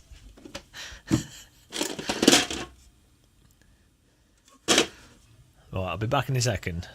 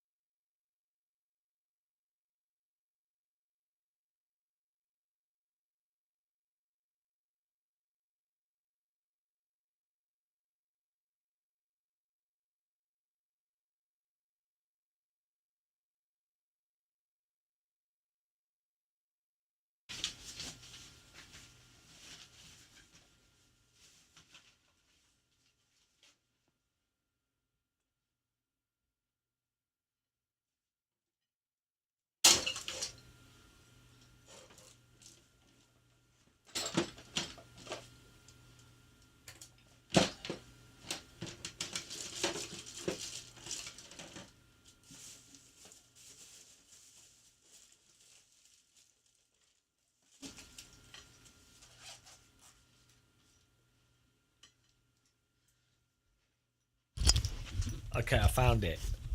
Here we go. So this is the Mod Mic 5. There we go. See how this sounds. Or is it the Mod Mic 5? The Mod Mic Uni.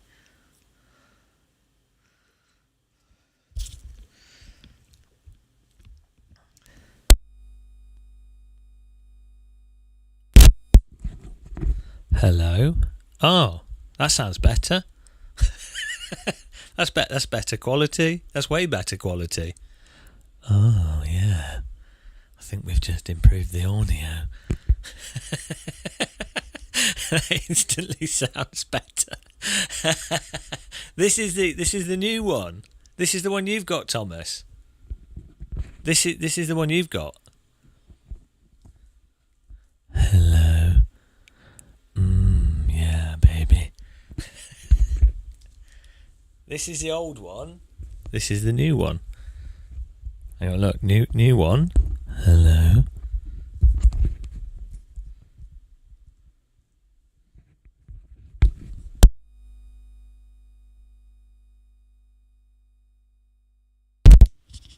Old one. Old one. Old. Hello. Hello. Hello. Hello. Hello. Hello. This is the old one. Old one. Old one.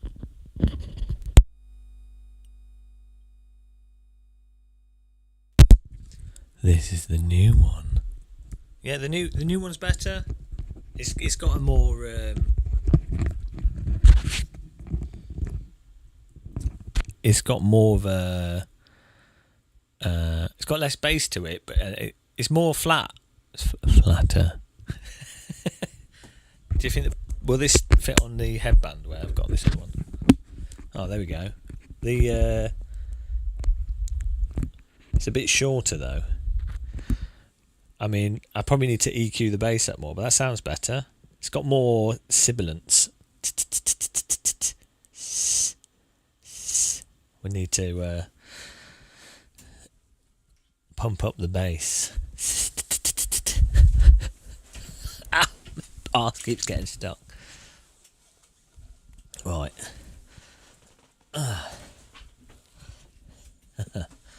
Okay. If you turn the compressor on it off, it sounds flat. You have to EQ bass onto it. So if it's very flat without EQ on it. So, but we can put the bass up here. Then we can turn down this. But that's much better. There you go. It's just that the high end is too high on it, I think. This is a completely different.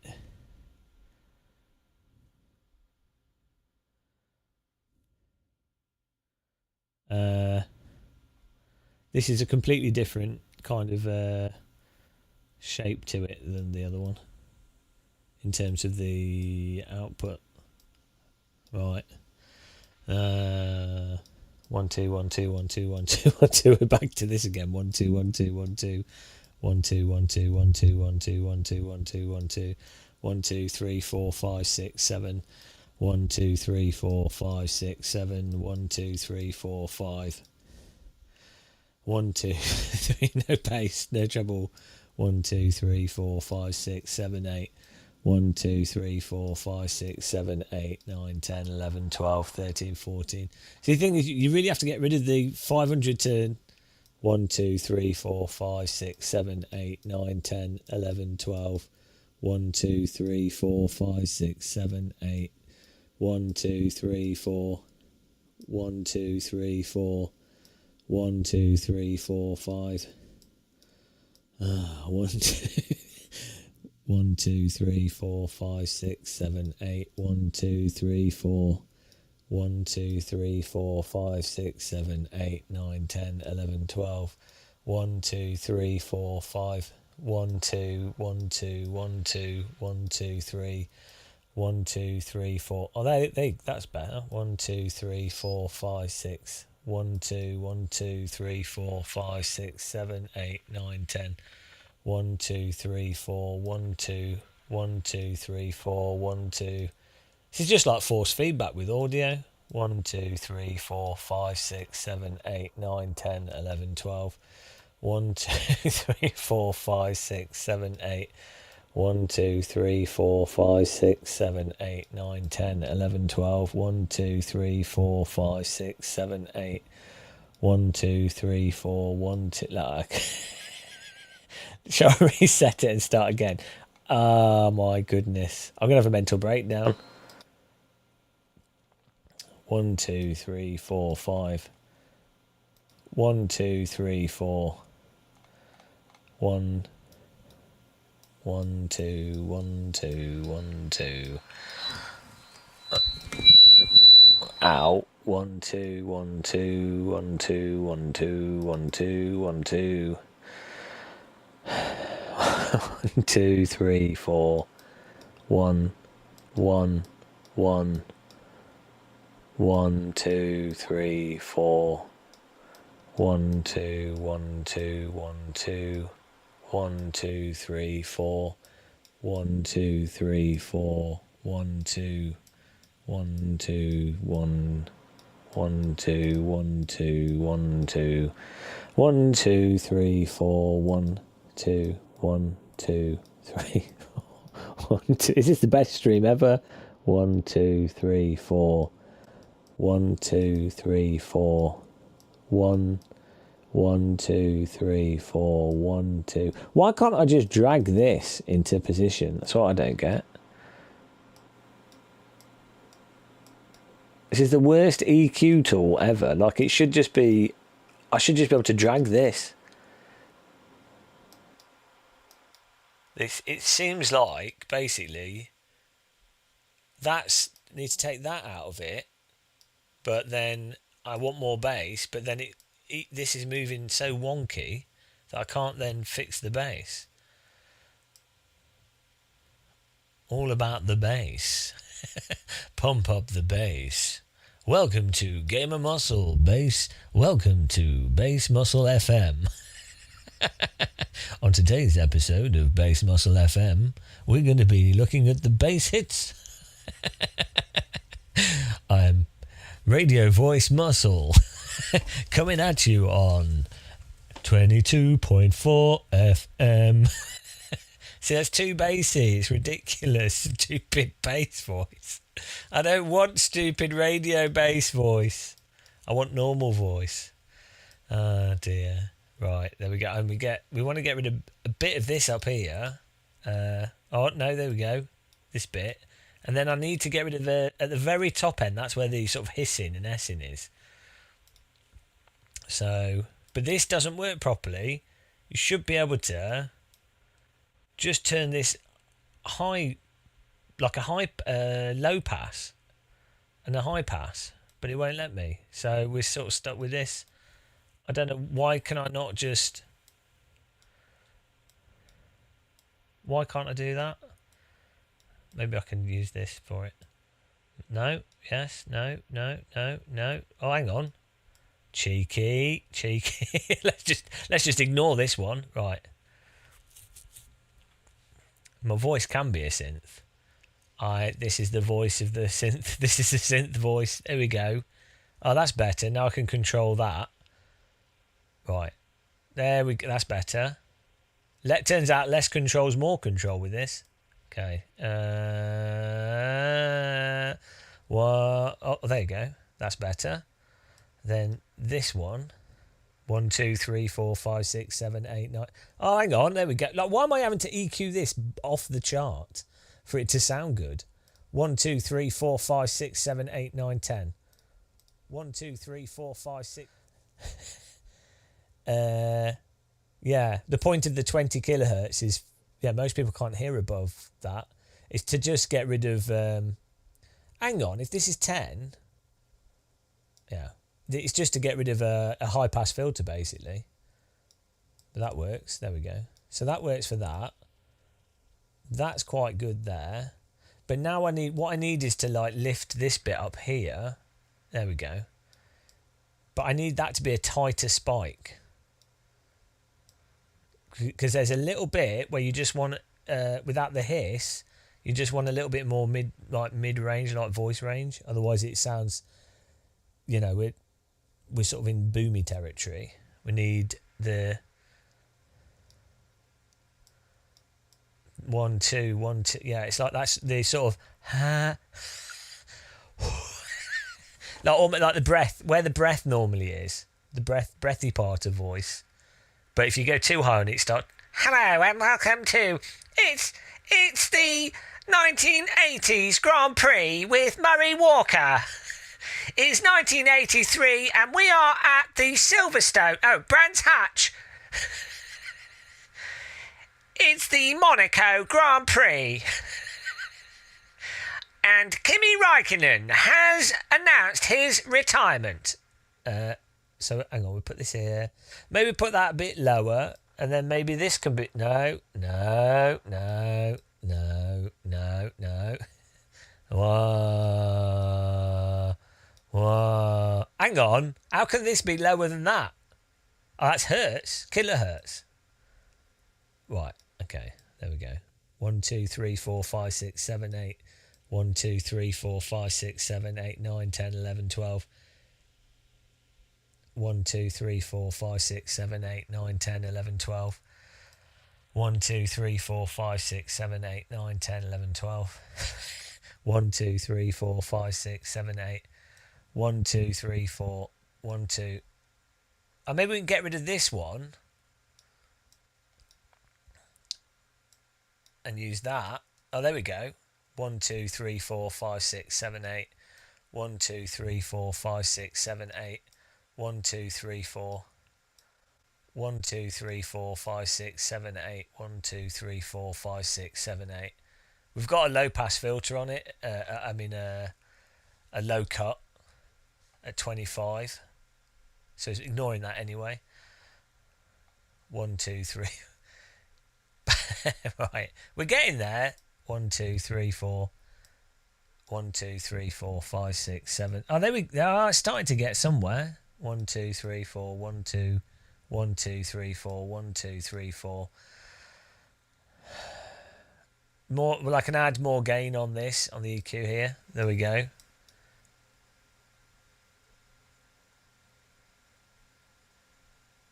I'm only the low cut filter, but that's just at 20 hertz, so it's fine. See, this is still... Yeah, look, that's the right...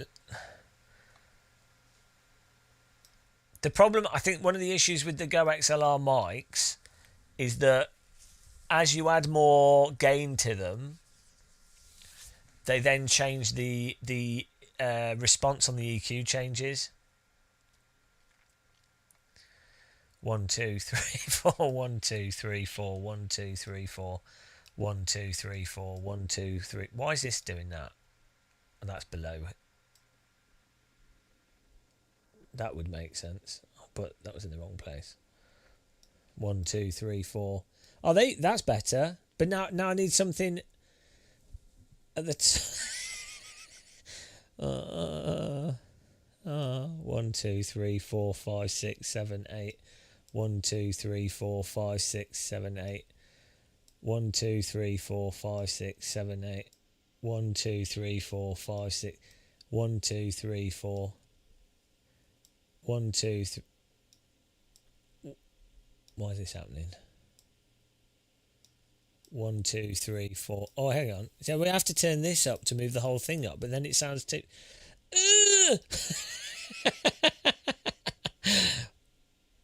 Oh, what's this?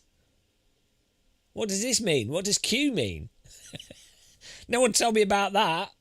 What's that? 1, 2, 3, 4. What? What is Q?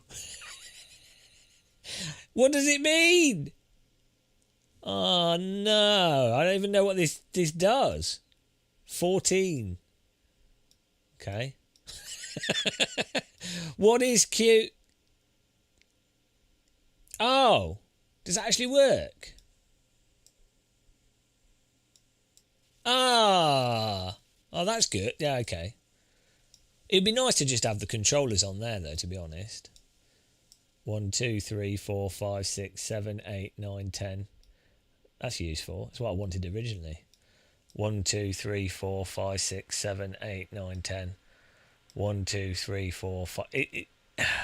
1, 2, 3, 4, 5, 6, 7, 8, 9. I think that's starting to get there, actually. Does this sound good? I think this is all right.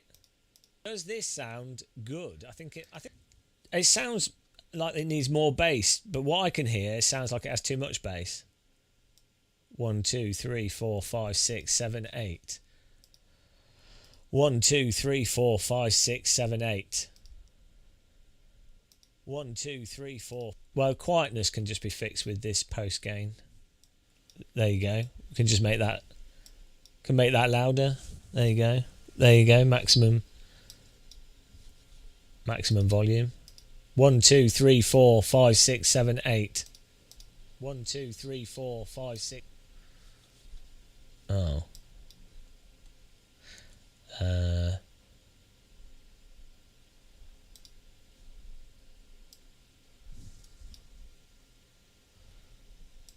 Okay. So that to me, I think that might be about right. But 1, 2, 3, 4, 5, 6, 7, 8, 9, 10. 1, 2, 3, 4, 5, 6, 7, 8, 9, 10.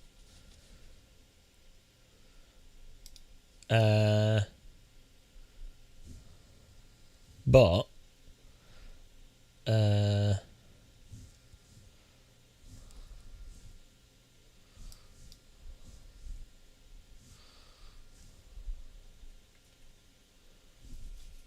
put my music back on and mute it again. Yeah, maybe the maybe if I turn down the really high frequency.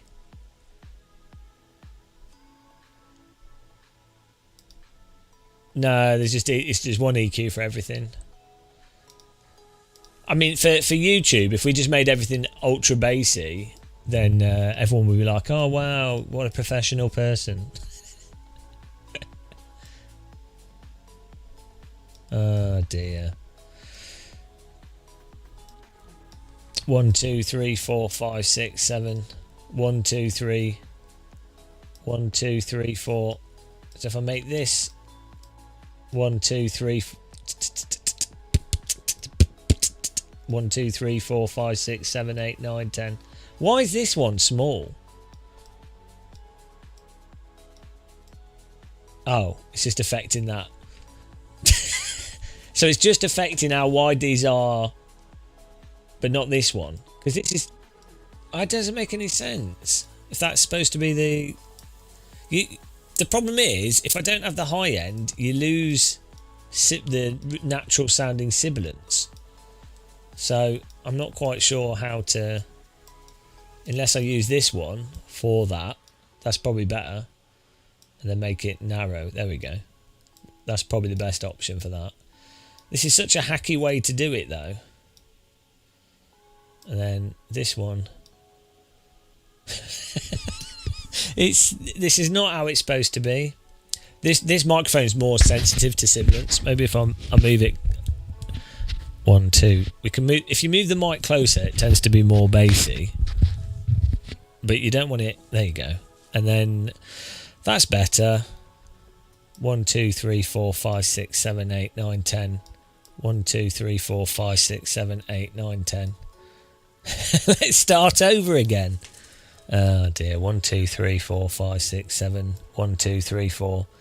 1, 2, 3, 4, 5, 6, 7, 8. 1, 2, 3, 4. 1, 2. So normally I'll just have a nice curve. 1, 2, 3, 4, 5, 6, 7, 8. 1, 2, 3, 4. 1, 2, 3, 4. 1, 2, 3, 4, 5, 6, 7, 8. 1, 2. 1, 2. 1, 2, 3, 4, 5, 6, 7, 8. 1, 2, 3, 4, 5, 6, 7, 8. 1, 2. 1, 2. Oh. 1, 2, 3, 4. 1, 2, 3, 4, 5, 6. Has anybody had a mental breakdown yet? I'm on my way there. I'm on my way to full mental breakdown from this. I don't know about you guys. 1, 2, 3, 4.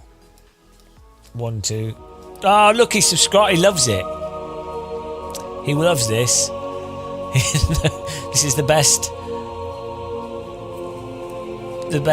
stream John Hartley's ever experienced. Epic gamer muscle voice. The voice stream. They'll be talking about this for years. They'll be like, "Oh, were you here for this? Were you here for the worst audio stream in the history of the channel?" Oh my goodness. Right. Okay. So we could talk quietly. We could do this, and then I can always talk really quiet. But it's too boomy. I think it's fatiguing if you have like a boomy voice. Okay, right. Are we getting there, do you think? That's not terrible. Oh dear. That's 1 2 1 2 1 2 1 2 1 2 1 2 1 2 1 2 1 2 1 2 1 2 1 2 1 2 1 2. I see. I like it to be sort of like almost feels like there's damping in the voice. It feels a bit off. Feels too dry. But then if I turn that down, we then maybe. But then it sounds muffled. We don't want it muffled, but we don't want it dry either. No, don't dry your muffle. Oh no, this is a disaster. Oh dear. That's not too bad, is it? Maybe we'll just get used to it. Oh no, now it sounds tinny. I can't have tinny voice. I can never.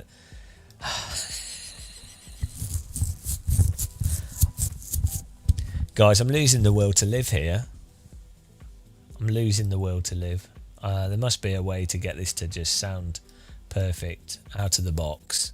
1 2 1 2 1 2 1 2. Yeah, it works exactly as you'd expect it to.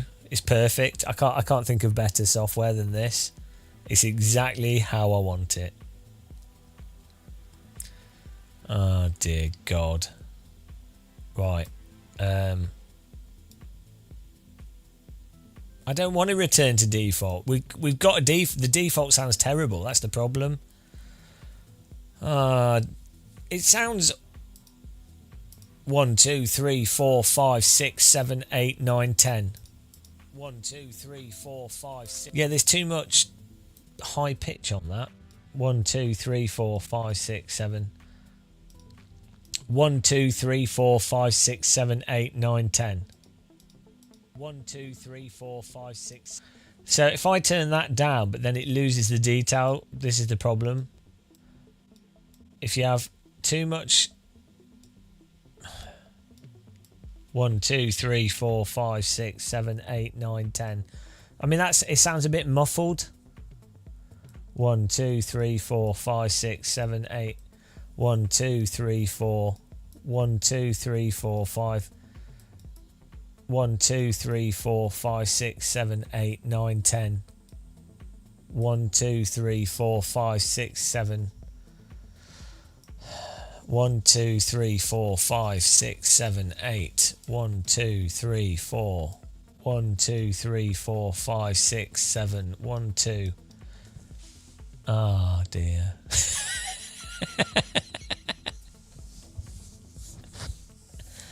Ever feel like you're just going insane? Maybe I should just make it super bassy and then pretend that's fine. Maybe that's what we need to do. I don't know anymore. Oh dear God. 1 2 1 2 1 2 1 2 1 2 1 2. Hello. It's so bad. No. Right. I'm just going to give up in a minute. I can't take it anymore. 1 2 1 2 1 2 1 2. This will just do. This will just do. I don't care anymore. This is how it sounds, and that's how it is. That's our voice now. We've got to deal with it. That's just it. This is how it sounds, and that's how it is. That's our voice now. We've got to deal with it.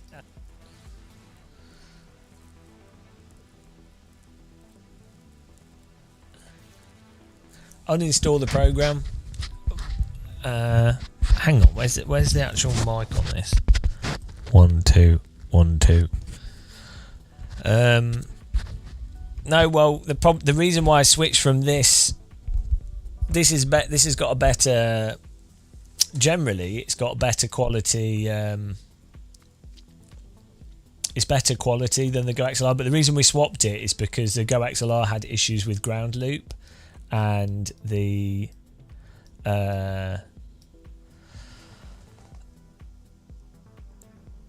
the USB port on it would come loose, and I don't want to have to resolder it, and I have to resolder it to fix it, and so I might as well just use it on my table where it's not going to have problems. So that's why we've done that.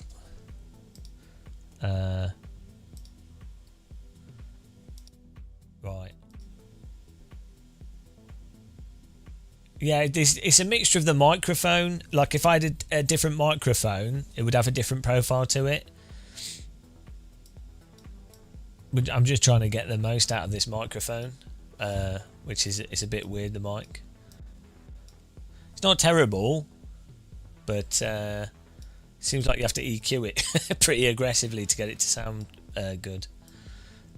For some reason, on the Go XLR, we with the Go XLR we can plug the mic straight into it. So maybe this microphone,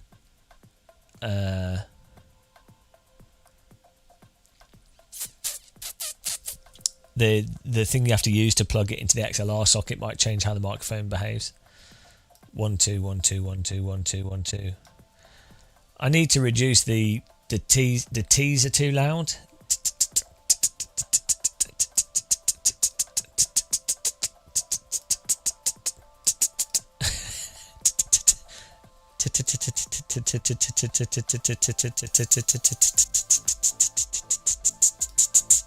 That's not annoying.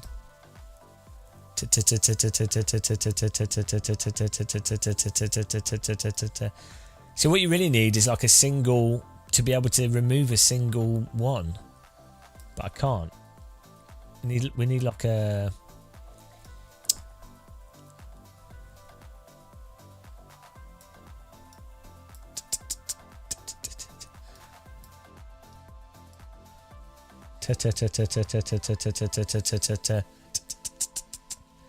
ah, dear. Well, maybe it's okay. Maybe that's okay like that.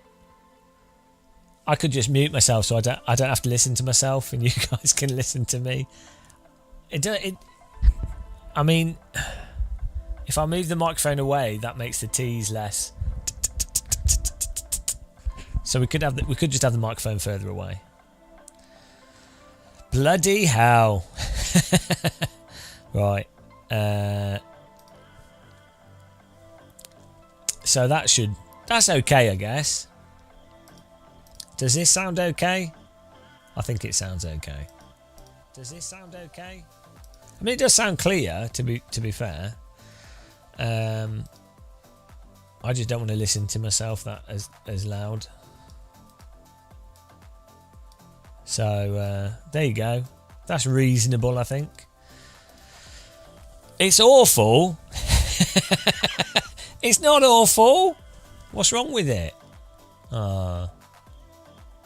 It's a bit quiet compared to what?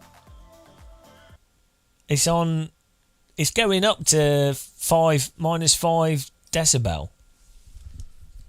So it can't really be louder. It's as loud as it can be on OBS. What do you mean by it's a bit quiet?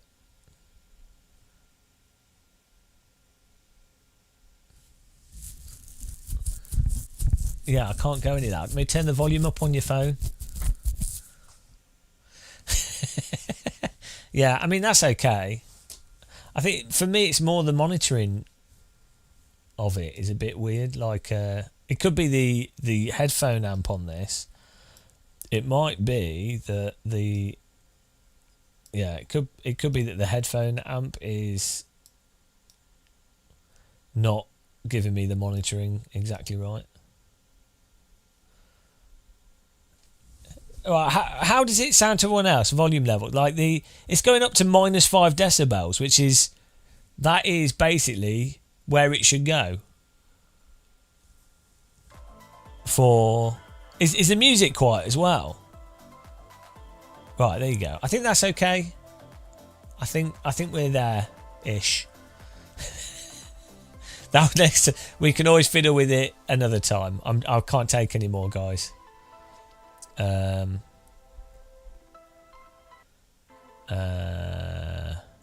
Let's just save this.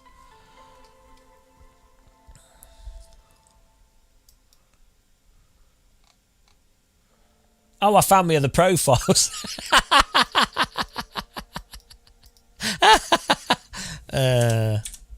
Profile fixed or latest. Let's call it that.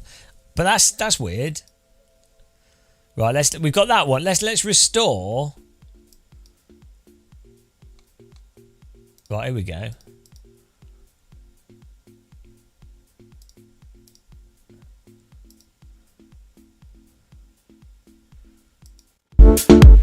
Oh, bloody hell.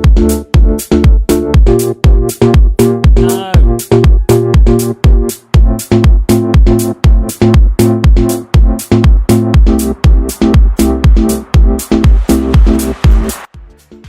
Okay. Hello. Right, hello.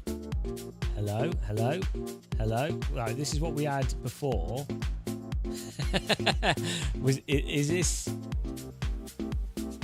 This is what we had before. Right.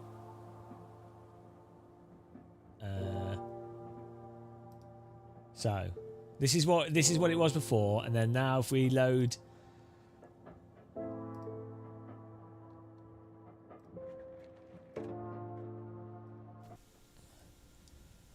there. I mean, there's some aspects to the microphone that were better before. Let's have a look at the EQ from where it was before.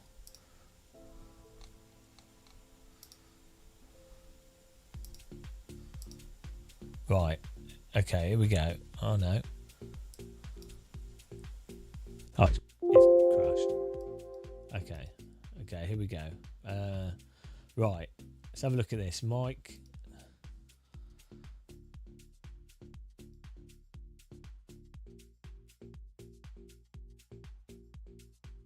Okay, so this is with the mic. This is how we've EQ'd it on there.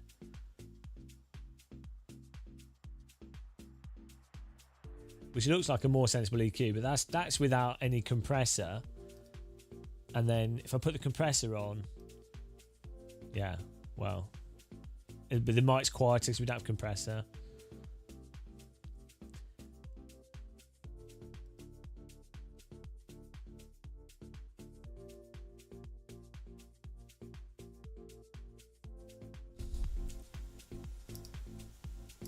Right, this is the one, the newest one. Yeah, we definitely made it better. This is definitely better overall, but there's probably this range here could be a bit better, and then yeah, maybe there. But we've had to like shape the microphone ridiculously off the screen to get this to work. It doesn't make any sense. That is not a normal. There's not a normal graph to get your microphone to sound good. It shouldn't have to go off the bloody screen. So I don't know what that's about, but well, if it works, it's not stupid, is it? If it works, it works. So, but I can't. If I add more mid, it then sounds like tinny. If I add more mid here, it starts sounding weird, you know. So. Testing 1, 2, 3, 4, 5, 6. Testing that. Testing 1, 2, 3, 4, 5. See, that now sounds washed out. I have to put this down here, otherwise it sounds. Testing 1, 2, 3, 4, 5, 6.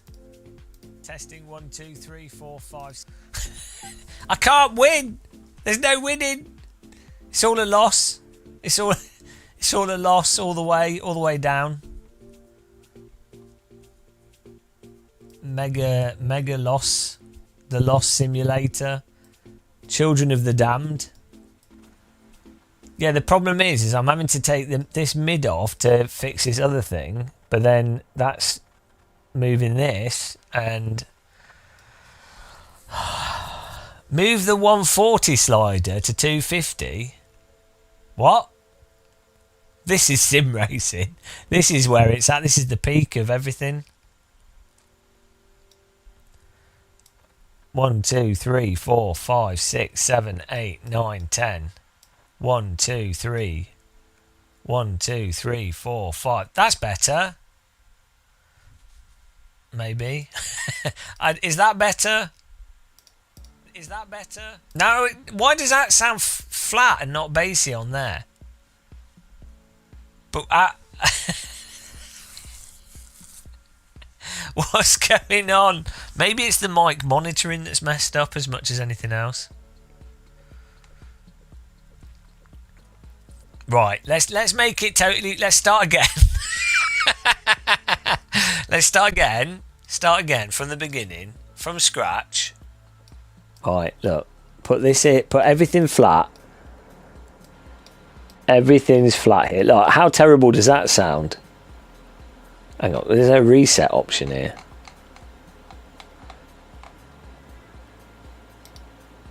Right. Look. If we just do... Normally, all you'd have to do is move one of these down, like this one, and then move that left and right, and it'll probably be fine.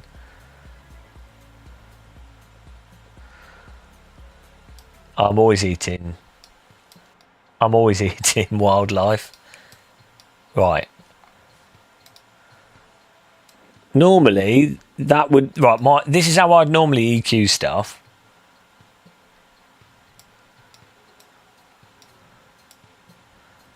It would look like this. My normal EQ. Right. 1, 2, 3, 4, 5, 6, 7, 8, 9, 10. 1, 2, 3, 4, 5. Why is it... It's picking up like this feedback.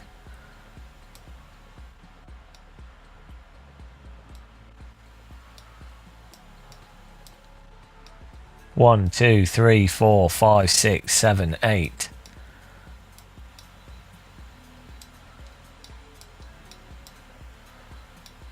One, 2, 3, 4.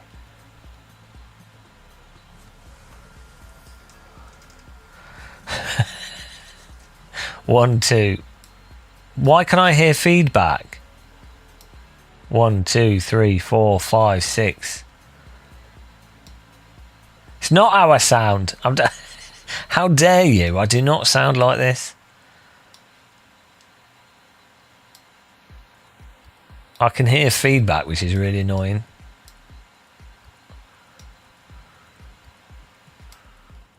One, 2, 3, 4. Oh. If I do this... Okay, there we go. Move that down. Now we're not getting feedback. So maybe it's a little bit better. Maybe it's better to be a little bit muted on the voice. Like, oh, there you go. It's a bit warmer. Ah, is this? That's a bit warmer. Then we can. Then we move that down here. No, it's too much. Too much. 1, 2. Less is more, guys. Less is more. Oh, 1, 2, 3, 4. 1, 2, 3, 4, 5, 6, 7. Is that better? We've been doing this for an hour. 1, 2, 3, 4, 5, 6, 7, 8, 9. 1, 2, 3, 4. Oh, that sounds pretty close to how we had the Go XLR. 1, 2, 1, 2, 1, 2, 1, 2, 1, 2. Why did I change that? 1, 2, 1, 2. Let's save this. That's a bit close. It's a bit closer. Wow, I bet you're so glad you tuned into this stream. It's been the best. And no one wants to live anymore. I'm going to call this...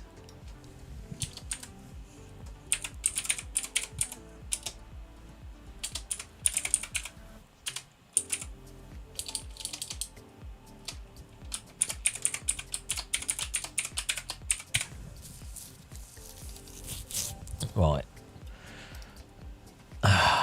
Okay.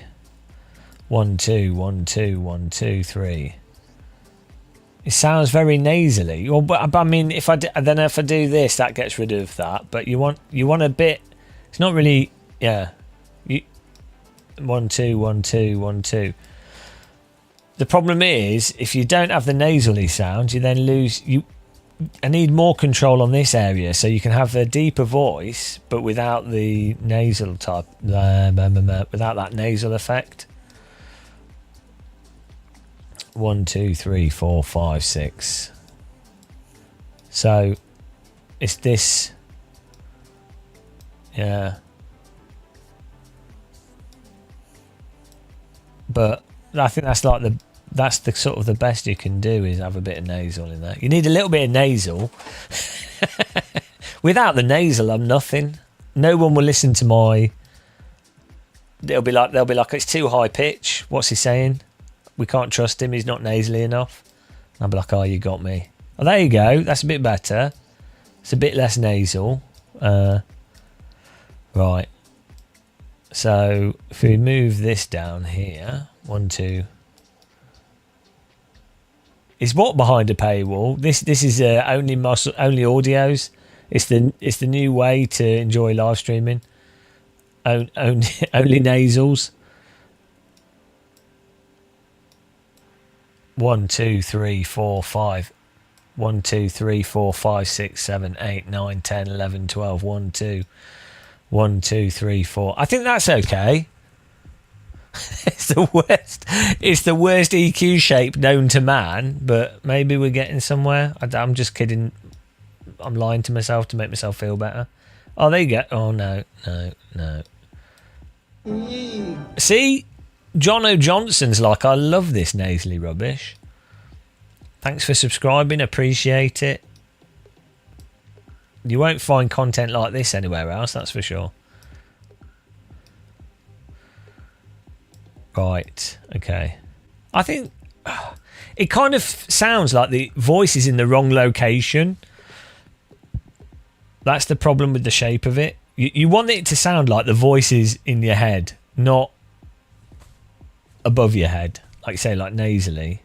But if I move this down, if I do that, then that sounds less nasally, but then it loses all the depth to it. So we're a bit stuck on that. If I move that there, again, it sounds nasally. If I turn it down, there we go. We lose all the depth. 1, 2, 3, 4. 1, 2, 3, 4. 1, 2, 3, 4. 1, 2, 3, 4. 1, 2, 3, 4. 1, 2, 3, 4. 1, 2. See, actually, that's better. But we've had to EQ this off the bloody screen to get that to the difference between ear and ear. It's ridiculous. That's not right. You shouldn't have to. No, this is the wind coming out of the nose. Is this fan?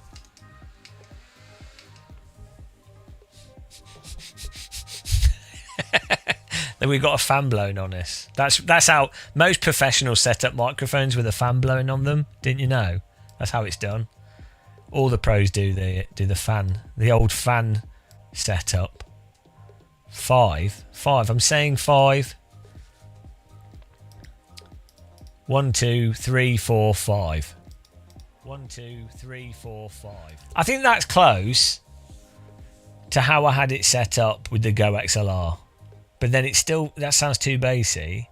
But I can't fix this. If I move this up, it breaks it. It's the wrong area.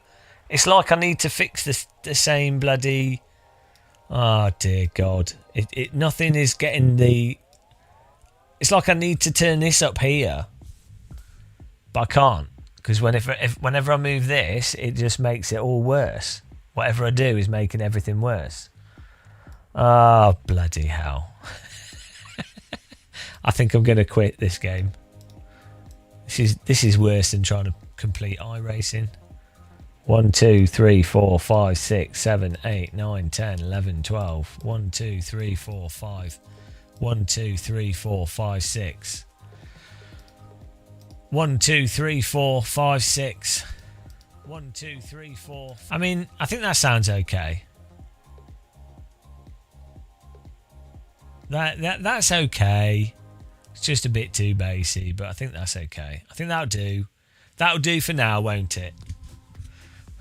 I'm going to save that. I can't take any more. I'm done.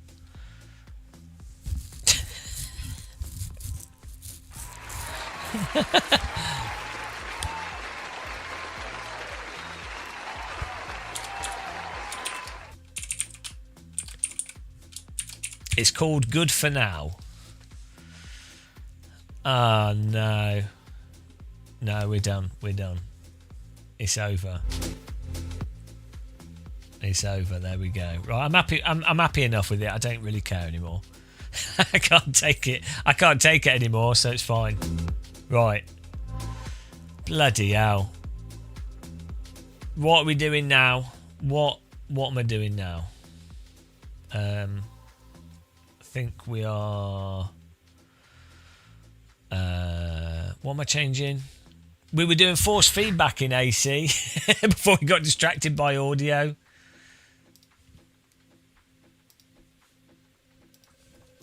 What were we doing with force feedback? I can't even remember.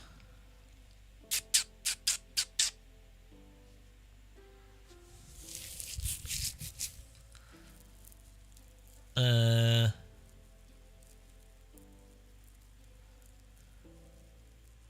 cup of tea would be good. Go and get me one.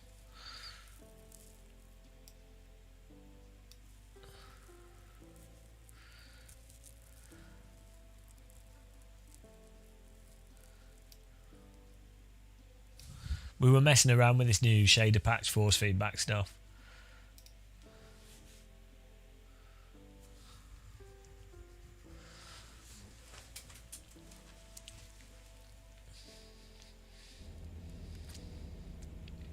I think that all works. Right, there we go.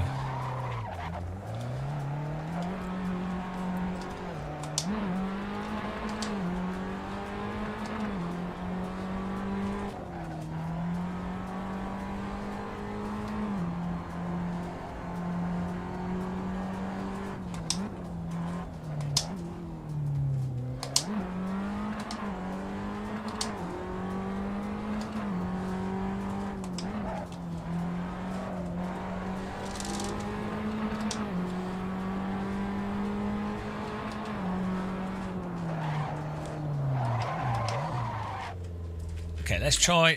So I've turned that. I think the default AC force feedback's better. You know, this is the thing.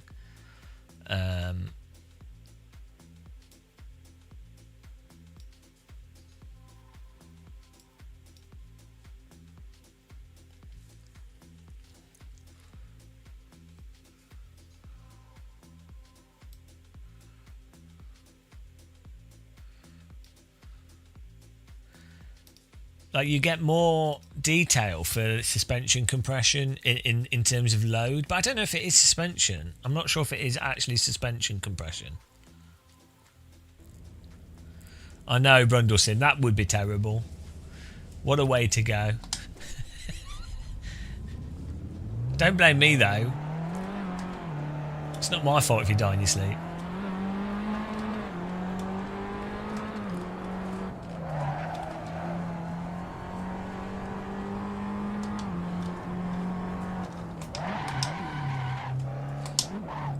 But the Tatis is good for testing these things because it's really direct.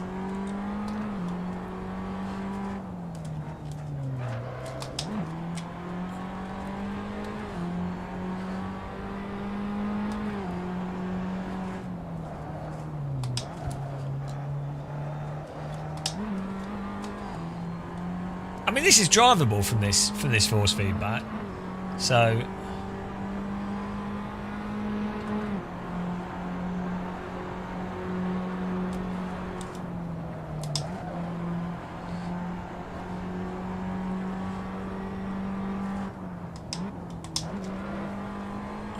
I think it makes the car feel a bit flat though.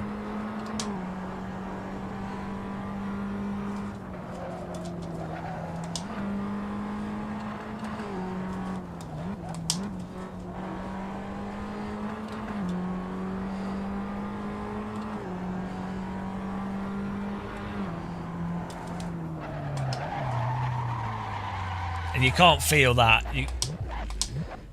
So let's go back to the default force feedback.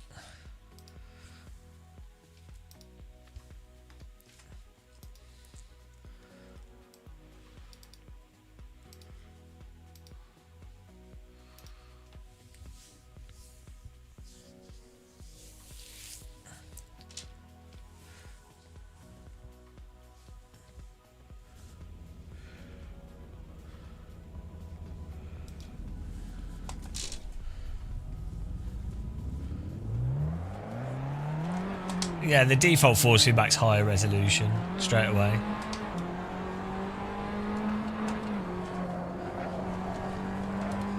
Yeah, you can feel the... Yeah, it's got way more detail. But I wonder why that... Why is it like that? Why? That's the question. I don't... Oh dear.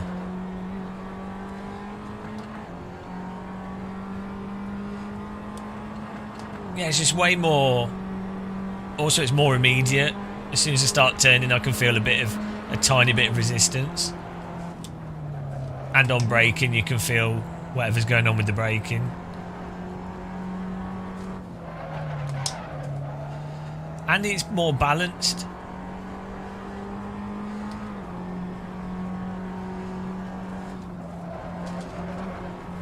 Like, it's not really about... I could see how someone might like less details and they might prefer the other one, but the default force feedback has more detail, so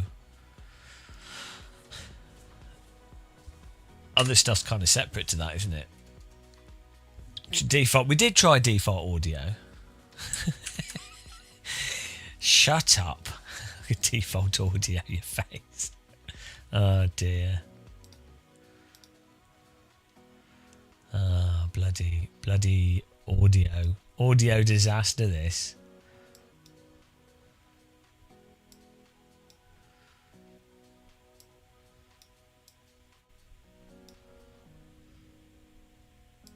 I'm still not happy with the audio. That's the thing. It's still not doing what I want it to do. It's still not doing what I need from the audio. What do we need? More bass. We need more bass, guys. Less treble, more bass. Big hammer. Get your hammer out. Smack yourself in the face with the hammer. Happy days. Right. Okay. I think there we go. That's a bit better. Yeah, I need a little bit more bass, you know. I think you get used to it and then you're like, well, actually no, I need more. We need more. We always need more bass. More bass on everything. But then you sound nasally. Oh my goodness. How do you do the bass without the nasal? No nasal bass. Okay, right.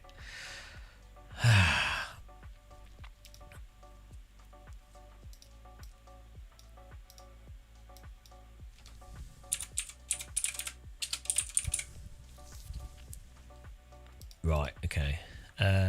What am I doing? Need maybe a different microphone, yeah. But it's really convenient how these attach. Maybe we can mod the mod mic. Mod the mod mic. Oh, I mean, if you have it closer to you, then it sounds way better. But it's too short. So that would be the real solution. Would be to have it closer. But I mean, we can rotate it. 1 2 1 2 1 2 1 2. Oh, I don't know. Right, that'll have to do. Okay, so the default force feedback is better. Bloody hell. What else are we doing here? Uh,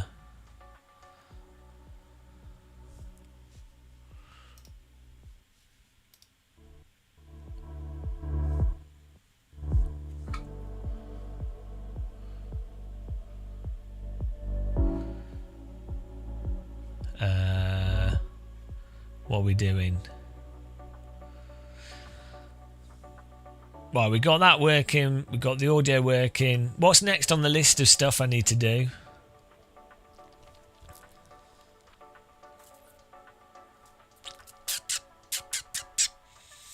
Oh yeah, we're going to see if there's any new Moser settings for the wheel with the latest firmware. Right.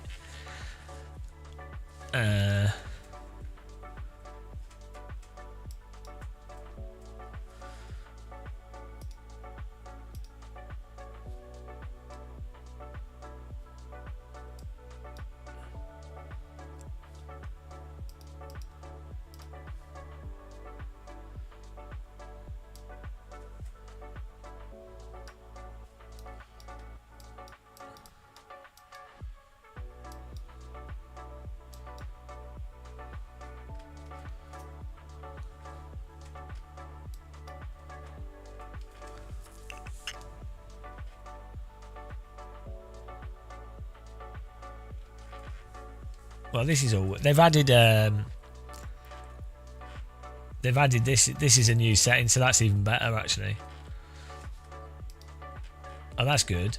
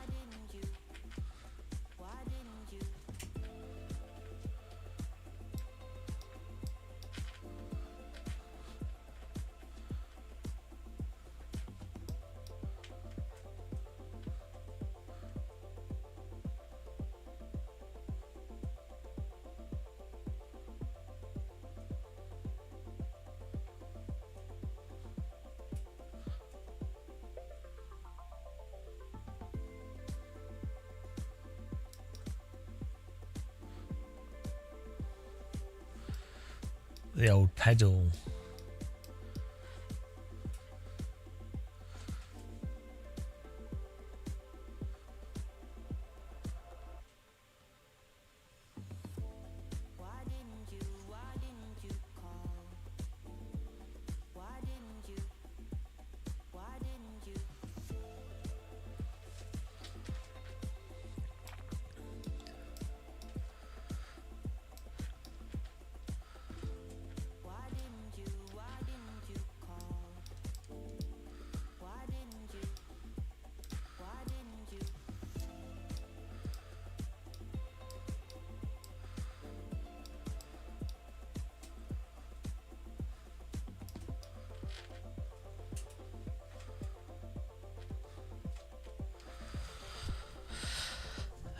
Yeah, it's pretty good.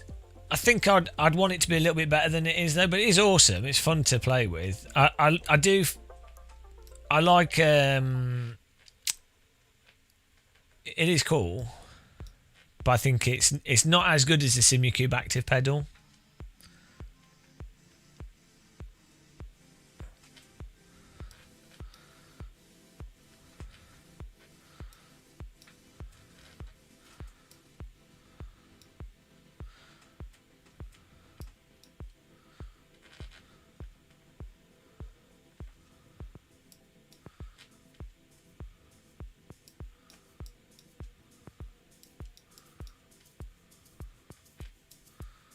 I don't get why this doesn't make sense. This start point here is wrong. What is it with people? What is it with all these companies that can't get this right? Like this supposedly, this requires 21 kilograms, which it doesn't.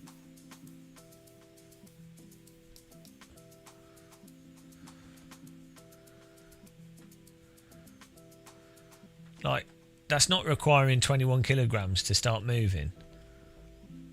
So, is this broken?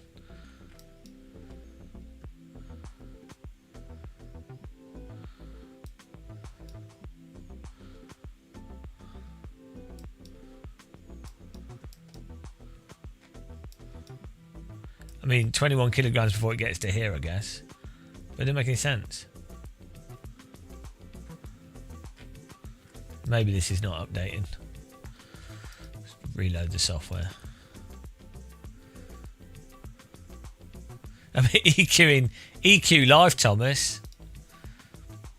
Life is just an EQ. What are you doing awake at 3 in the morning, bloody German time?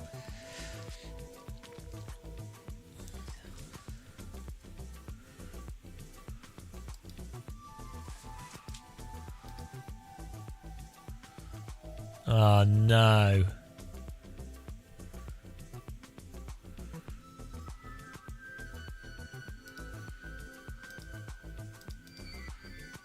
Why has it not found my pedal?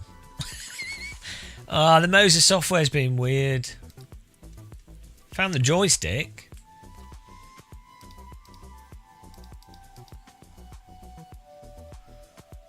Why is the pedal not working?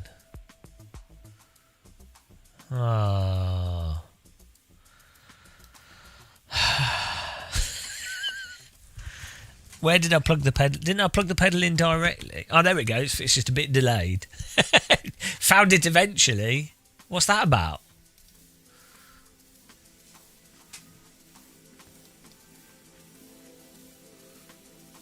Well, maybe there's like some bug.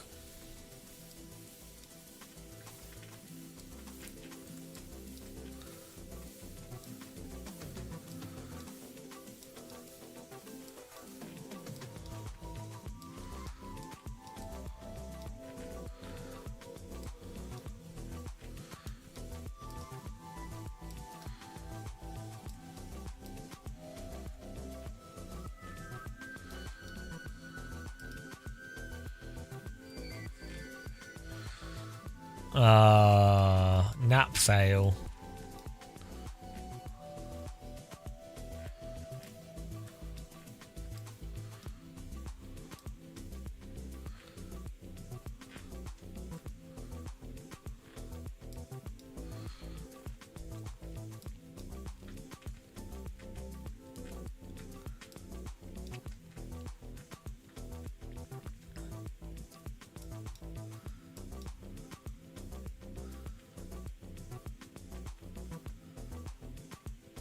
I think there is some like delay in the response of the motor on the pedal. You don't necessarily notice it so much when using it as a brake. Like the input's fine, but there's some sort of delay between the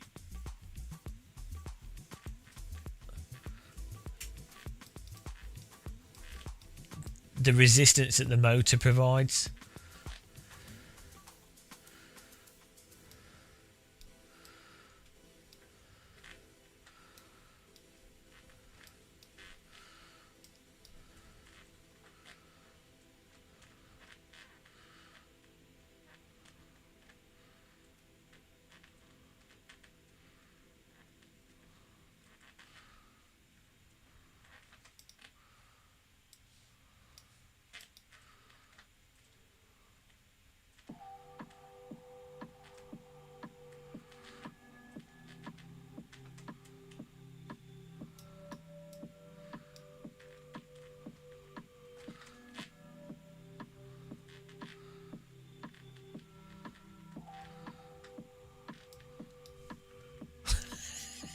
Welcome to pedal adjustment game. It's my favourite sim, this.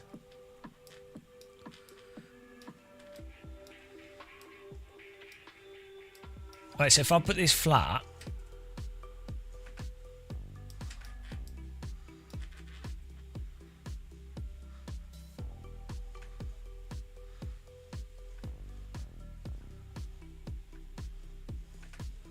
Yeah, why is that like it's dampened and then not dampened? That should be constant without any change to it, because that's a flat force. So that should feel totally flat. Like that shouldn't feel like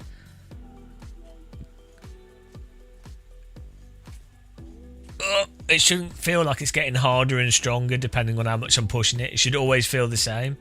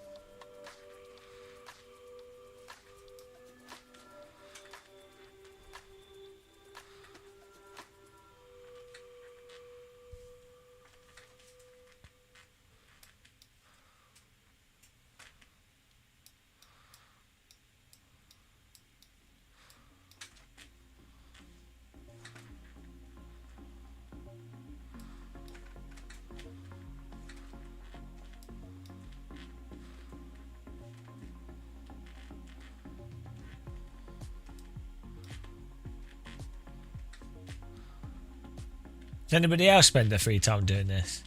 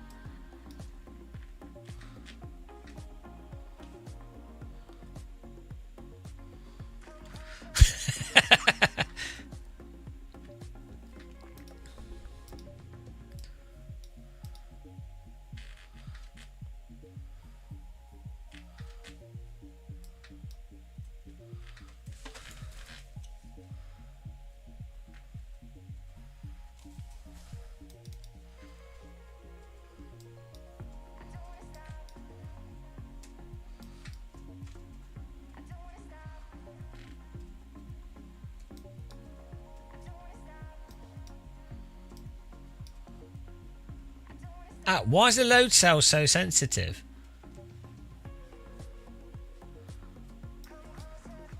Oh.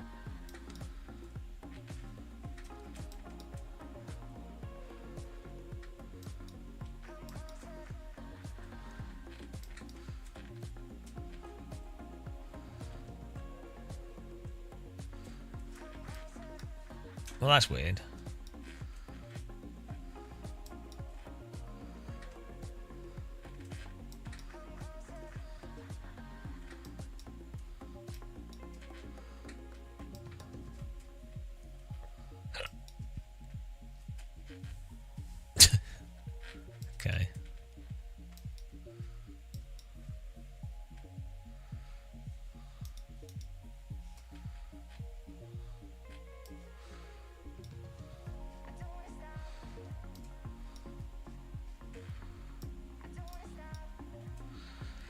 I mean, this is super random.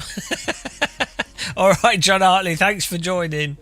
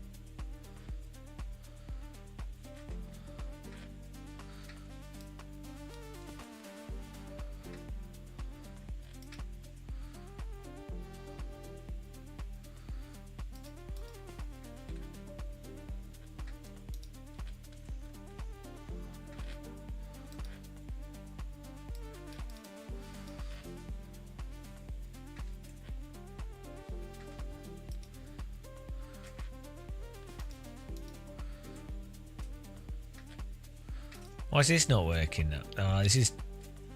Oh. Ah, now it turns the test off if you go to the pedal. Oh, well.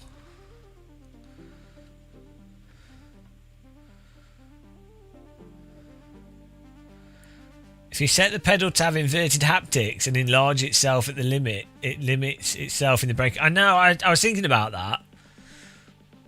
But you can't invert the haptics from it. Yeah, you could make it so that... yeah, basically if you were pushing on it harder, then the pedal starts to move, that then negates the pressure that you're putting on it.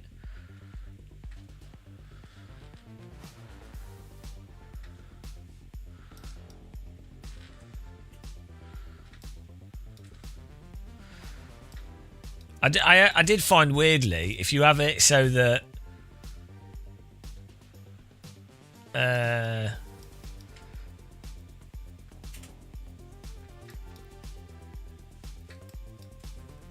if you have it so it flat lines at the top of the brake, then you don't wait. Like, it's quite easy to waste effort braking more than you need to.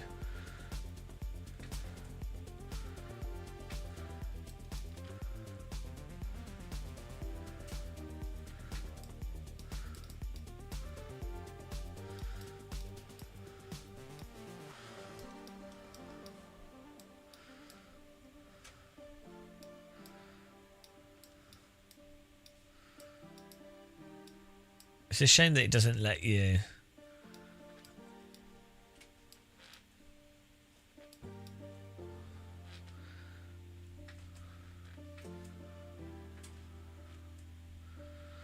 See, I mean, at the end of the day, the way I end up setting this up is how I set up every brake pedal. So then you're like, well...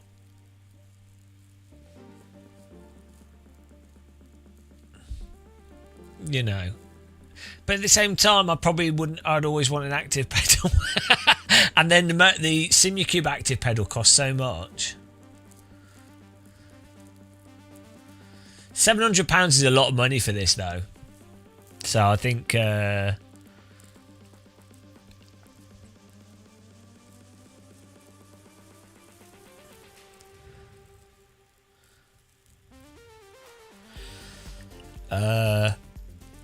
you'd expect it to be the software to be better than it is, I think.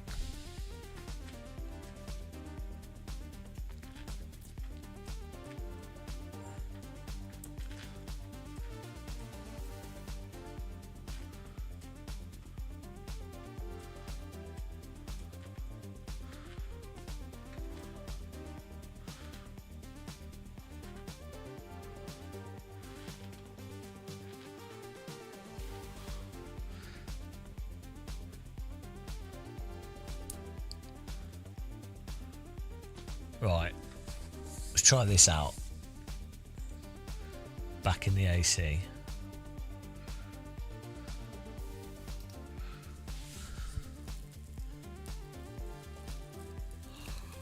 Ooh. Oh, yeah, I need to check the wheel settings. I forgot. Well, they have improved it. To be fair, they have improved the feel of it. Oh, and one advantage you have now is that you can have it as a clutch or a brake, which means I can move it to the far left-hand side, put another brake in the middle, and then that means my brake and accelerator can be further apart.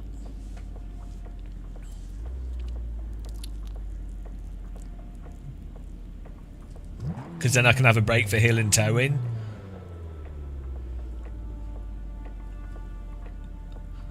So, with one active pedal, yeah. So there are benefits actually.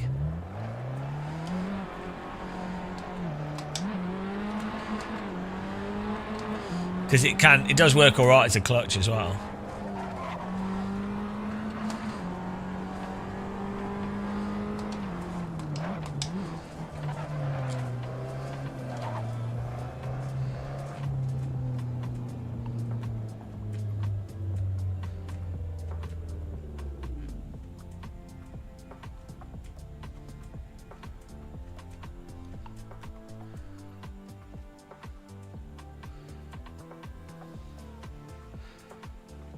See, we've got like a tiny bit before it hits, and then that gives you like a nice amount of brake to nudge the car.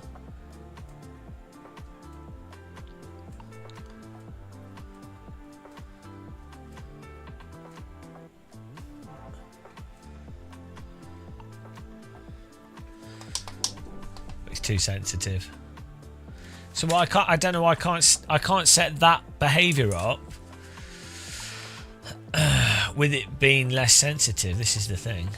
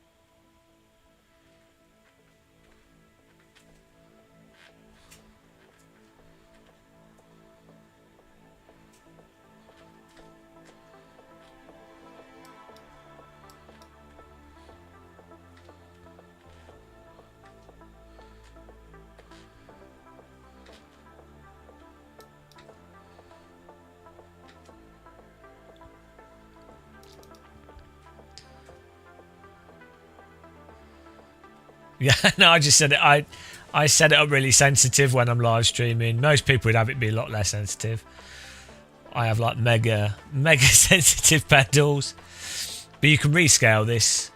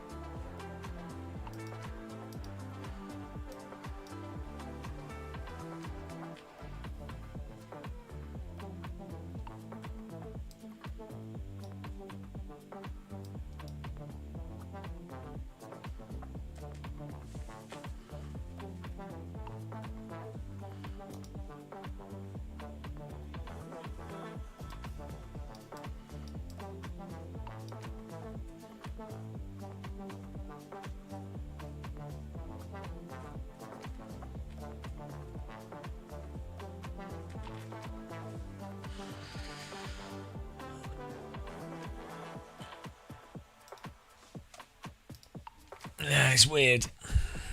I mean, the thing is, yeah, you might as well just have you might as well not have an active pedal for your brake. In some ways, it depends what you're doing. It depends what you're doing. Why is this so loose? Oh, I keep forgetting to check my wheel.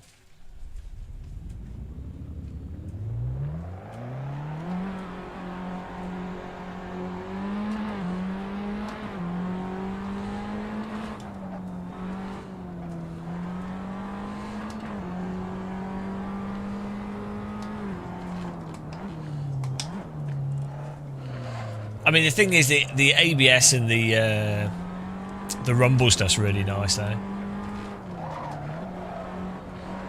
It's super good in LMU, where it's got no brake feel. Having the pedal rumble near where it normally locks up.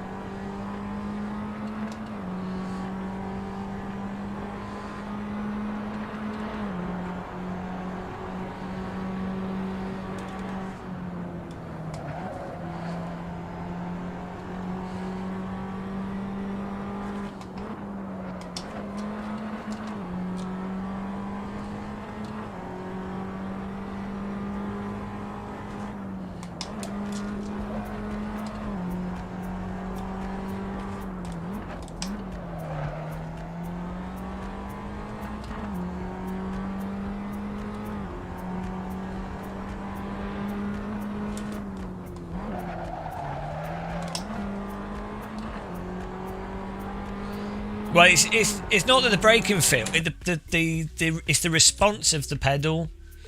If you're just setting like a static response, it's fine because it's obviously just a static response. But yeah, there is some like.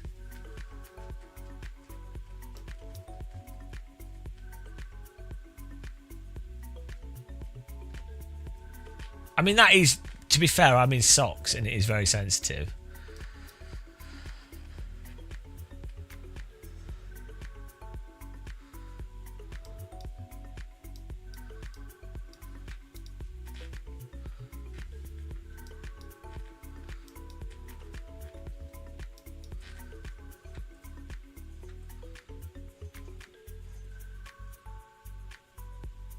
But you can feel, if I do this, you can feel like the resistance isn't consistent if I'm like jabbing the pedal.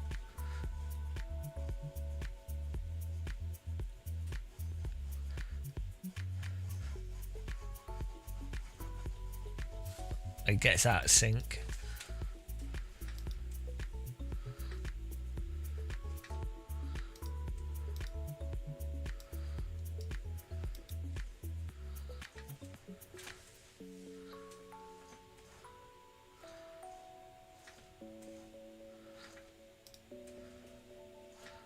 A brake pedal's normally just progressively heavier or like pretty hard.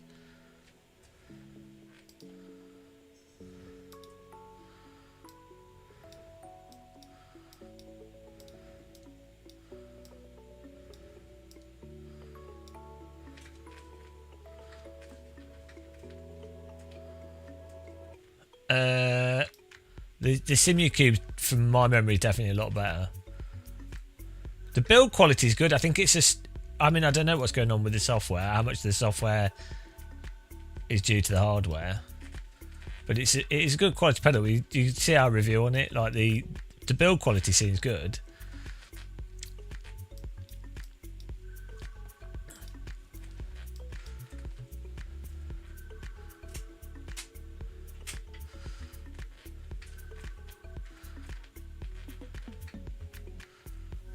Yeah, see, look, this is linear, but if I put my foot on it, there's like bits where it sort of judders it. Like if you make it flat, this should be completely flat output.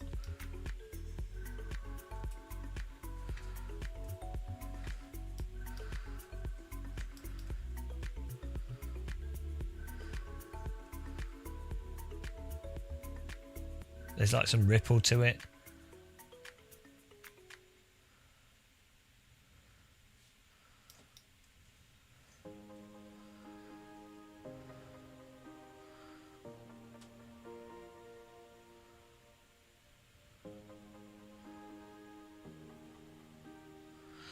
So it would be interesting to try this with the to try and act the. I mean, I've used the SIMRIG active pedal.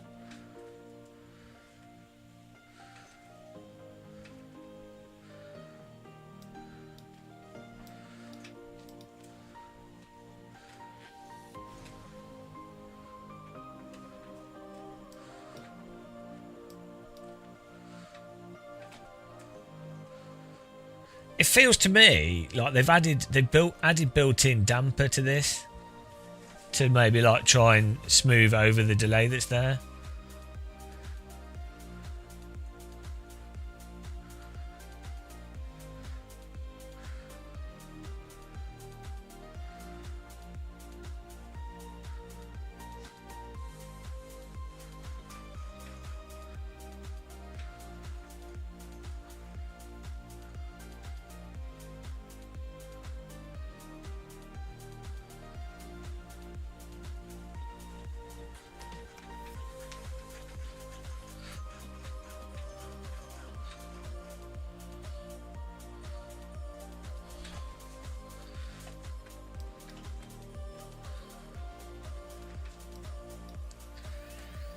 Yeah, so the thing is, if you're using it like more like a static shape, which is normally how a brake pedal is used, like you're setting a specific static resistance,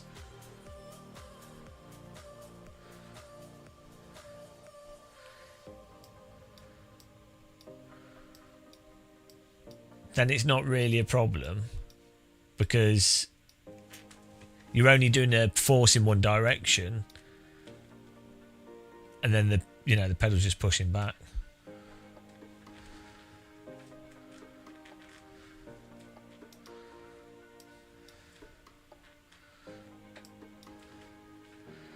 But it all ends up being a bit arbitrary in setup because this doesn't really line up. I mean, this is fine.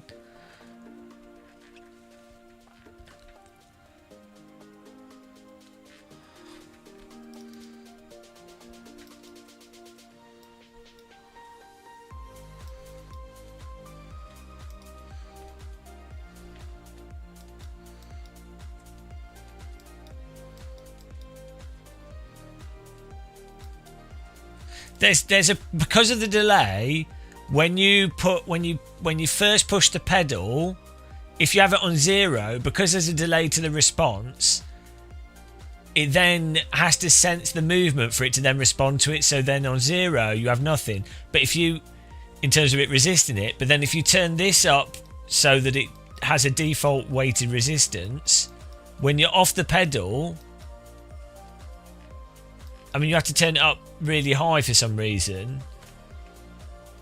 But then this affects this here because we're not getting to 15 kilograms until we're there. So you then, yeah, it's just a bit weird. It's just a bit weird. Like, it's workable, but not in a really particularly logical way. I do enjoy driving with it more than a non-active pedal, though. That's the thing. That's what's weird. Like, I like the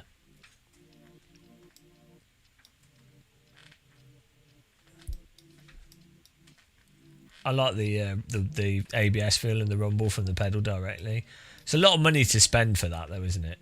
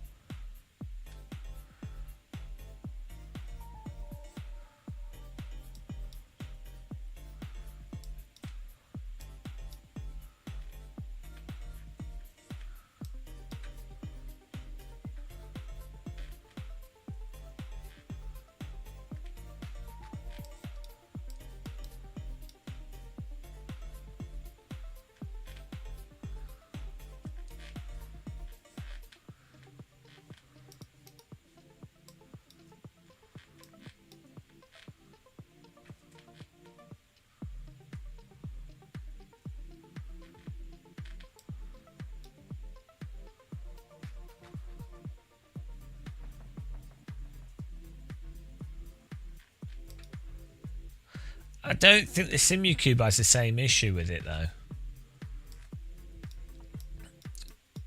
But I've not played around with it enough to really know.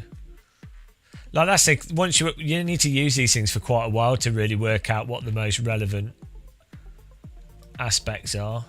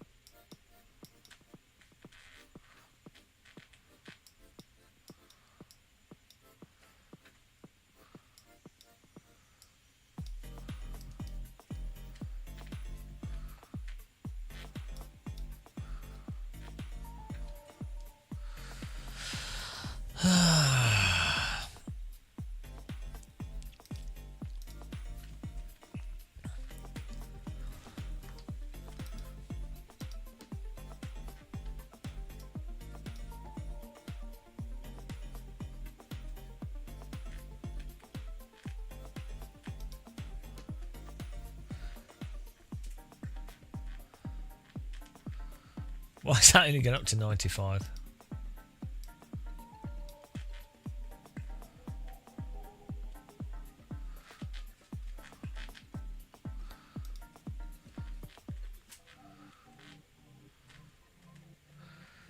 See, I quite like having this hump at the top because I tend to like overbrake in the sim without knowing why, and having this little hump here means you're like, oh, there's a squishy bit at the top of the brake. I'm at 100% for sure. Like if you're running weaker brakes, like if you're running really heavy brakes, you just push it as hard as you can, fine. But if you're running weaker brakes because you don't want your knee to fall off, having a little hump at the top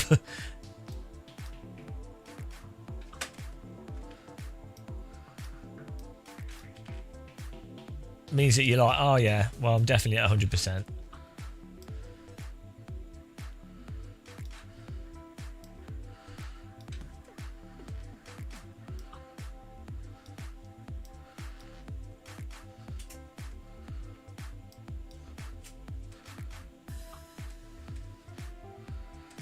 Hump at the top.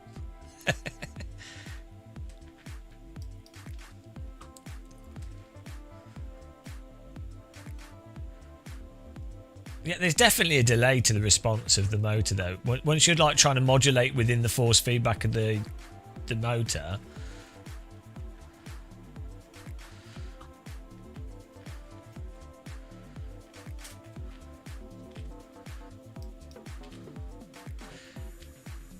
so what you end up doing is basically just using this to set the stiffness of it.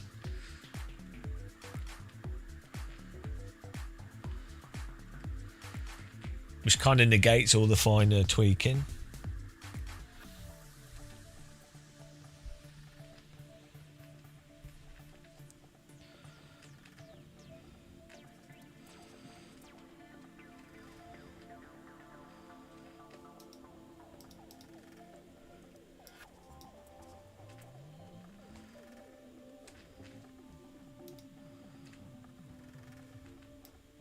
Oh, that's why it was only going to 99.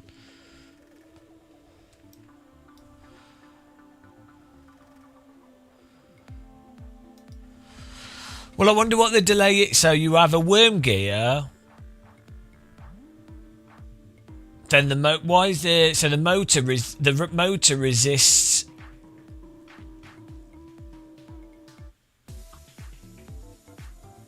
The motor has a given force applied to it, but it always has to keep. The problem is it has to keep adjusting, doesn't it? Like if I'm pushing with 20 kilograms, it has to resist with 20 kilograms to keep the motor in the same place.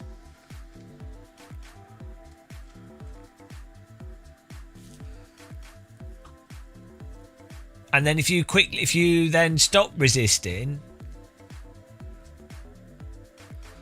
Yeah, I'm not quite sure how it works out because then you've got the problem of like the mass of the pedal, the inertia of the pedal, and then you need it to.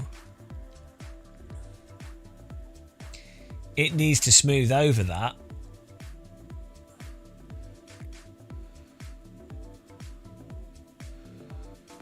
Maybe it isn't. Maybe it's something they can't fix.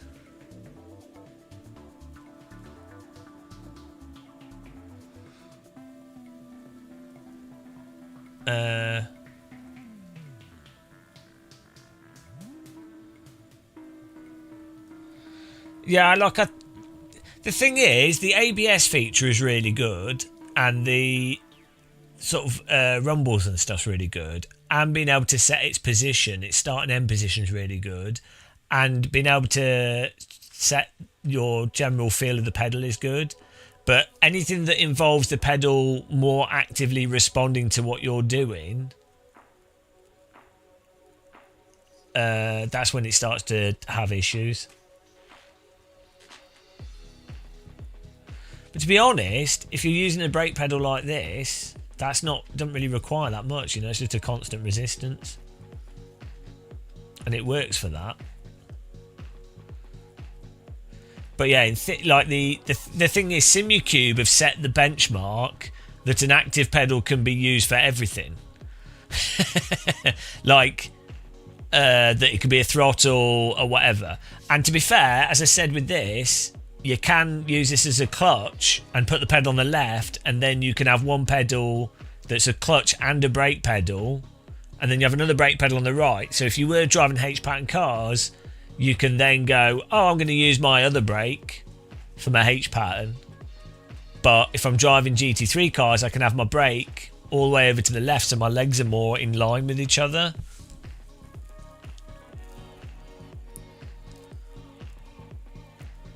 I think it is a DD, effectively DD. It's not to do with it being direct or not that causes latency. It'll be like a planetary gearbox. It'll be a worm gear. Let's have a look. There's a picture of the internals of it, I think, somewhere. It'll be like a helical gear or something with a planetary gearbox. So latency of it's not mechanical latency. It's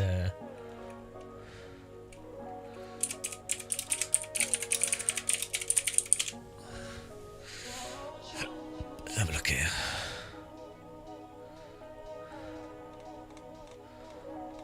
I think they had a picture of its internals somewhere.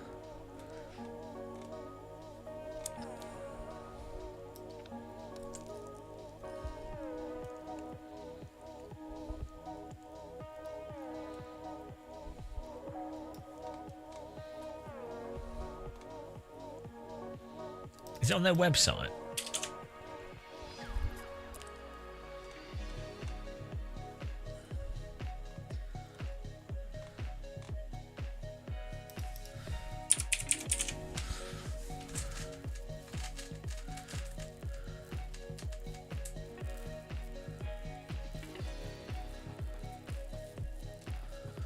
Yeah, the point would be to have more information through the pedal to make up for the lack of information. Like a simulator being literal isn't necessarily a good thing.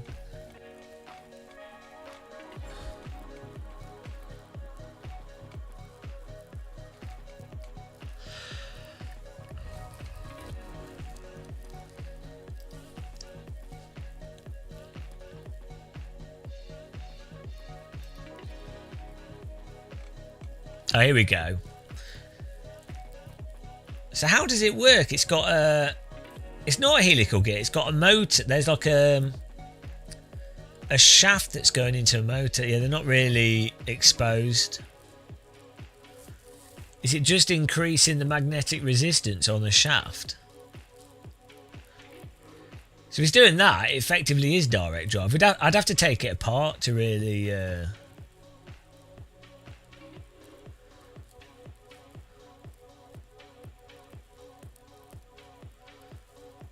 I'm not quite... I can't really tell from the picture how it works.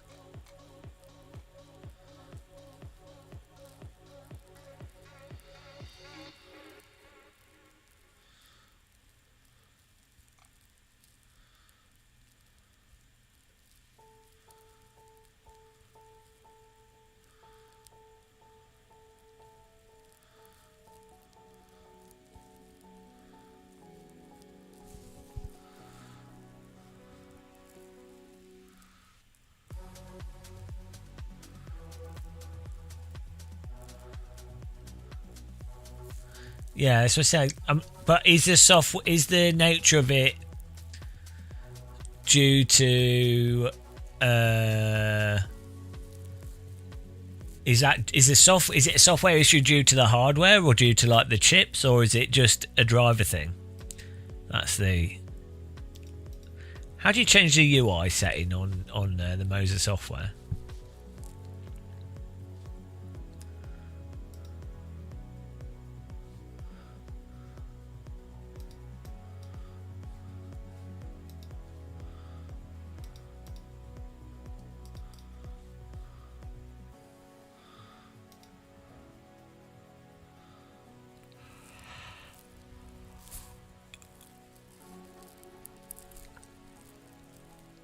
Trying to.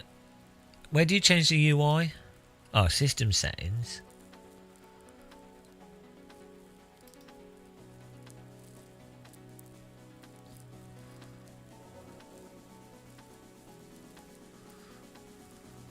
Oh, dark mode. Here we go. I put on dark mode, guys.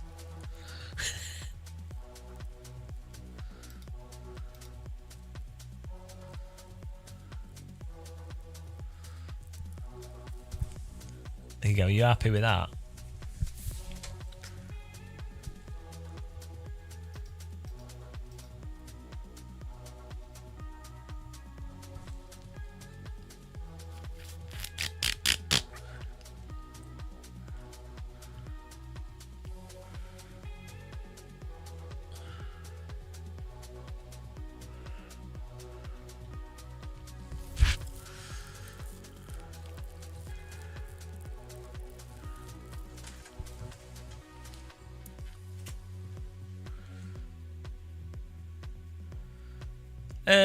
VRS stuff's all right, yeah. But they're just standard. The VRS pedals are pretty bog standard pedals, you know. I mean, that's fine. There's nothing wrong with that. They're like the VRS pedals are like house invalve pedals, but using springs instead of elastonomers, which is good. Like they're fine. Then generally, they're not my favourite in feel for me personally, but there's nothing wrong with them.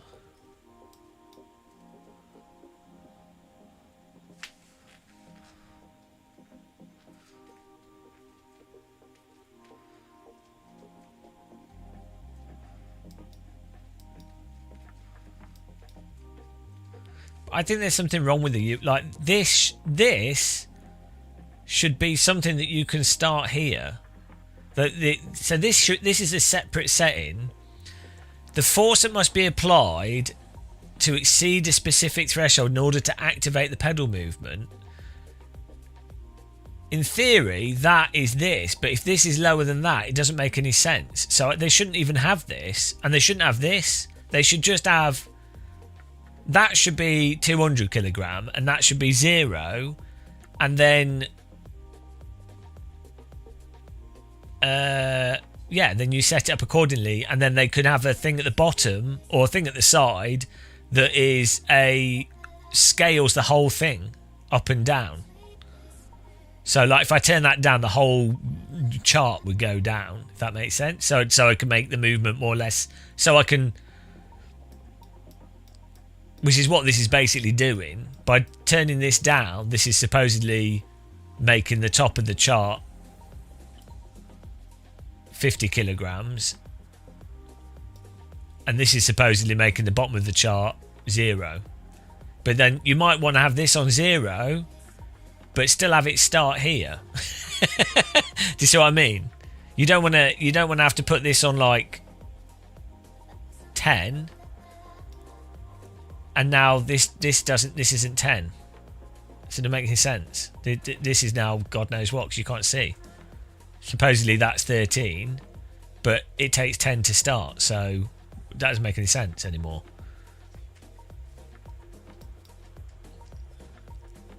So now this is not doing anything.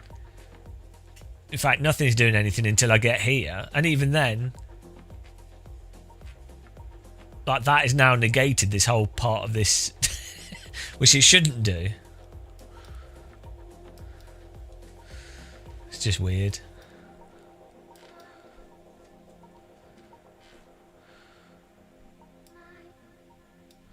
Also, this pedal thing doesn't make sense. And then you put this on, you can type in 53 here, and look.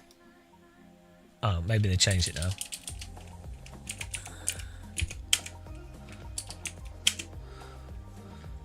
No, hang on. If I type in, do this.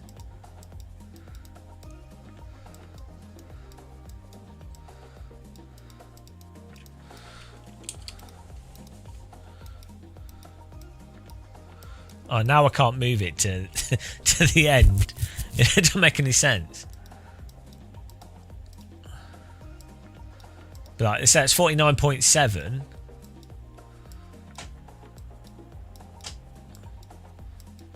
Now I type in 49.7. Oh, they changed that.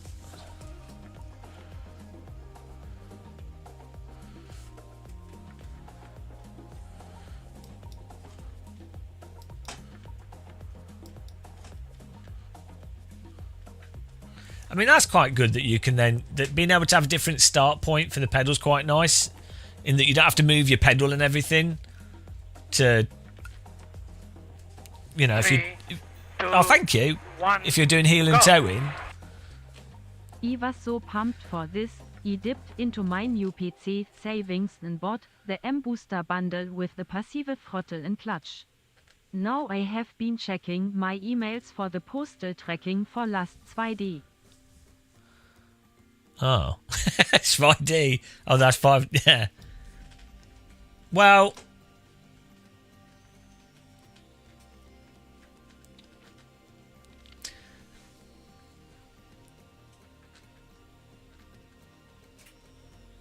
I mean, see, that is nice being able to adjust it. Like this, it just feels like it's not quite perfect, or you know. Maybe they will just keep improving it though. They have improved it quite substantially since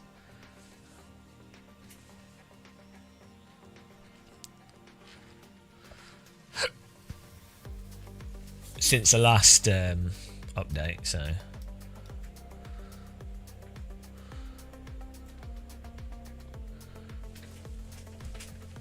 yeah, thanks for the donation, Pixel Therapy.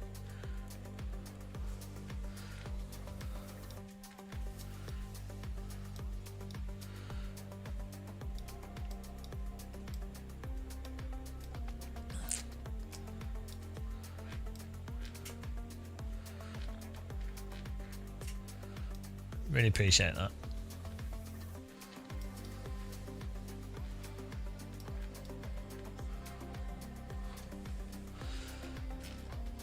We're not in the golden era now.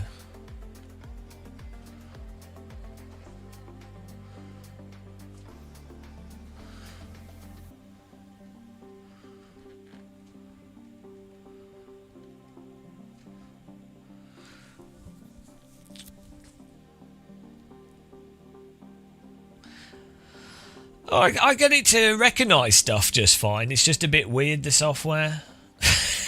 It's just a bit weird, that's all. Like you change stuff and it doesn't seem to...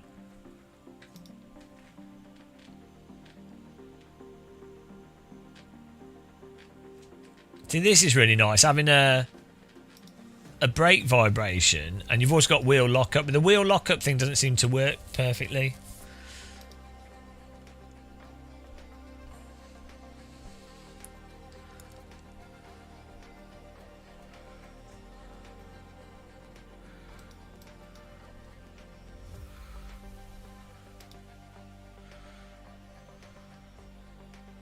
Oh yeah, we're going to check other wheel settings actually. So, what have they changed here? Nothing else there. Nothing else there.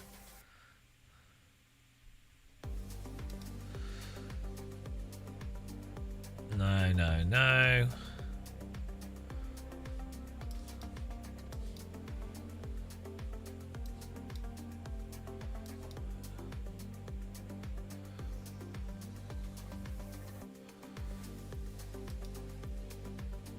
No, that's all the same. So, yeah.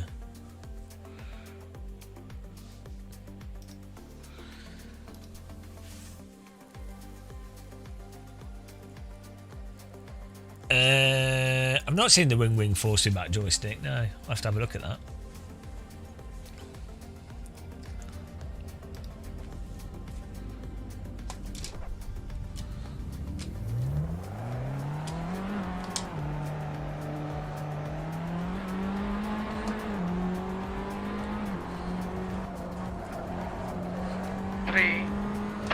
Why are you sending me money? Go.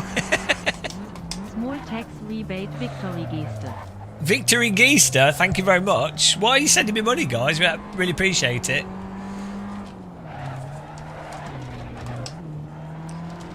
Thank you. It's my teabag money.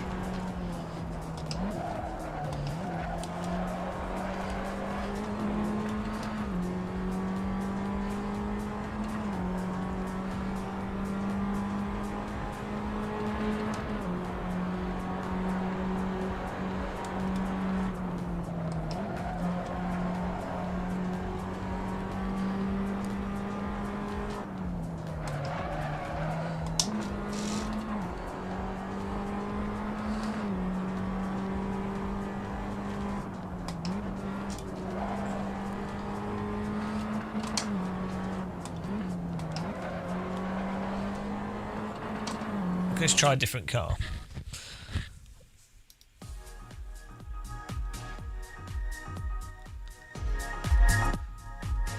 Okay, right, different car. We got most things working though. That's the point of today, to try and fix everything.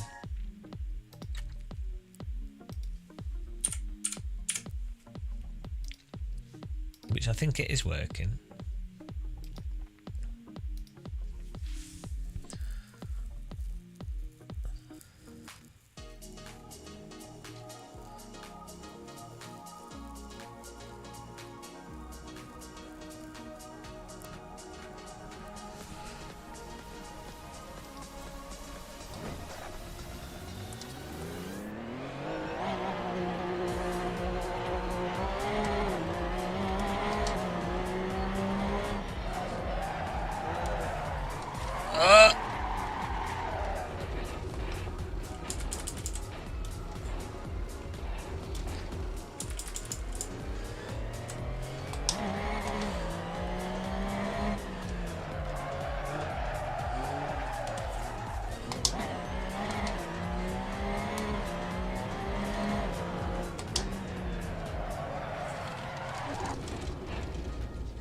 Well, I need to learn how to drive.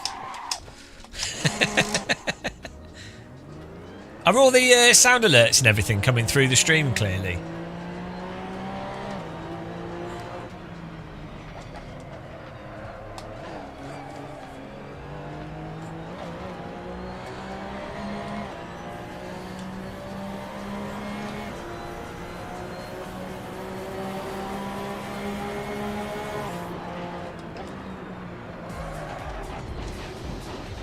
Why can't I drive?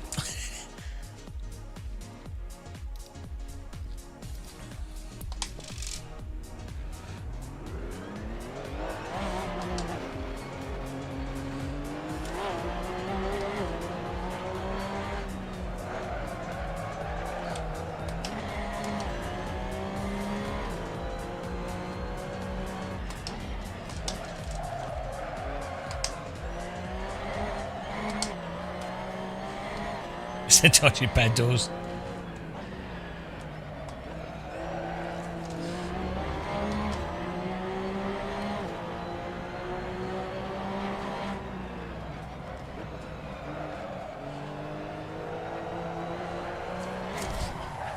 Whoa. Hang on.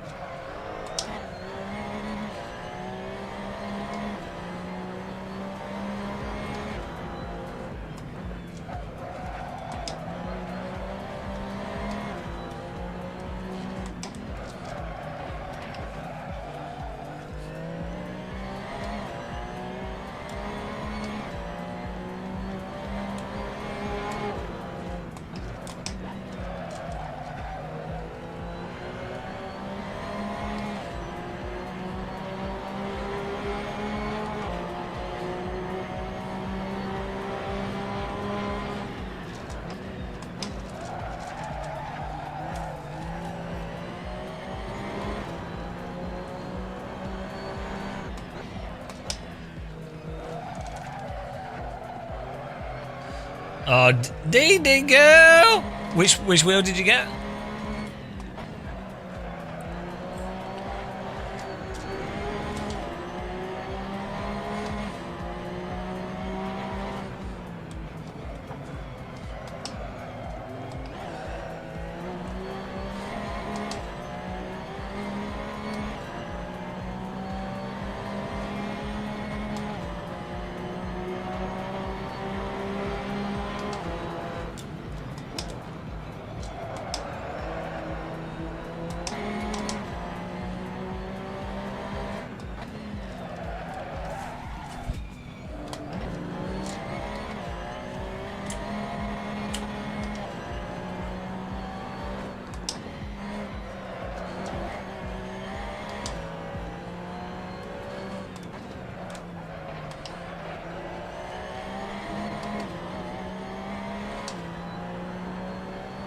Yeah, you get a nice... Any DD, you get a nice feel from them.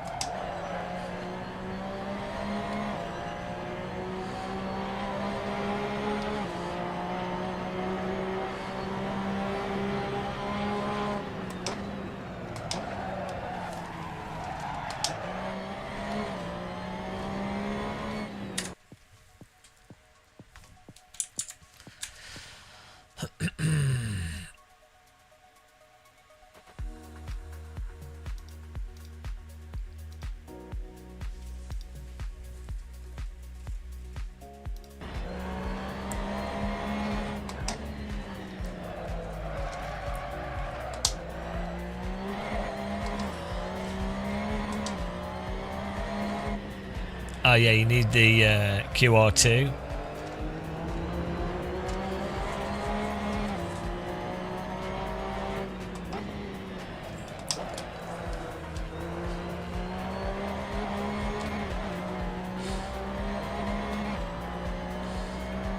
What am I under brake? I don't know what you mean.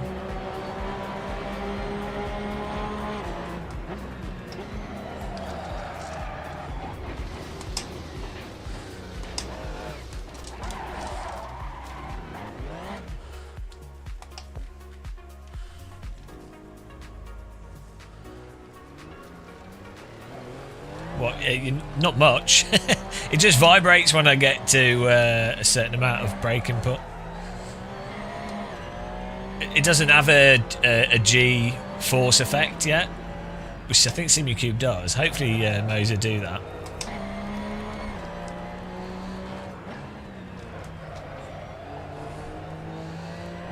And we could put the engine vibration on actually, see what that feels like.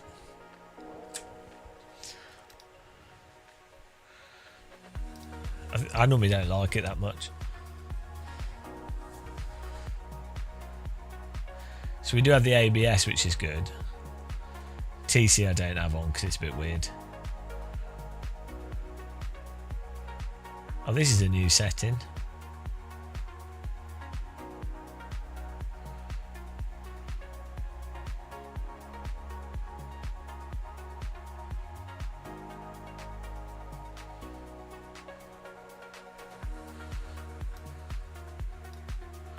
So unfortunately, the wheel lockup only happens when the wheels are locked up.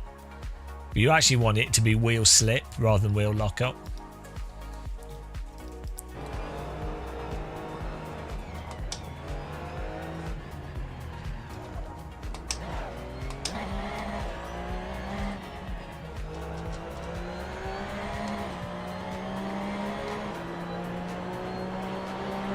No, I just put it on dark mode.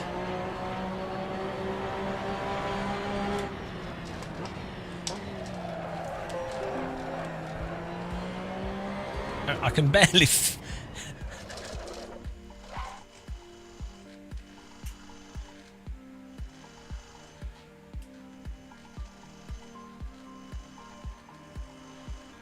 okay, I don't know why that's...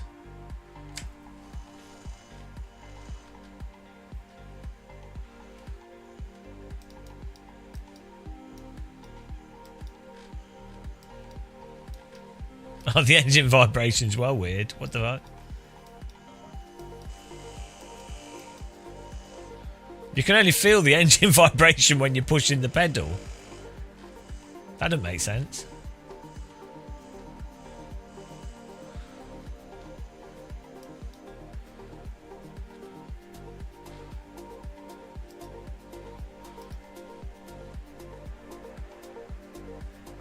Okay, well that...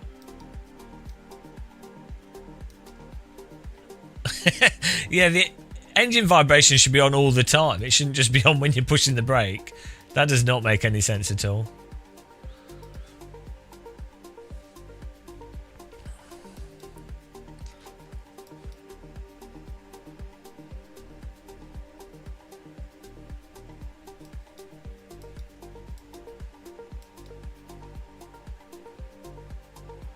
See,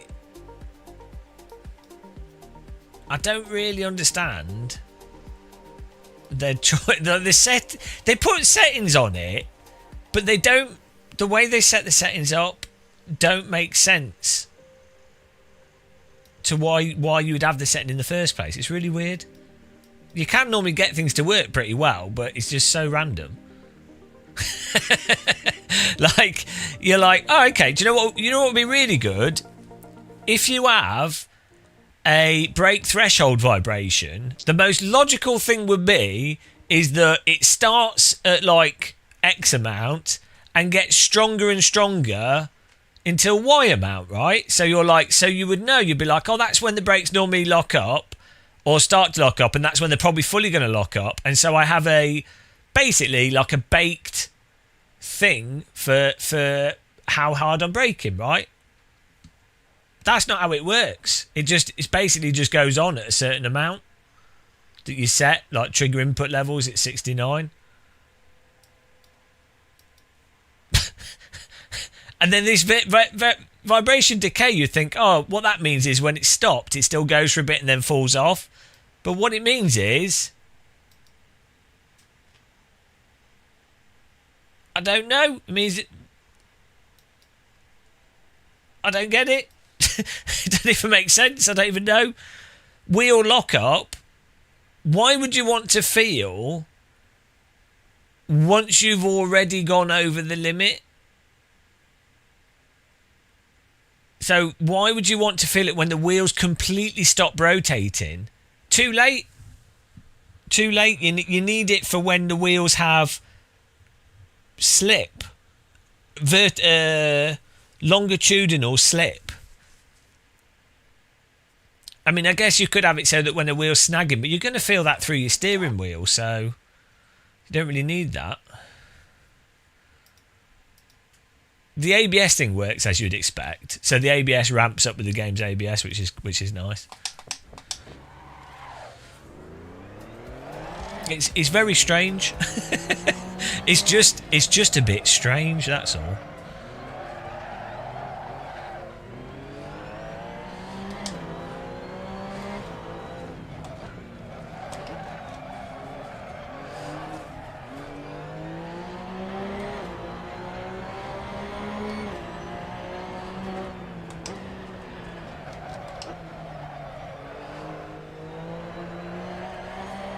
Well, I do talk. I message them every now and again, but I don't know if they intuitively do it. They have sim races that work at Moses. Maybe it's like the engineer that implements it does what they do. I don't know. And then maybe they're not a sim racer, but they have like real drivers and stuff working with them.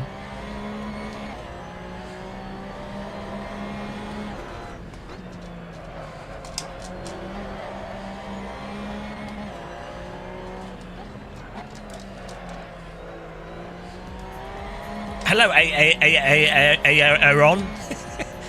Yeah, it's all right. It's all right, but it could be a lot better.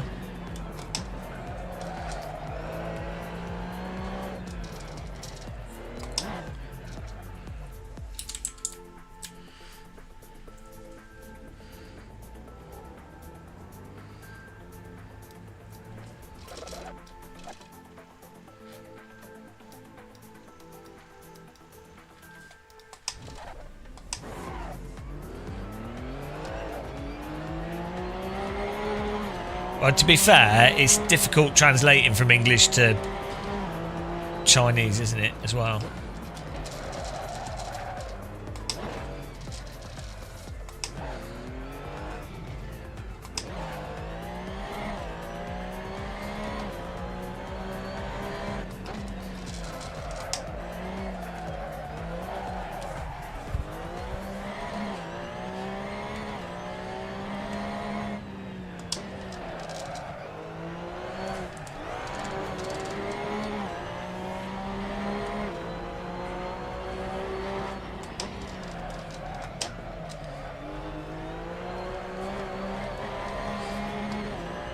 Need a motion rig. We do have tactile transducers, which we could turn on. Got them turned off at the moment.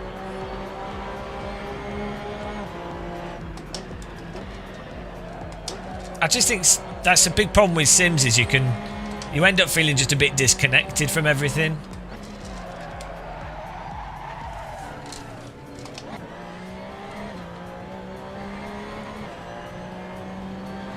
Oh, I don't notice. I can't see spelling errors, so that doesn't affect me.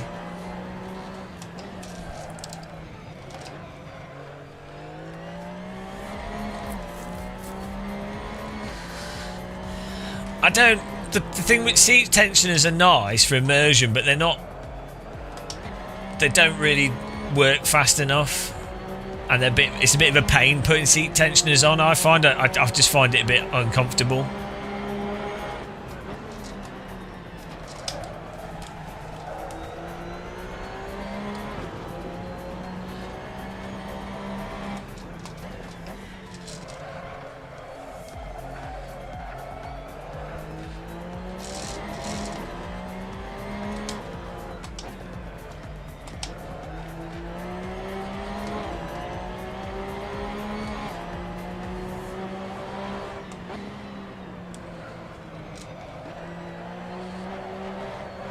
No, I seem to be losing like dynamic range from this. I don't know why. Yeah, I think transducers are great.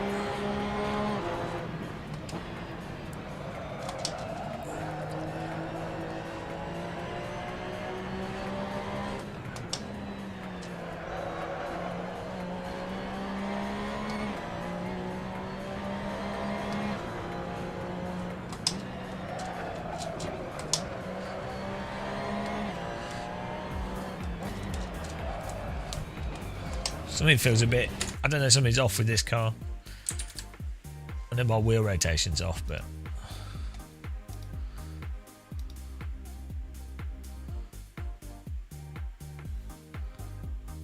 something seems a bit wonky.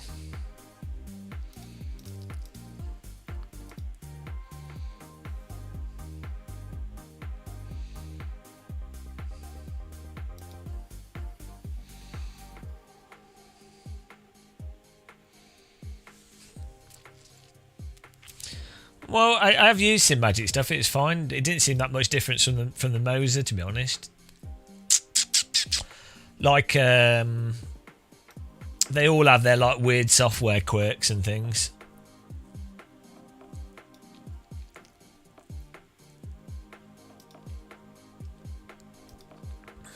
You end up having to just set them up. Each thing has to be set up its own way.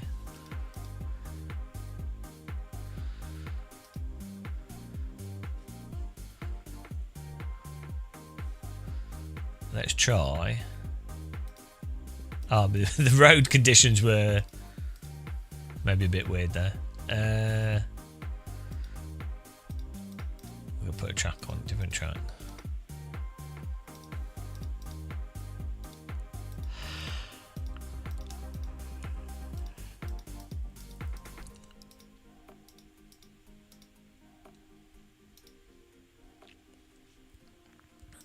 Let's see how this works.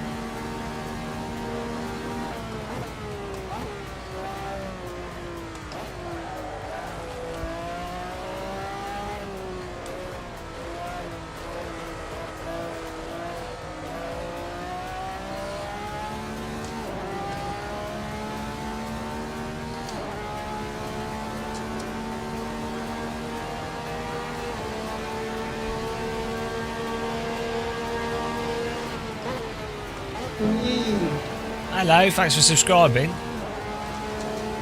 Martin Schmidt. Schmidt-ageddon.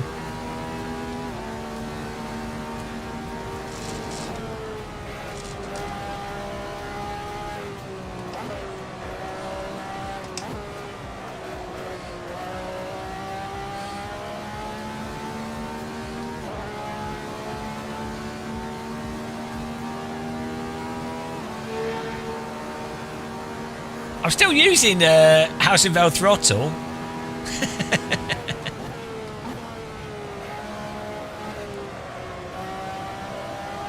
And clutch.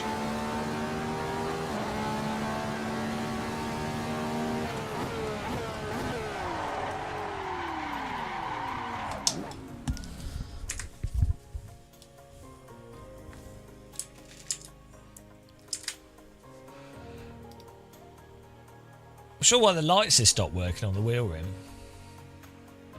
We updated the software.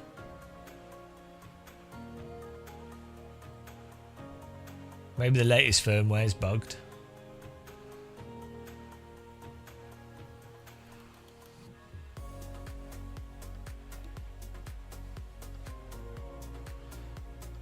The new force feedback. They didn't really change that much. I don't know what that was about. To be honest. I think they just sometimes say stuff. They probably improved it a little bit, but I never really noticed that much of a difference.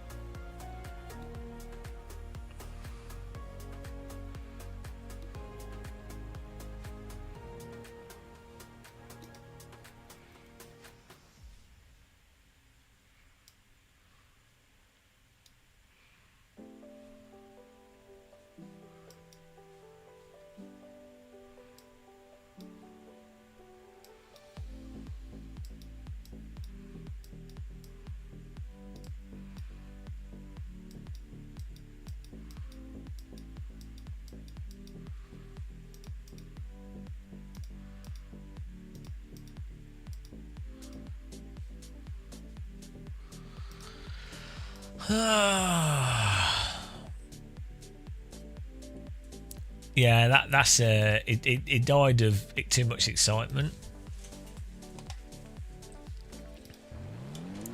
It happens.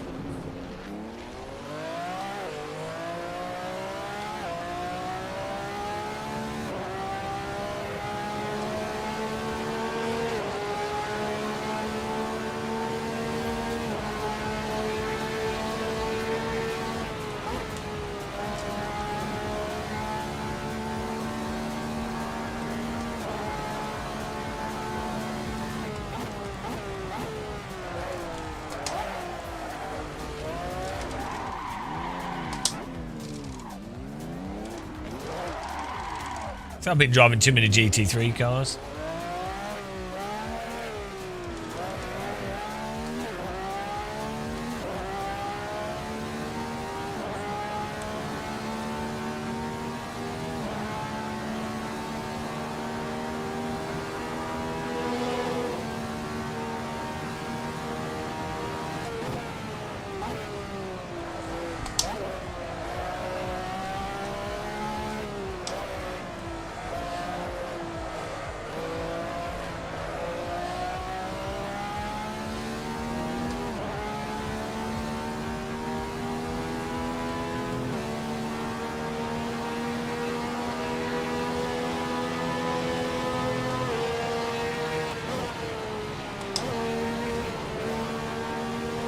The force feedback feels a little bit mushy, I think. I don't know what's going on.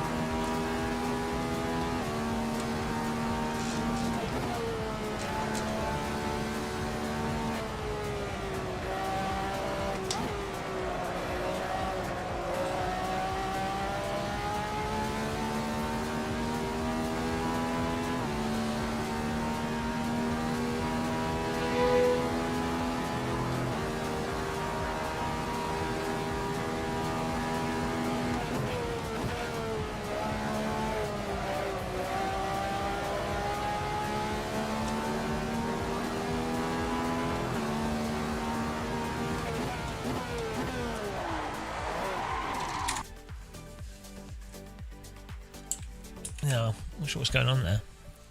If it's an AC setting.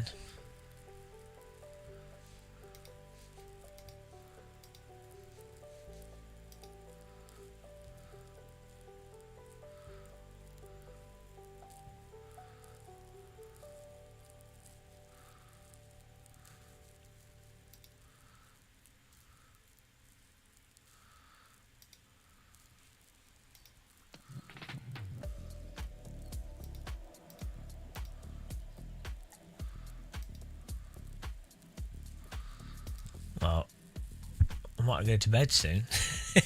It's been very exciting. I think we've got everything fixed though. That's the main thing. That was the objective. I think the stream's working. Why is it raining?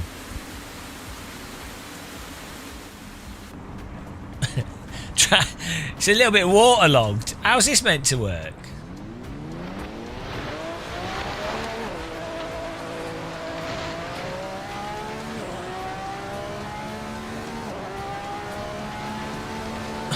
What is this? It's the same physics. But ice rink track.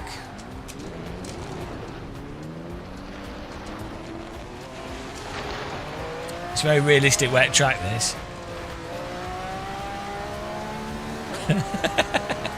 What's going on?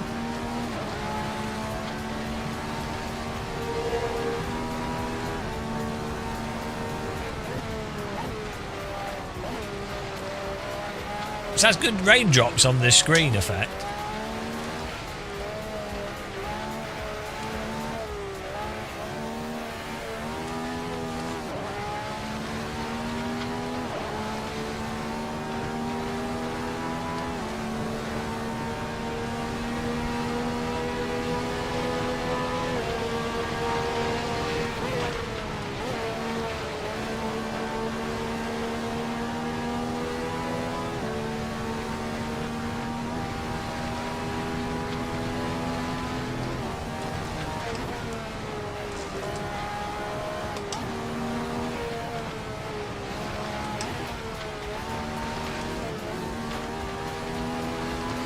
Okay, I'm not sure what's going on there. Whatever that is. Why ideal conditions was ticked as well. Those are the ideal conditions. Don't argue with it. Weather clip. Why? I think that was a weird bug.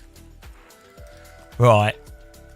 I'm gonna get some rest, I think, and then we'll be back for more. Now we've got everything working, I think, for the most part, at least. It's all good.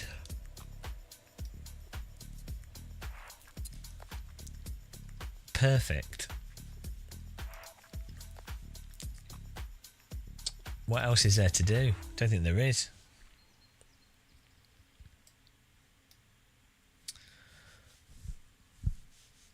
I think everything's working. I think it's been a success. I'm going to tell myself that. Probably hasn't. Probably isn't. It's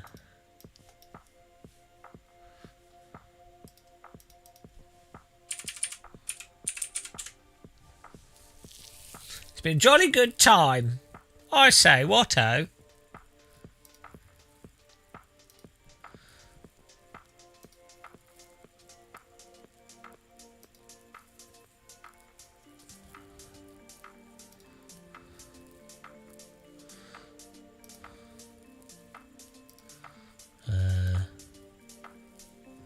We go.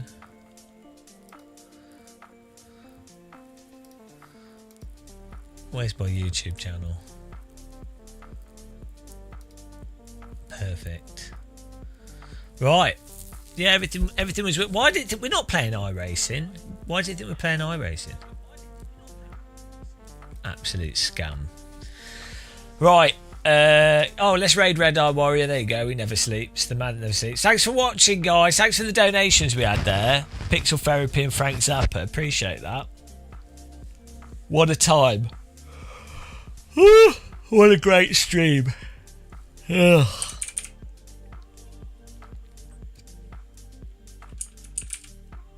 Where's Red Eye Warrior? I can't find him.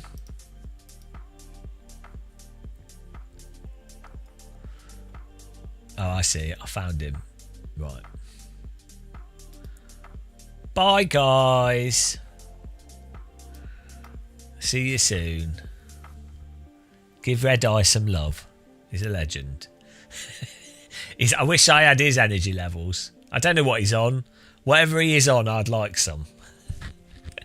See you guys. Bye. Bye.